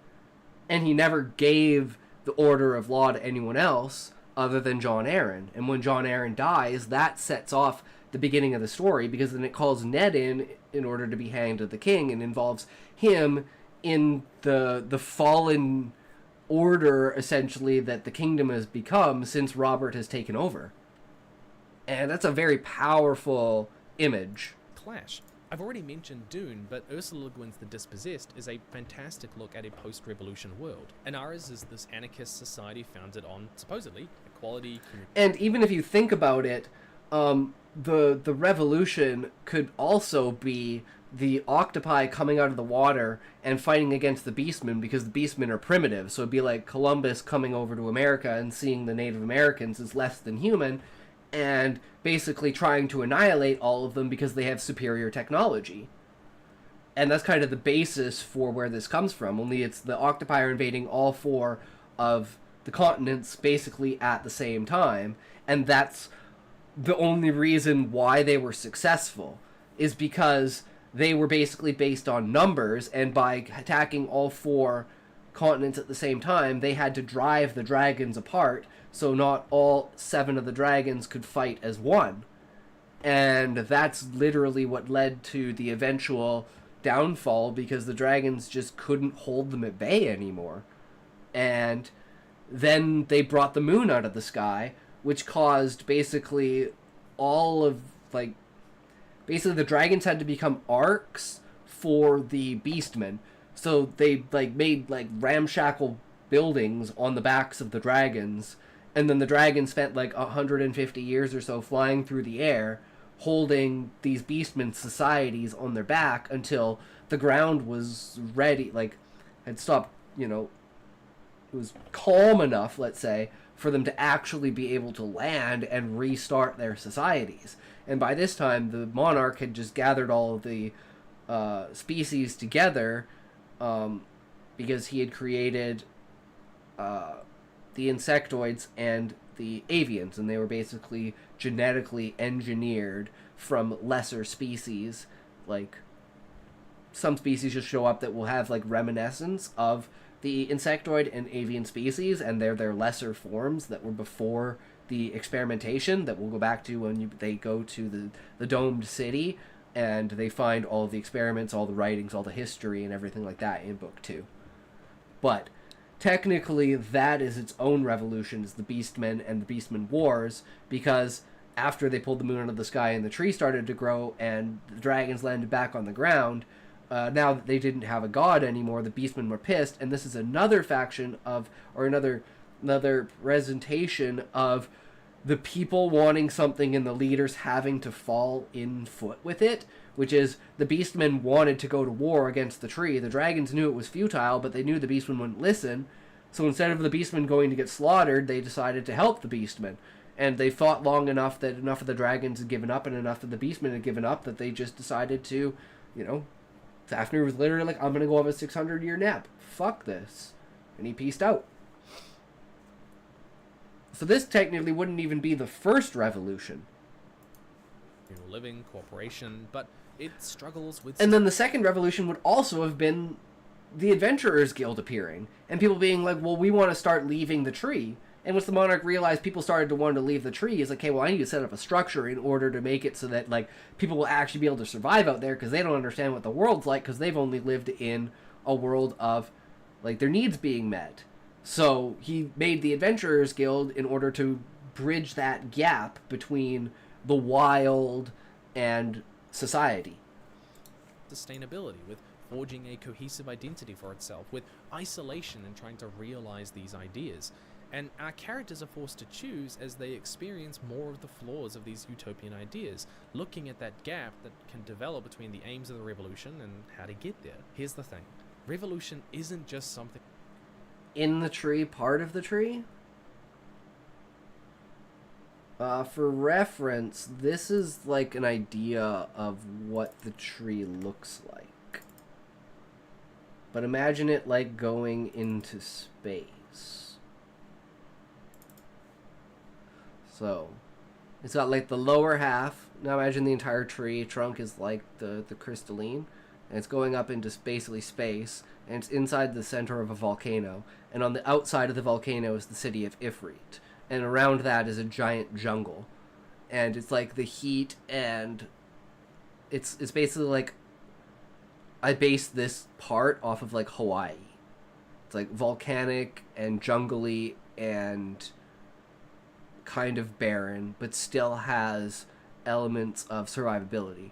So it was basically flat enough on the outside that the monarch decided it would be a good place to set up a city. So Ifrit encircles the entirety of the tree. And Ifrit's like 8 or 9 different cities, different parts.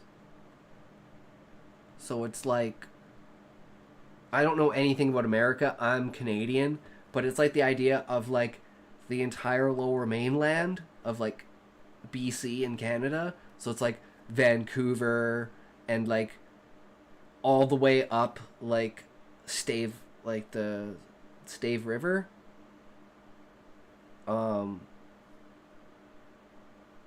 Yeah, like massive, and it's just a giant circle. But that's the idea for the city. Thing that happens once and then it's done. It has to keep happening to adapt. And the reason it's so large is because it has to do all of the logistical stuff that has to go with it. I'm Kiwi, so I know less about the US. Ah, nice. Nice. Only Kiwi I know is Quinn. Flexible, and you utopian idea. 'Cause I played Path of Exile. art. I fucking love Revolution Quinn. is a constant process full of And it's growth. hilarious It's 'cause not my a nephew's single name. moment, and you can I was like, use they that stole to my name. create tension between your characters. 'Cause that would have been my Famously, son's Katniss name. chooses to kill President Coin instead of President Snow because she fears Coin will become a dictator, starting another Hunger Games. And you know what? She was right. Autocracy is less complex a system Have you than ever showed democracy, so it's 10 easier inches for autocracies to rise out of in instability your ass? than Broadway democracies. Digital Pierce Media. Brown's Red Rising Oh, does base PoE is a similar Kiwi and game. exploring Yep. how revolutions can be poisoned by Yeah, man. competing PoE is interests OP. in the various They know what they're factions of a doing over there at post-revolution GGG. world. House of Augustus and the Sons Have of you Ares ever all had shoved ulterior 10 motives, inches leading in to your devastating ass? consequences. Darrow, our main character, has Yes? to contend with them all. What does it mean to What about remain you? moral in a post-revolution world?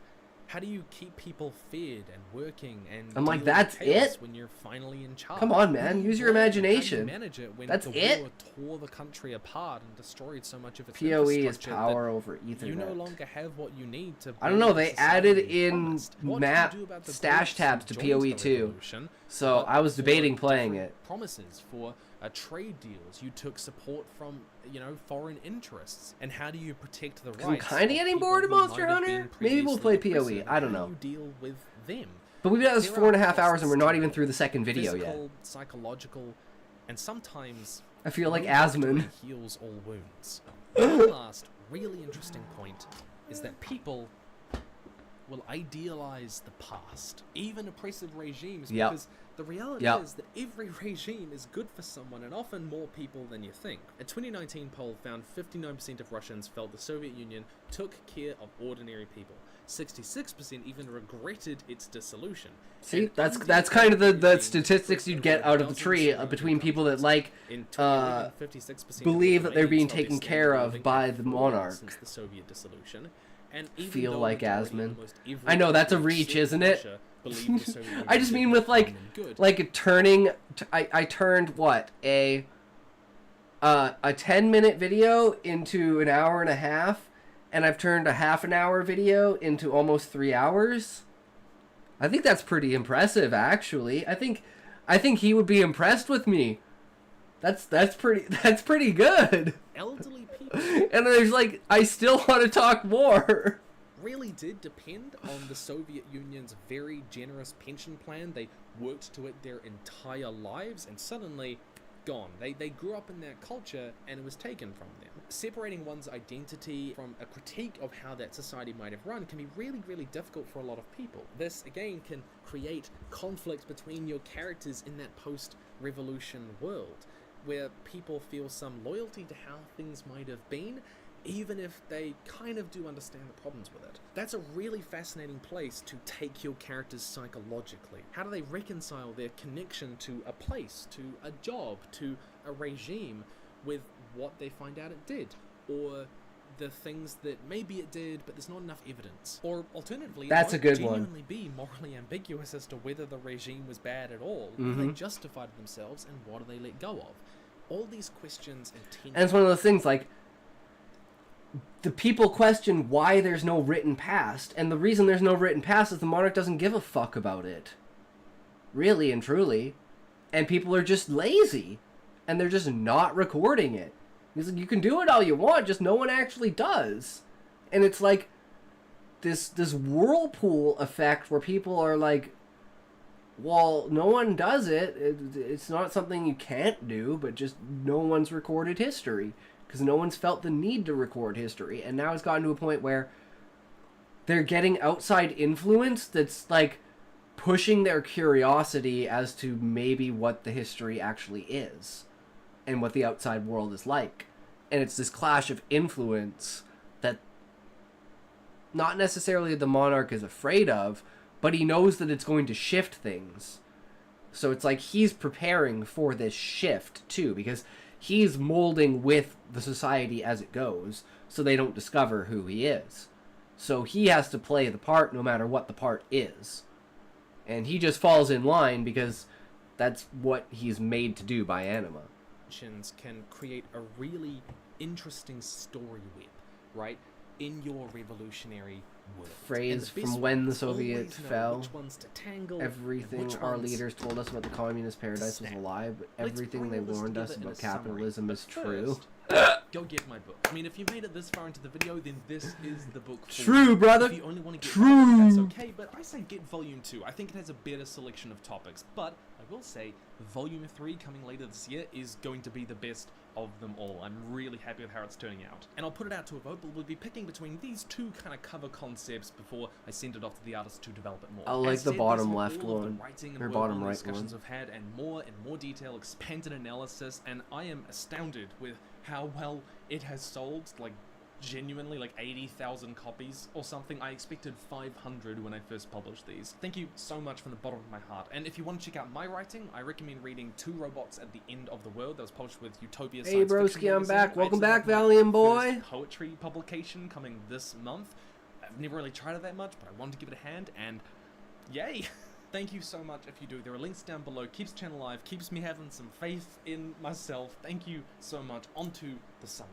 Firstly, revolutions are only as compelling as the Fucking reasons high to as a show the motherfucking reader the boy. injustice, Hell yeah, bro. alienation, and desperation I need to go of grab some more personal water and Second, grind the some more substance of your before we go characters to the next lets video. colour the meaning and So we got forms of one more revolutions. video after this. Thirdly, realistic And then we can revolutions talk about the are a Reddit shit. complex mix of proximate socioeconomic instability, alienation, collapse of the social order, elite infighting, injustice, and international support.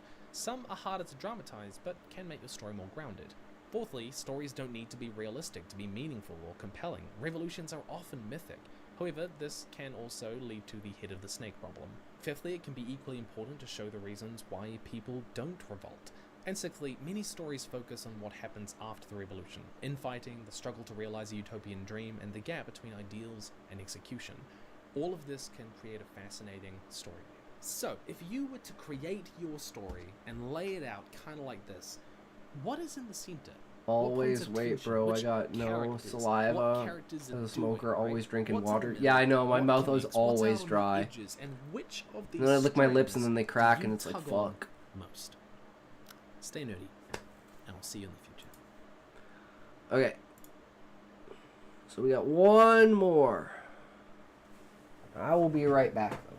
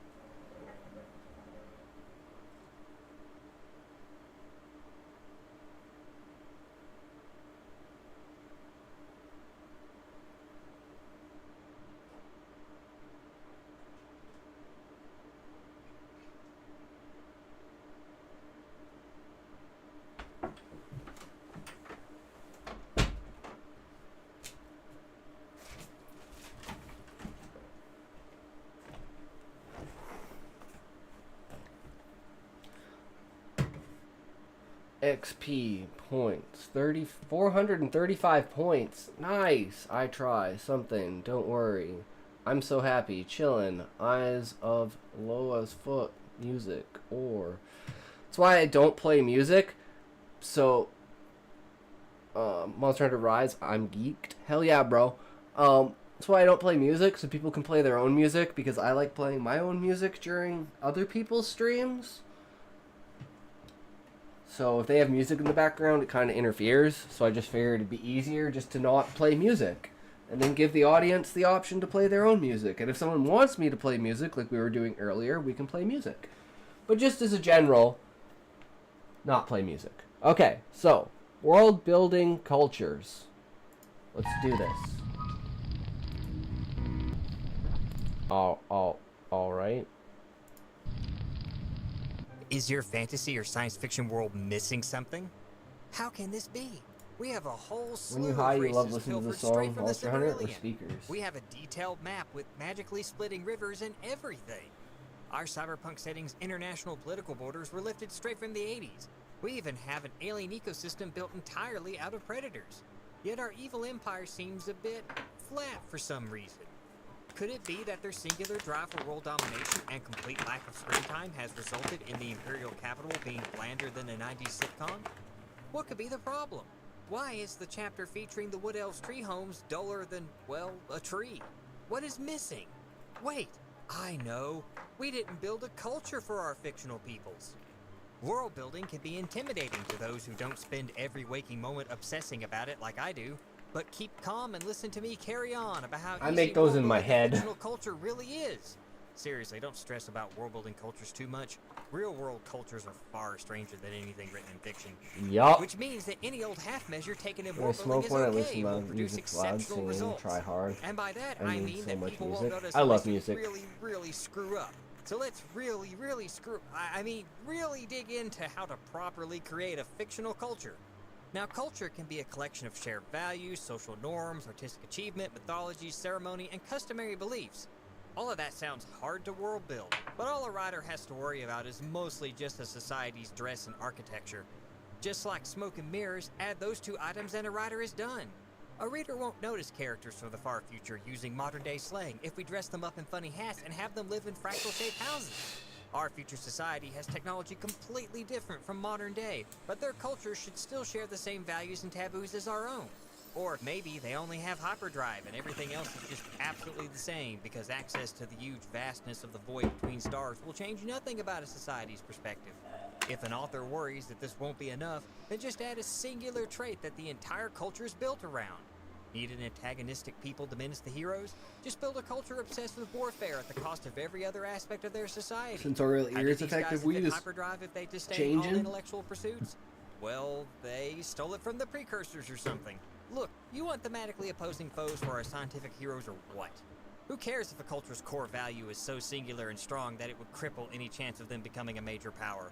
Our isolationists should easily have access to rare resources and technology, even if they can't trade to get those things.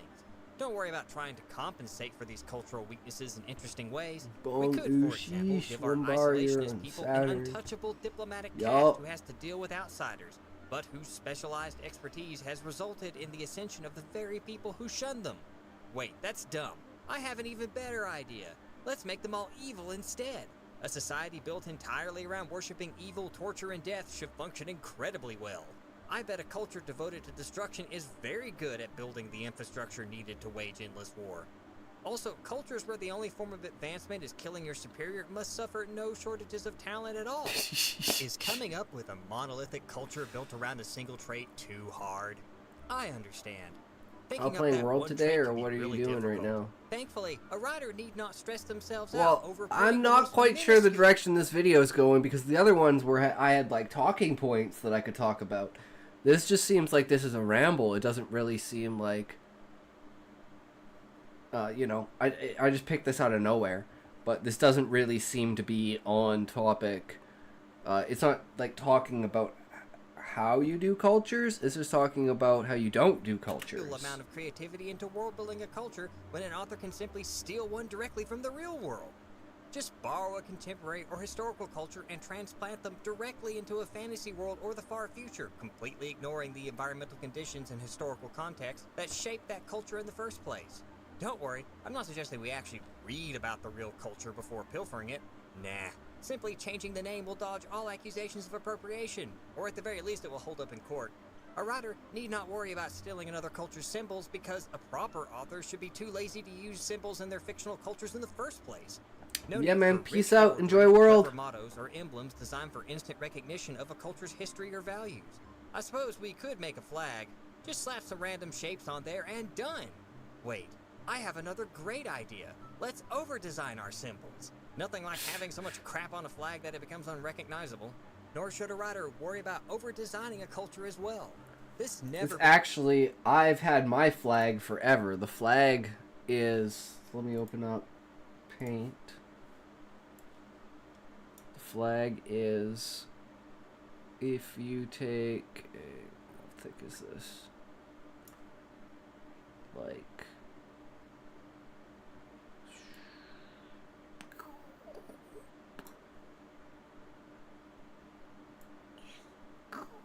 Oh, that was bad. I'm terrible at this. Okay, oh, I think that was too far. Hold on. Hold on, I think I can do this. Fuck. Okay, well, it's a kite shield. Okay, it's a kite shield. And then the top goes like this. And then there's a green sword, a red sword, and a blue sword with green hilt,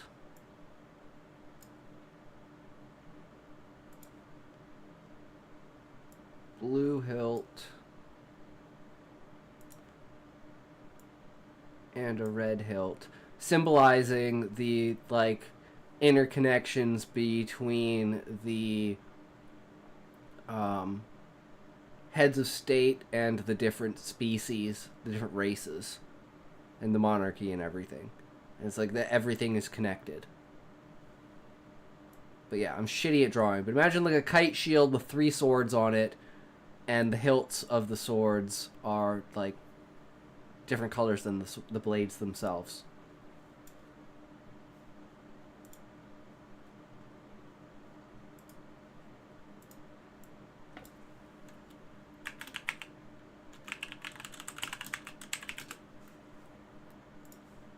National flags are generally anachronistic.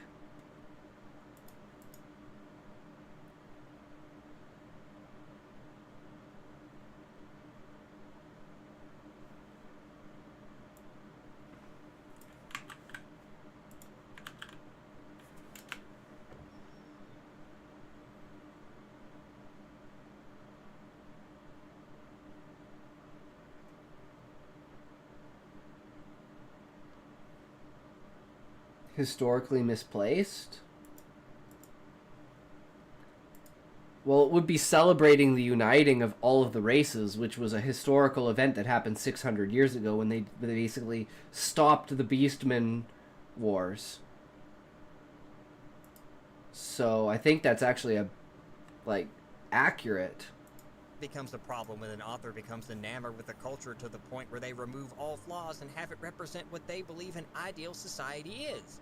Yes, that never gets on anyone's nerves, even when the people of the author's personal utopia constantly educate the protagonist, and thus the reader, on their superior ways, especially when the idealistic pure Republic of Mary Sue is ideologically opposed by the evil empire of Strawmanopolis. Immersing the reader into a fictional world can't be done by showing how society handles disease, how do they regard personal hygiene, what does their diet consist of, what kind of natural resources do they have access to, how said resources influence technology, how does environment shape their beliefs, how do their values differ from my own, what are this culture's taboos, what values does this culture hold that not all of its members live up to, is their society stagnant or is it in the middle of a transformation? Could it be that things I had assumed were default human nature were in fact merely a cultural perspective not shared by every human society? Studying real-world cultures can truly open one's eyes to the complexity of human behavior and enrich a writer's worldview. Which is really bad because that might accidentally happen to the reader as well and throw their fragile perspectives into chaos. Which brings into question how an author should handle controversial subjects on world building like a culture's religion or view on gender roles. Well, you're on your own, because I am not touching that on YouTube. Alright, well, I mean, in a great video, just not what I was looking for in, like, the description of, so I guess that was my bad. But I was just thinking about something. We should do the speedrun story and then the Reddit story, because I want to try and prove a point here. I'm going to try and prove a point. But I need to do the speedrun story first. So, let's do the speedrun.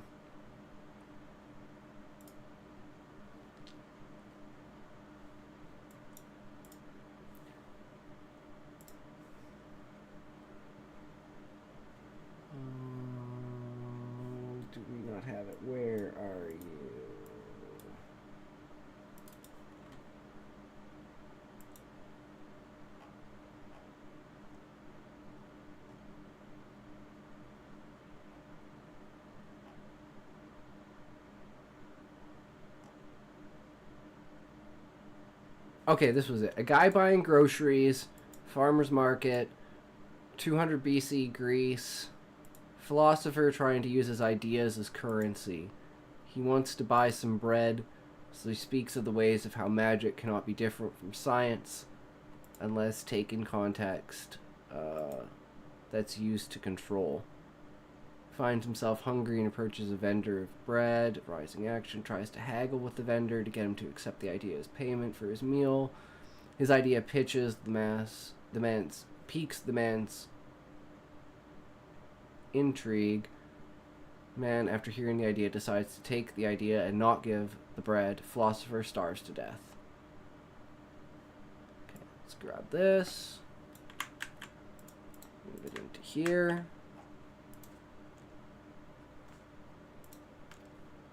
And we're going to take a toke, and then we're going to go away. If you guys want to write along with me and create your own story, feel free.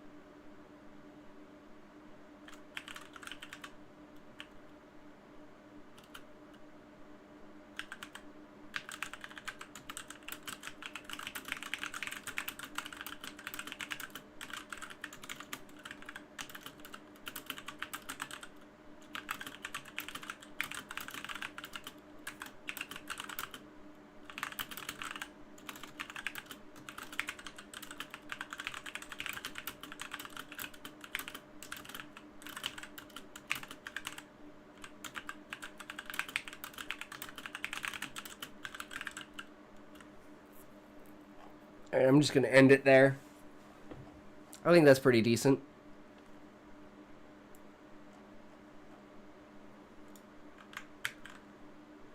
Okay, so whole point of this is we're trying to make a point. So we're going to take this, right? And we're going to go like this.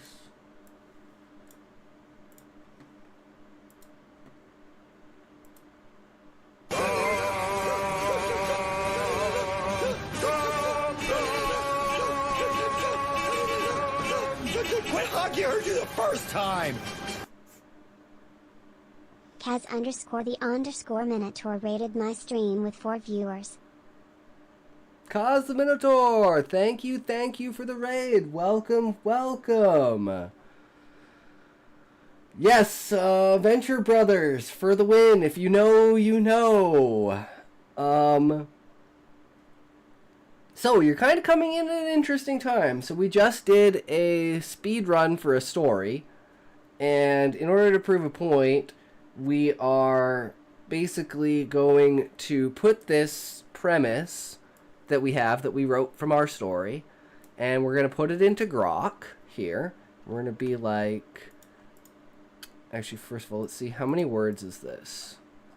So we have a relative size option. How many words is this? 500. Okay. So write me a 500-word story about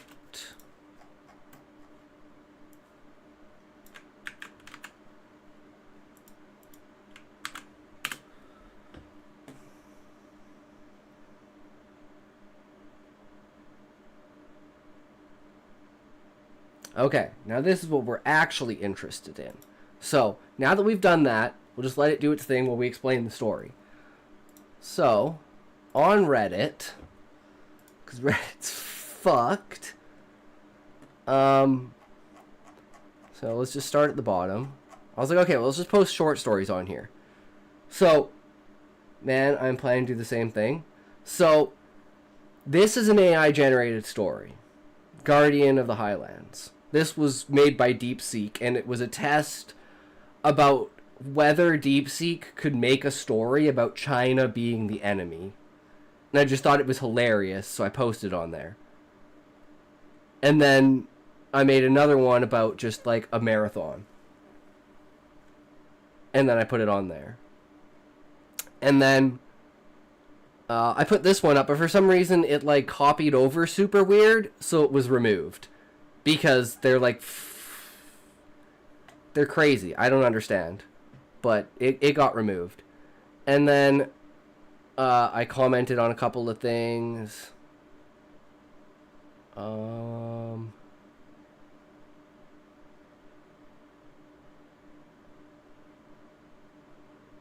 Where is it? Oh, okay.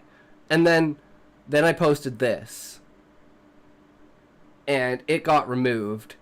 And it was like, you're not allowed to post AI stories. Now, this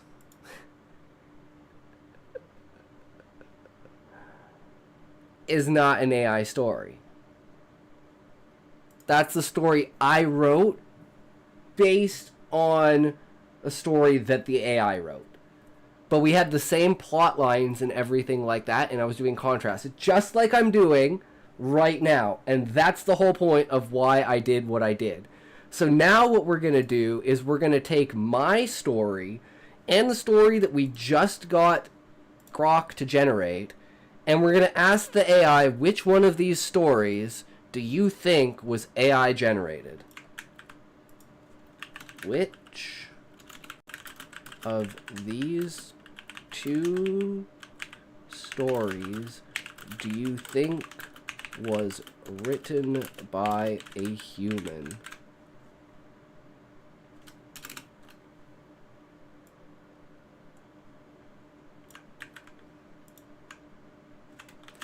Story 1. And then my story.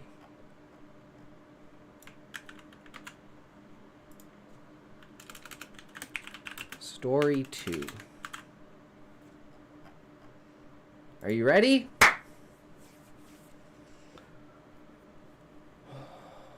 Between the two stories, it is more likely that story 2 was written by a human. Here's why.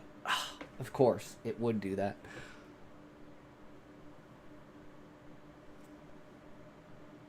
I've done this before on stream, and this is actually the first time that it's had my story be a human story and not story 1. Even though it's generated it in there before. So, I wonder if the AI is updated. Tone and style. Story 2 has an uneven, somewhat amateurish tone with stylistic choices like direct addresses to the reader. I said to the vendor. Misspelling. Oh yeah, it has misspelling, which it never looked at really before. Hello, loser bitch. Ozzy Osbourne. Welcome, welcome. How's it going? Welcome, welcome. And grammatical inconsistencies, loafs instead of loaves. This kind of variation and imperfection often suggests human writing. I swear I taught this AI this shit. This should go to a sequel of my other video where I go through this and I'm trying to tell the AI why stories aren't... Well, I was trying to prove a point and I proved myself wrong. But either way, I got banned from writing short stories on Reddit because of posting AI shit, even though my non-AI shit was the stuff that got flagged as AI. And my stuff that's AI is still up. So we're like, let's compare two stories and see if the AI thinks that my story is AI, which it usually does. And I've done this before on stream multiple times. And this was the first time it's come back and said story 2, which is my story, is because of like punctuation, Yeah, and everything. Narrative structure. The narrative in Story 2 is less polished, with a more stream of consciousness feel. The transitions between thoughts and actions are less smooth, which can be indicative of human writing, where the flow might not be as meticulously planned. Yeah, it's a speed run. What do you expect? Character depth. The character in Story 2 seems to have less of a developed backstory or clear motivation beyond immediate survival, which can be common in quickly penned or less refined human narratives. Language use. There's a mix of formal and informal language in Story 2, with some phrases sounding archaic or overly poetic, minced of honey and garlic, juxtapositioned with colloquial or modern speech patterns. You push too far. This kind of eclectic language use often comes from human authors trying to craft a unique voice or atmosphere. Consistency. Story 1 has a more consistent narrative style, which with a clear progression from introduction through to conclusion, which might suggest it was either written by someone with a better grasp of storytelling, or indeed by AI trained to mimic classical narrative structures. While AI can and does produce text with errors or stylistic quirks, it seems more human. The combination of these elements in Story 2 feels more genuinely human, however, without additional context or direct confirmation.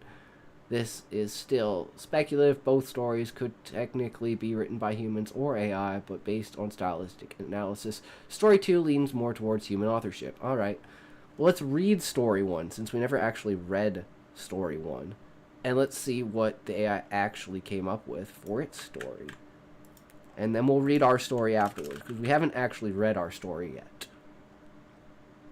Let's see. By the way, your hat, is it Tokyo Guru? Oh, it's Ghoul. Tokyo Ghoul. I mean, that's a good segue for a toque. If, I have it here, right?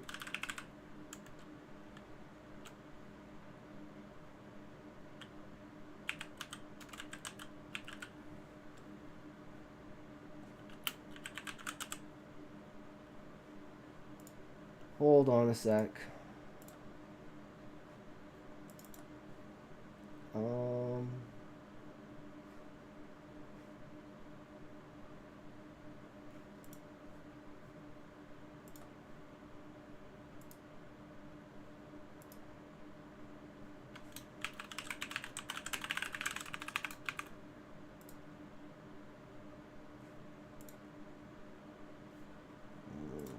Second.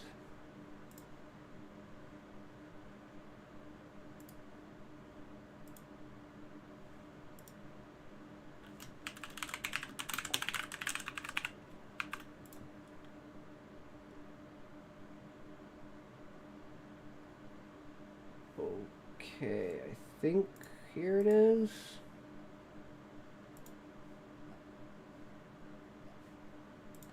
I gotta go to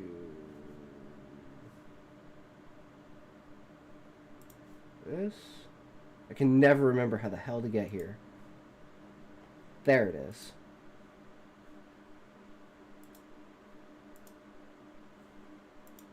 Okay, so while I take a toke, we're going to enjoy this. I'll get out of here so we can enjoy it to its fullest extent.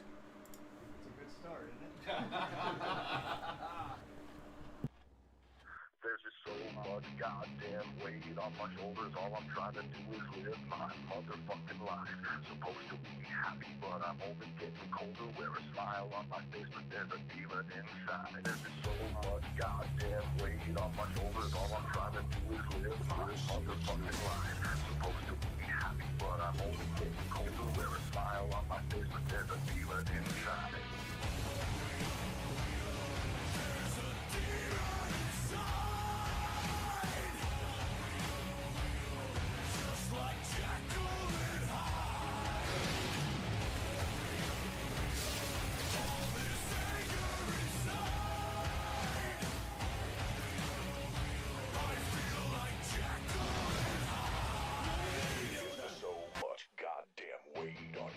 That you can't just live your motherfucking life. The story's getting old and my heart is getting colder. I just wanna be Jekyll, but I'm always fighting high. You got rocks in your head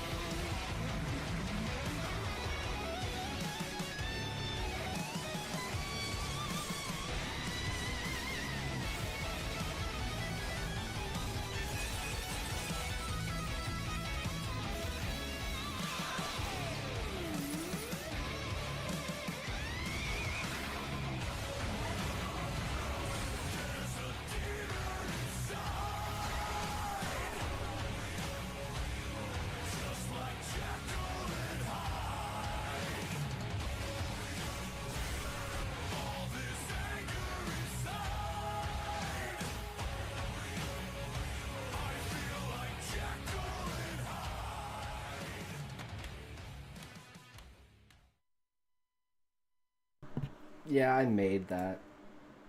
But then, fucking... No, that's not the one. This one.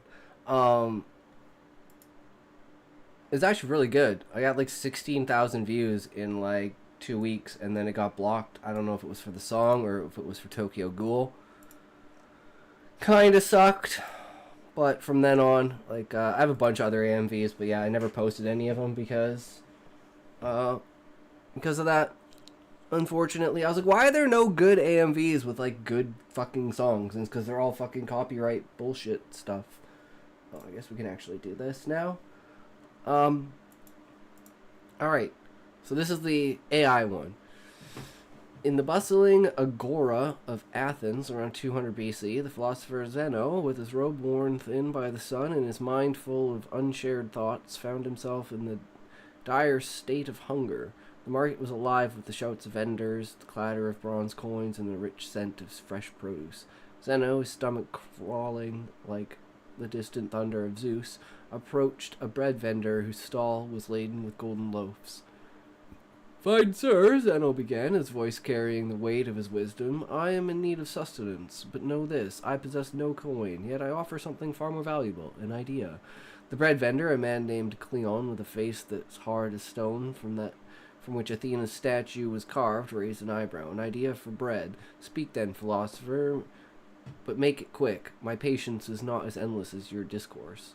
Zeno, sensing an opportunity, leaned closer, his eyes alight with fervor. "Consider this, good Cleon. What we call magic and what we call science are but two faces of the same coin, separated only by the context in which we perceive them. Magic is feared as a tool of control, yet science, in the hands of those who wish to govern thoughts, is no different. Both are manipulations of the natural world. One thought spells and incantations, the other through understanding and application. But in essence, they are one." Cleon, who had begun his day with skepticism, now found himself intrigued. His hands paused in their task of wrapping loaves, his ears caught by Zeno's eloquent sophistry. "Go on," he urged, his curiosity piqued, yet his hands still firm on his goods. Zeno, feeling the tide turn, continued, "Thus, by sharing this insight, we alleviate our understanding, freeing ourselves from the chains of ignorance and control. This idea, my friend, is worth more than the bread you sell, for it nourishes the mind." A slow smile spread across Cleon's face. Not of agreement, but of cunning. "Fine idea, philosopher. I shall take it to ponder over my evening meal, but the bread, it stays with me. Your words, though they might feed the soul, do not fill the stomach. Nerdreen, welcome. How's it going? Did you stream today, bro?" Defeated, Zeno watched as Cleon turned away, leaving him with nothing but the echo of his own words. Days turned into weeks, and Zeno's hunger grew. His body weakened, his mind still sharp but now desperate. He lingered in the agora, each day hoping for a different outcome, but no vendor would trade bread for philosophy. "Going well, how are you?" We just did a speedrun story, and then we are comparing our story to an AI-generated story. This is the AI-generated story.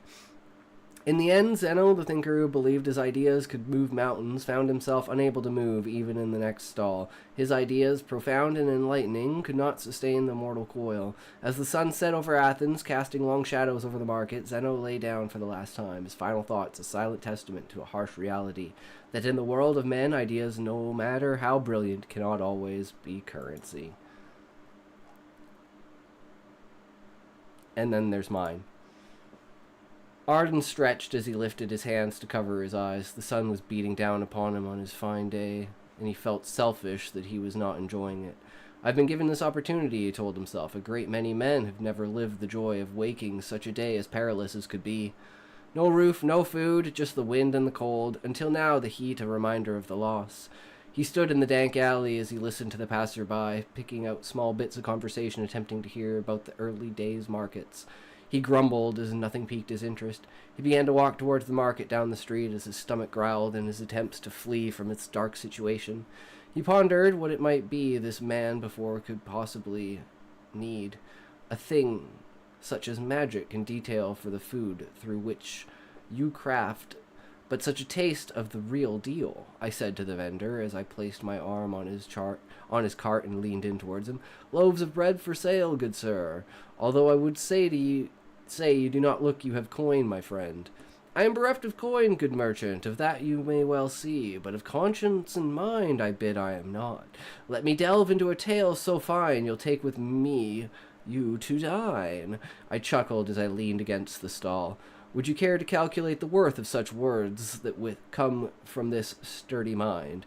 If they were worth any, you would have some. I say you should rethink your tenure, my good sir.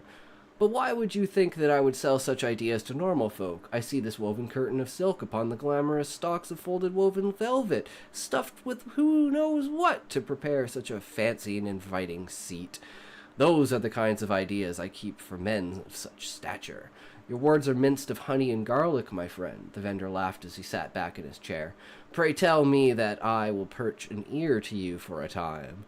This bread you take is but a mixture made of fine pieces placed in the correct order and set upon by the right elements for the correct time. This is a process of science. By definition, the very essence of such a thing is the work of the devil. Only you who know the truth that comes from men with tongues so sour they taste not the fowl upon the dusty old loaf. I torted as I stared at his gruff face, lost in the contemplation of such a deed. If you mean to tell me you will call witchcraft upon me for my breaking, if I not share free my hard labor? Son, you push too far. Upon what value do you stand? I say leave of my sight, for even if you had such coins, I would not hitch for sale on such a deprived longing.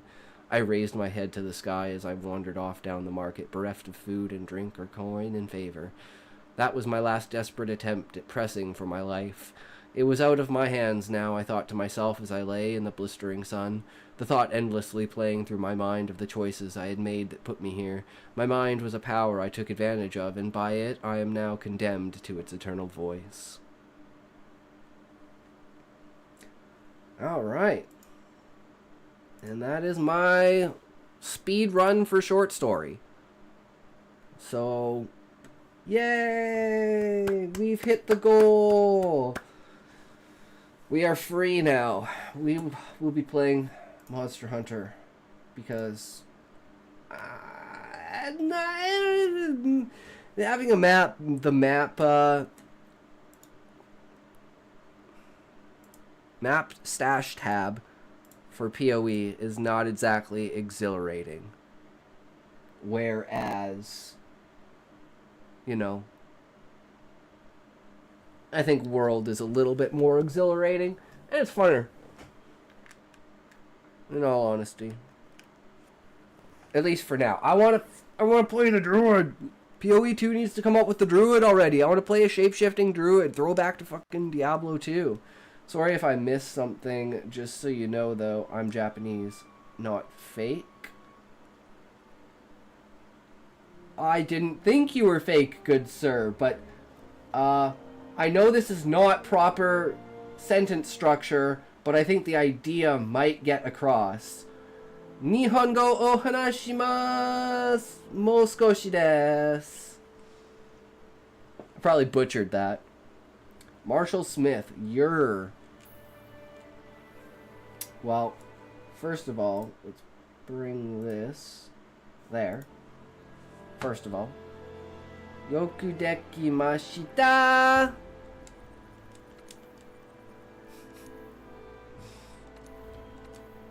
I love Japanese. I took Japanese in school. I just never, like, kept up with it. But I fucking love watching anime. And I always want to learn. And I'm always discouraged. But I need to learn vocabulary anyways. So it's always something I've just kind of put on the side. Are you smoking? Who? You. Why? What, why? Are you smoking? Maybe. What? Kaz_the_ Minotaur is now following. Less than greater than less than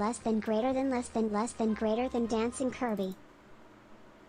Kaz the Minotaur, thank you so much for the follow. I really appreciate it. Thank you very much, good sir. I hope I have earned that. I need to go in and edit category. 1 second here. We are now in Monster Hunter World territory. I don't know what that was, but get out of here. I have too much shit open. Too much shit open. Here, and here, and here and...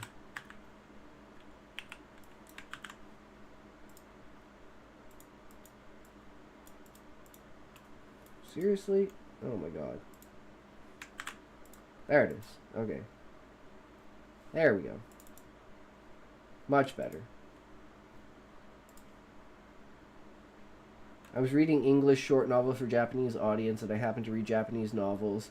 If it do any help for you. Sorry for the ad. Oh, no worries. Totally acceptable. Makes sense.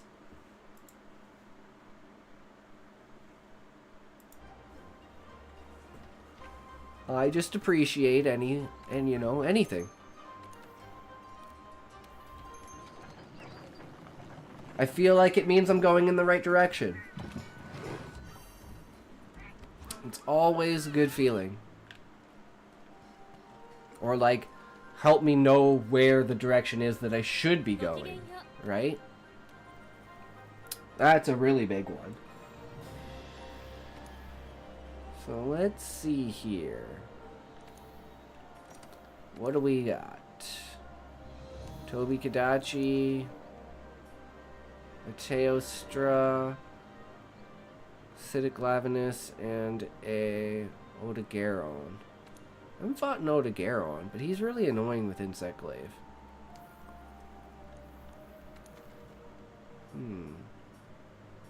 There's a Kushala, but it's been out for too long.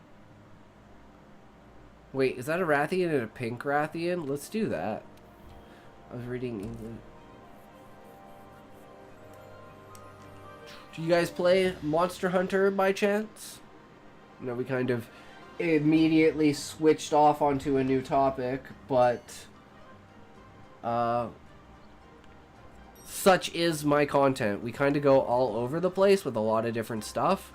We do a lot of writing, we do a lot of reading, we do a lot of like AI generated pictures, stories, stuff like that, comparisons, updates, stuff like that. Story structure outlines, lore for my book.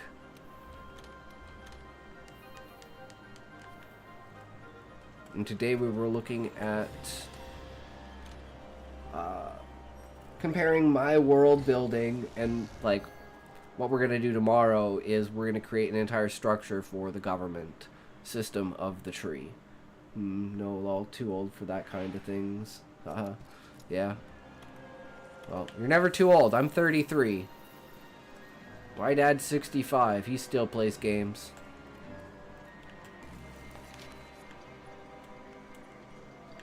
Yeah, they're both pretty close, so I think we just stick to here.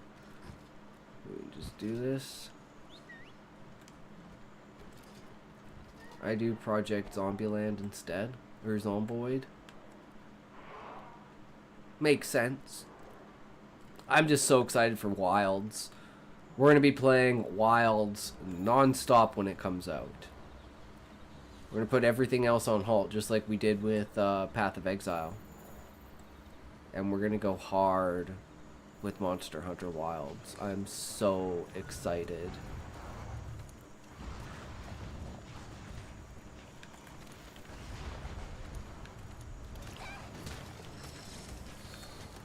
Oh, she's gonna roar. Nope, she got knocked down. Give me your face. Where's your face, bro?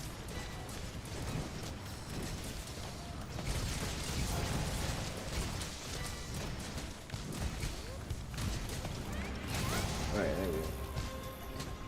Now she's aware of my presence. I did say yesterday I wanted to fight a pink Rathian, so here she is.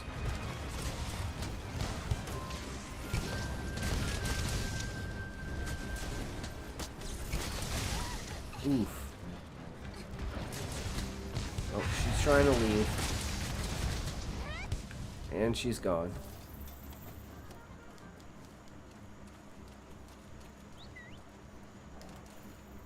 Okay, it's getting late here. Nice talking to you. Thanks. Yeah, man. Thank you for the raid and everything. It was super appreciated. Oh, I forgot to... I'm so dumb.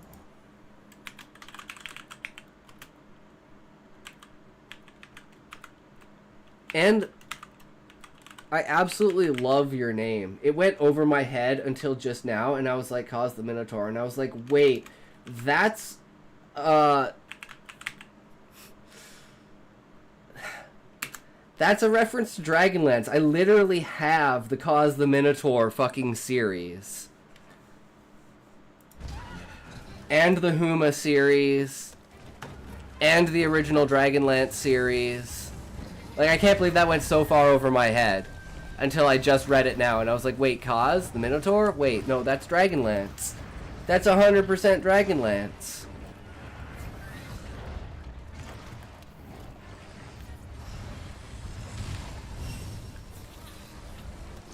You back in the USA? Well, from my knowledge, it's Kaz the Minotaur. Huma's Minotaur friend. Huma was the original Dragonlance holder. Okay, I guess I'm fighting the wrong Rathian, because my freaking raider thing is an idiot. It always sends me to the wrong person. Sent me to the wrong one!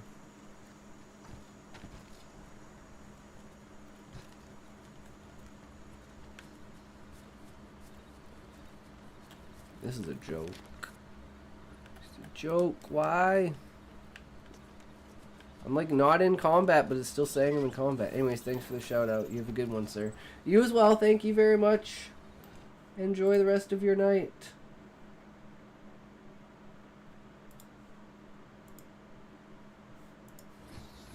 That's why I'm intoxication, because that's when I talk so much I forget the world exists, and then I forget to do certain things that I should be frickin' doing.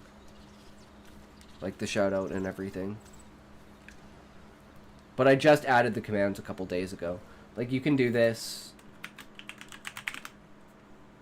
151%. Damn, we've been going hard today. You can check out and see what your writing talent is to see if it's the right time for you to start writing. Or you can test and see what someone else's writing talent is. Wait, did they kill it already? Okay, they killed it. So now we're going for the other one. Damn it. The second I get there, it's already dead. I love it. This is what happens when you're not paying attention half the time. Come on. Come on, Raider. What the fuck is it doing? Come on. That's not your goal. What? Why did it reset? Change your... Oh my god. Oh my god. I am so happy that you could just control the secret. Like, that is such a great change. These things are so dumb sometimes. I'm like, bro, just go. Go kill... Go to the monster. Faster if I just freaking ran there.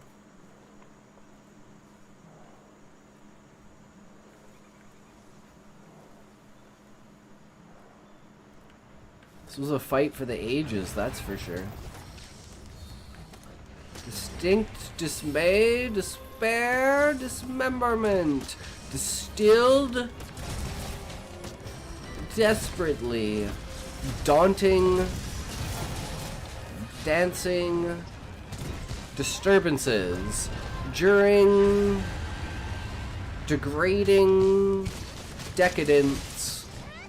Decorated by decadence.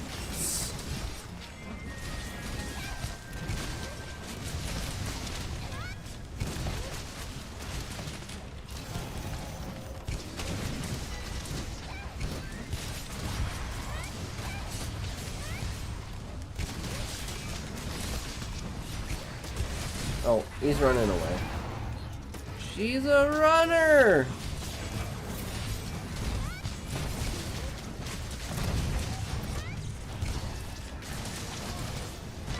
Oh, you're not letting her get away, that's for sure. Ow.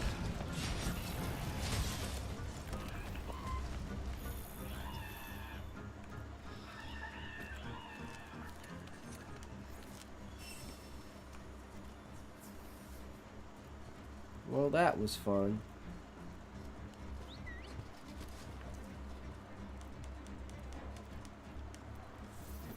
Come on, you know who you're going for this time, right? Come on, Kestodon.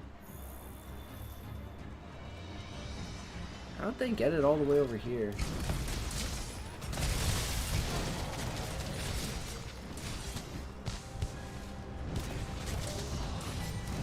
Oh, he's definitely running away now.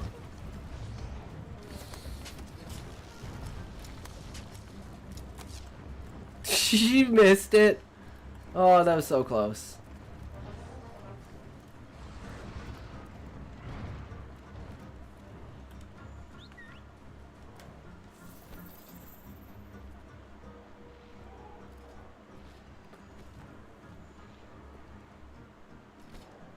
Oh, jeez. It is 6:16 in the morning. Jesus Christ. We've been going hard, boys. Feels good.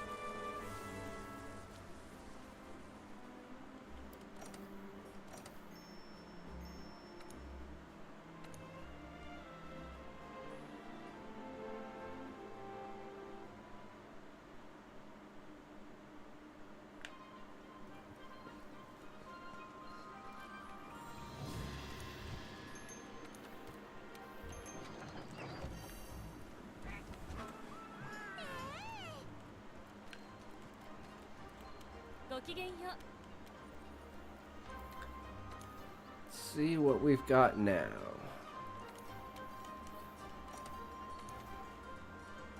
Glavenus, Ebony, Piggy, Seething. Ooh, yes, Basil Geese. Yes, please. I haven't fought a Basil in a while.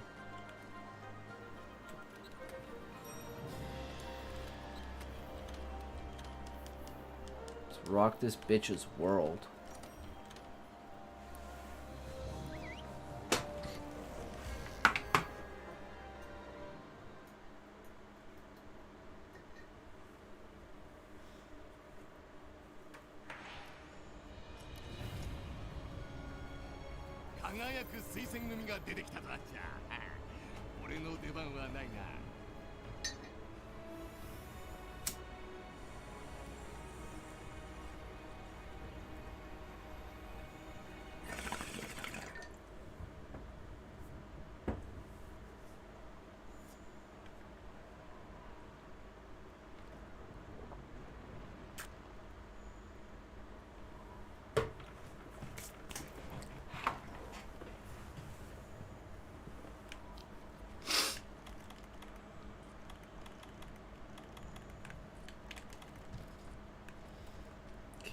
Where are we going? Who are we fighting?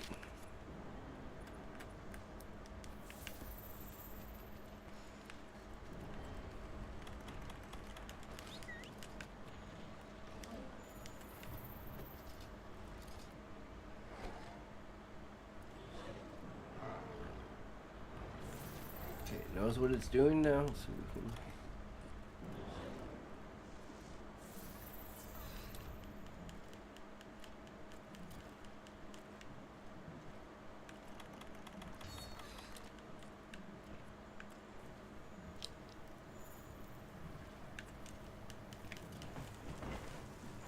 And that's where its destination will be.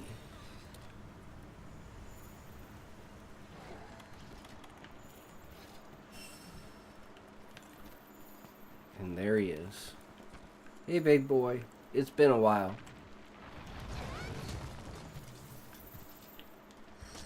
How you doing? Give me your colors, bitch. Where the hell is this orange?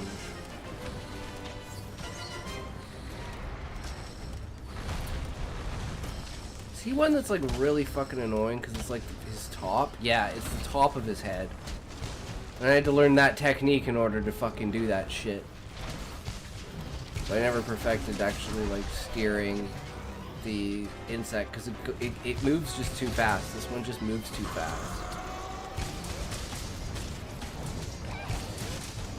As much damage in as I can.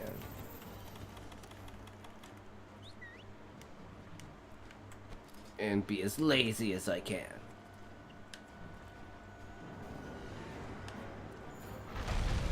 Oh, turf war! Ow. He is not happy.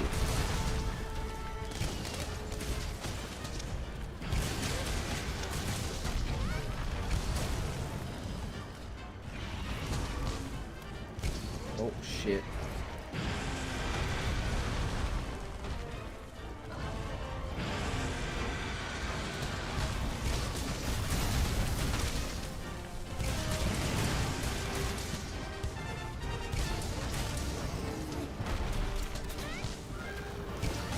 Basil's got some good music, though.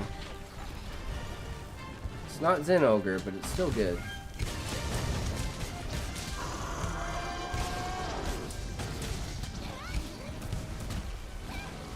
Just barely missed. Ow.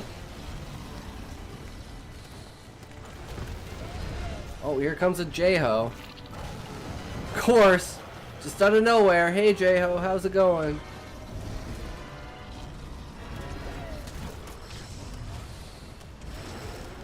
Probably easier for me to get red or orange off of him. Or are you both the guys that just don't want to give me orange? No, there's orange. Oh my god, this... Oh god, get out of here! Why is there a J-Ho here? This is scary as fuck.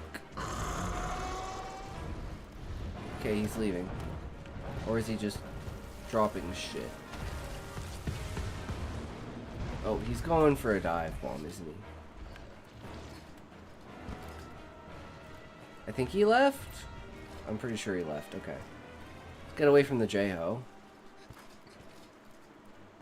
We don't need that. I think I went the wrong way because it seems everyone else went the other way. So, fuck!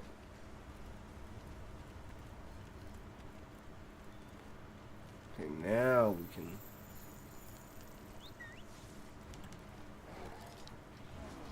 Okay. Well, at least we're not going to be backtracking.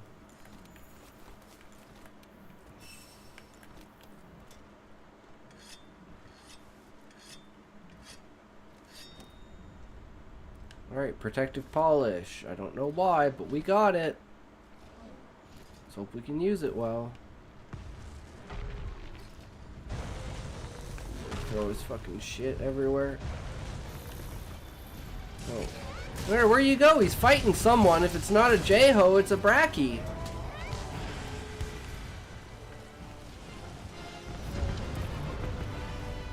Damn. He's going for the fucking dive bomb.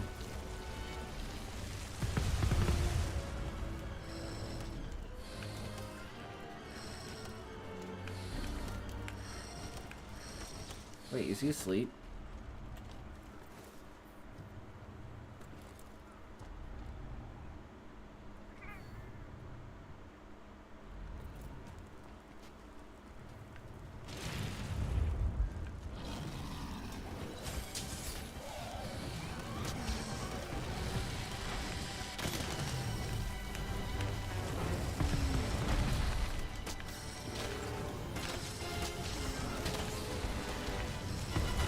Orange is so hard to get.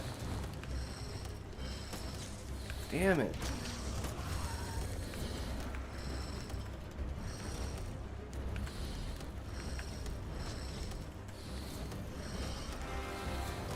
He is back. There we go.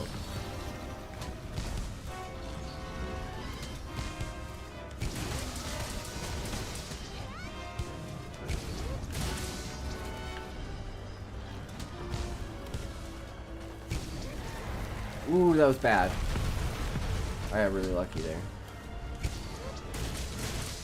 There we go. I also got really lucky there.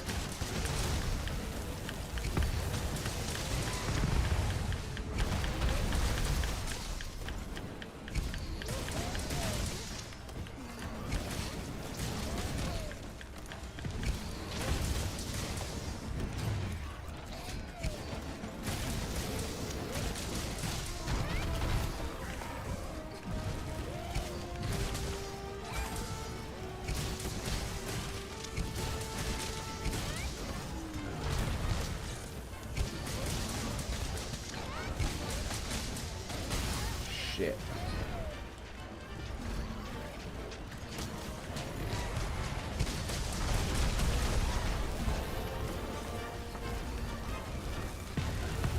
Oh shit.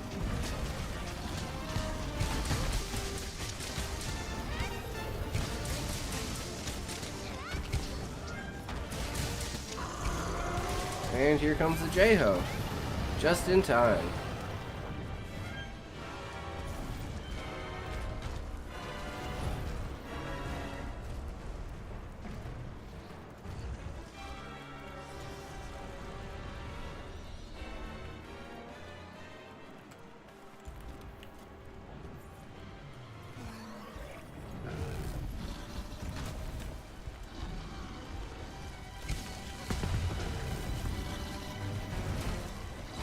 Nice. But now all my buffs are gone. Such is the life of the insect glaive. Nice! We got it on the first try again.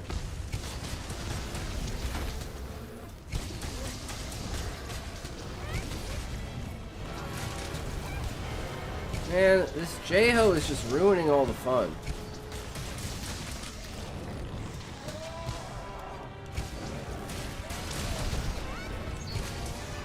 Picks him up. I love it. Just picks him up and is like, fuck you. Grabs him by the throat. Throws him all down. So get the fuck out my face, bitch. You don't know how to rule. I'm the king of all. I'm fucking J-Ho.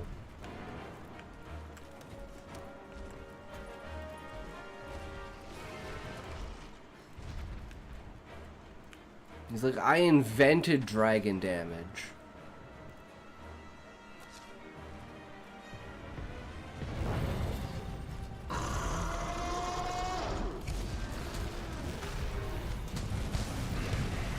What, he came all the way down here? Jesus. He really wants to get slapped around. I need another energy drink.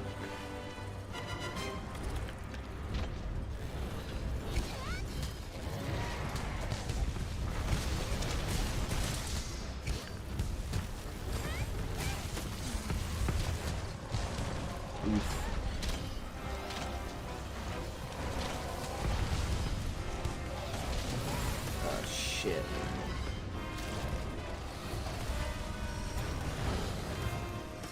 Let me get orange.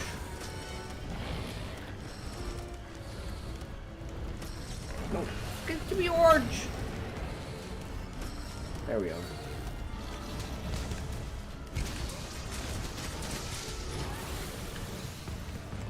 No, I don't want the J-Ho.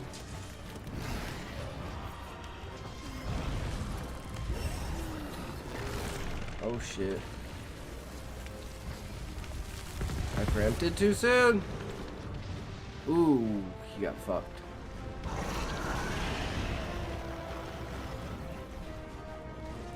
They're both angry now.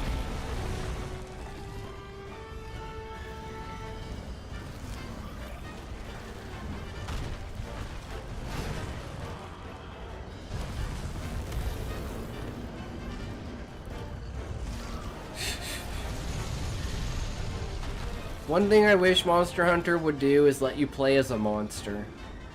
That would be fucking so amazing. And you could have like PvP where one person's the monster. You gotta have monster. Yes! Did I get the... No, I didn't get the tail. Never mind. I was like, fuck, did I get it? That'd be sick. Damn.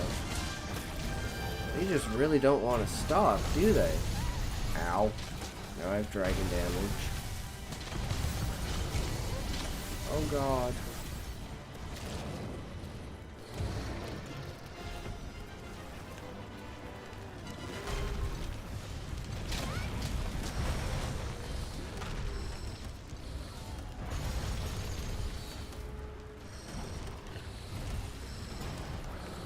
Come on, now I just need the red. Give me the fucking red. And this is endless. They just won't stop bashing each other.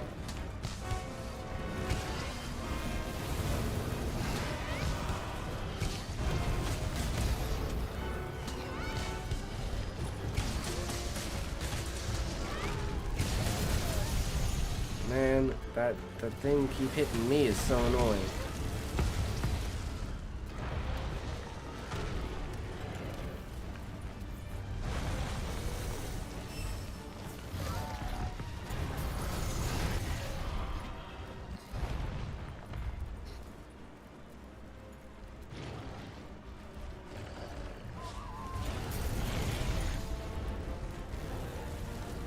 I just wish I wasn't fighting both of them.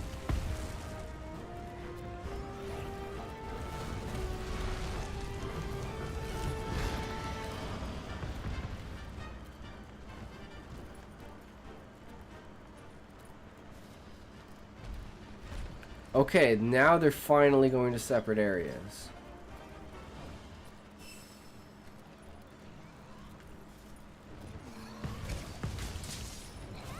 Fuck, I missed.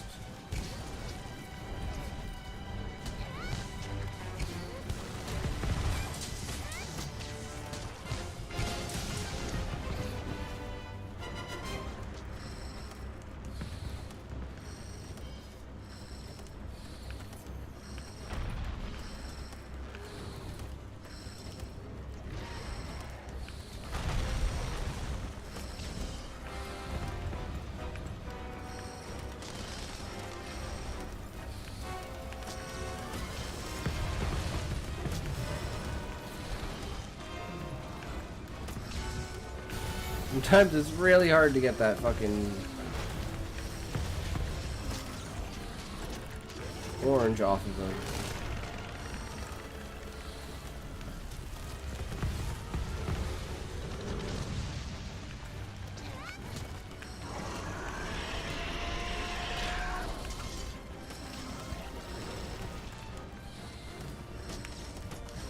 Fuck. Yes! Okay, we finally got it.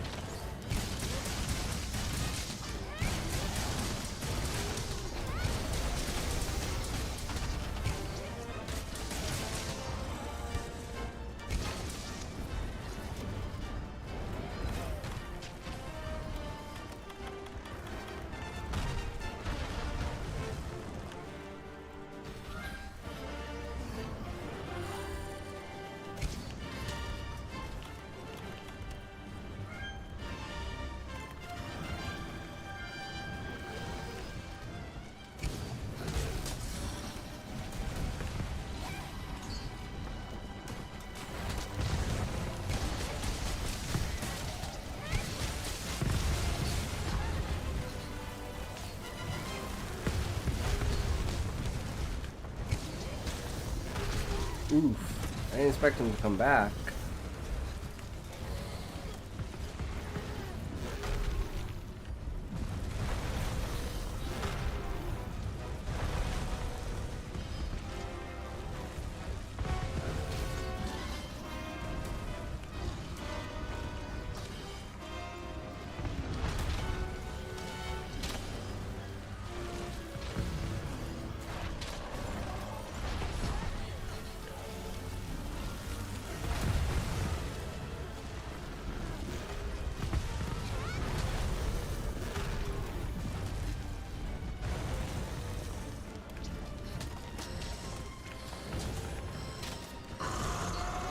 Fuck, he's running away again?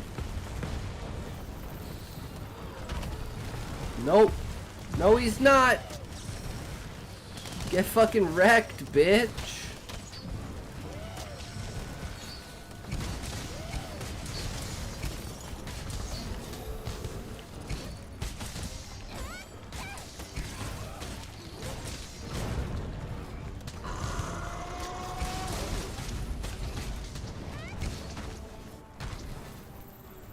And he's still trying to run away.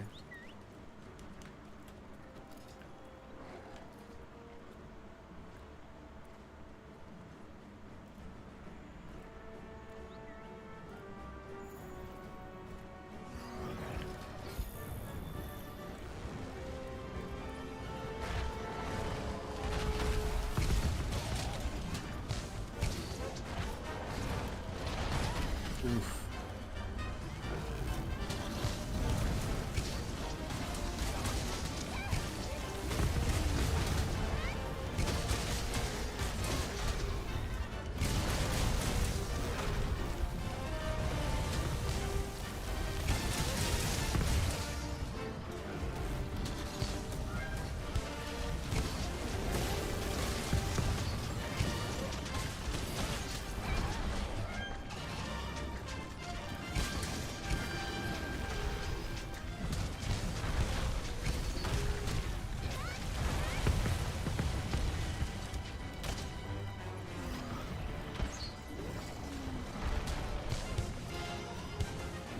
Oh, I lost my buffs. Shit.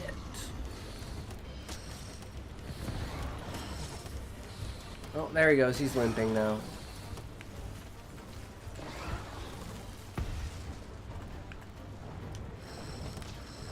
No, I can't get it. That's why I don't fight Basil Geese. He's so annoying to get orange.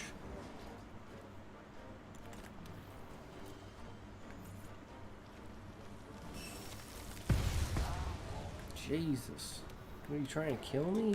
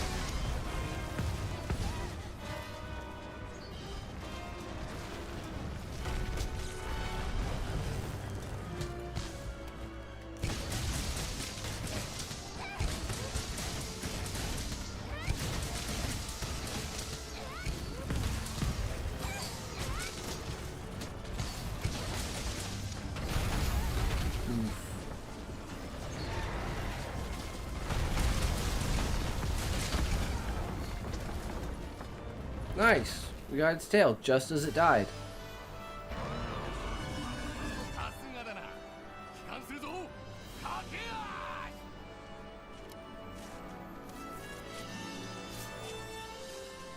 What a time. I'm getting hungry, so I'm gonna go throw some food in.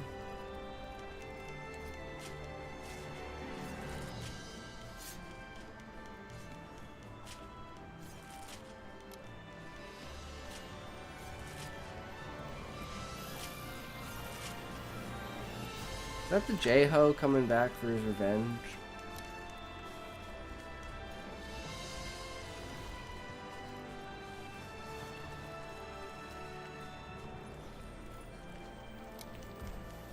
You know what, actually, I think I'm just gonna call it. We had a good day. We had a good time, boys. 6 hours? That's decent. Let's just call it. Thank you for watching, and as always, remember, if you can't say fuck you to your friends, who can you say fuck you to? Fuck you! Alright, let's find out who to raid.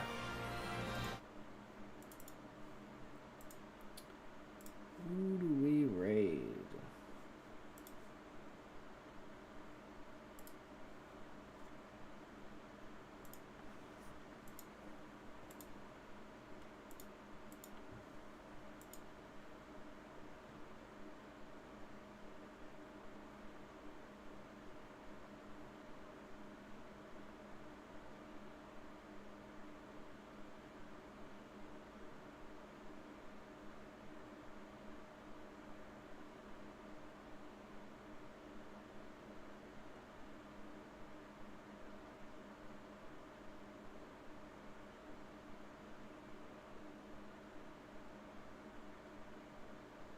Let's go with low C lore.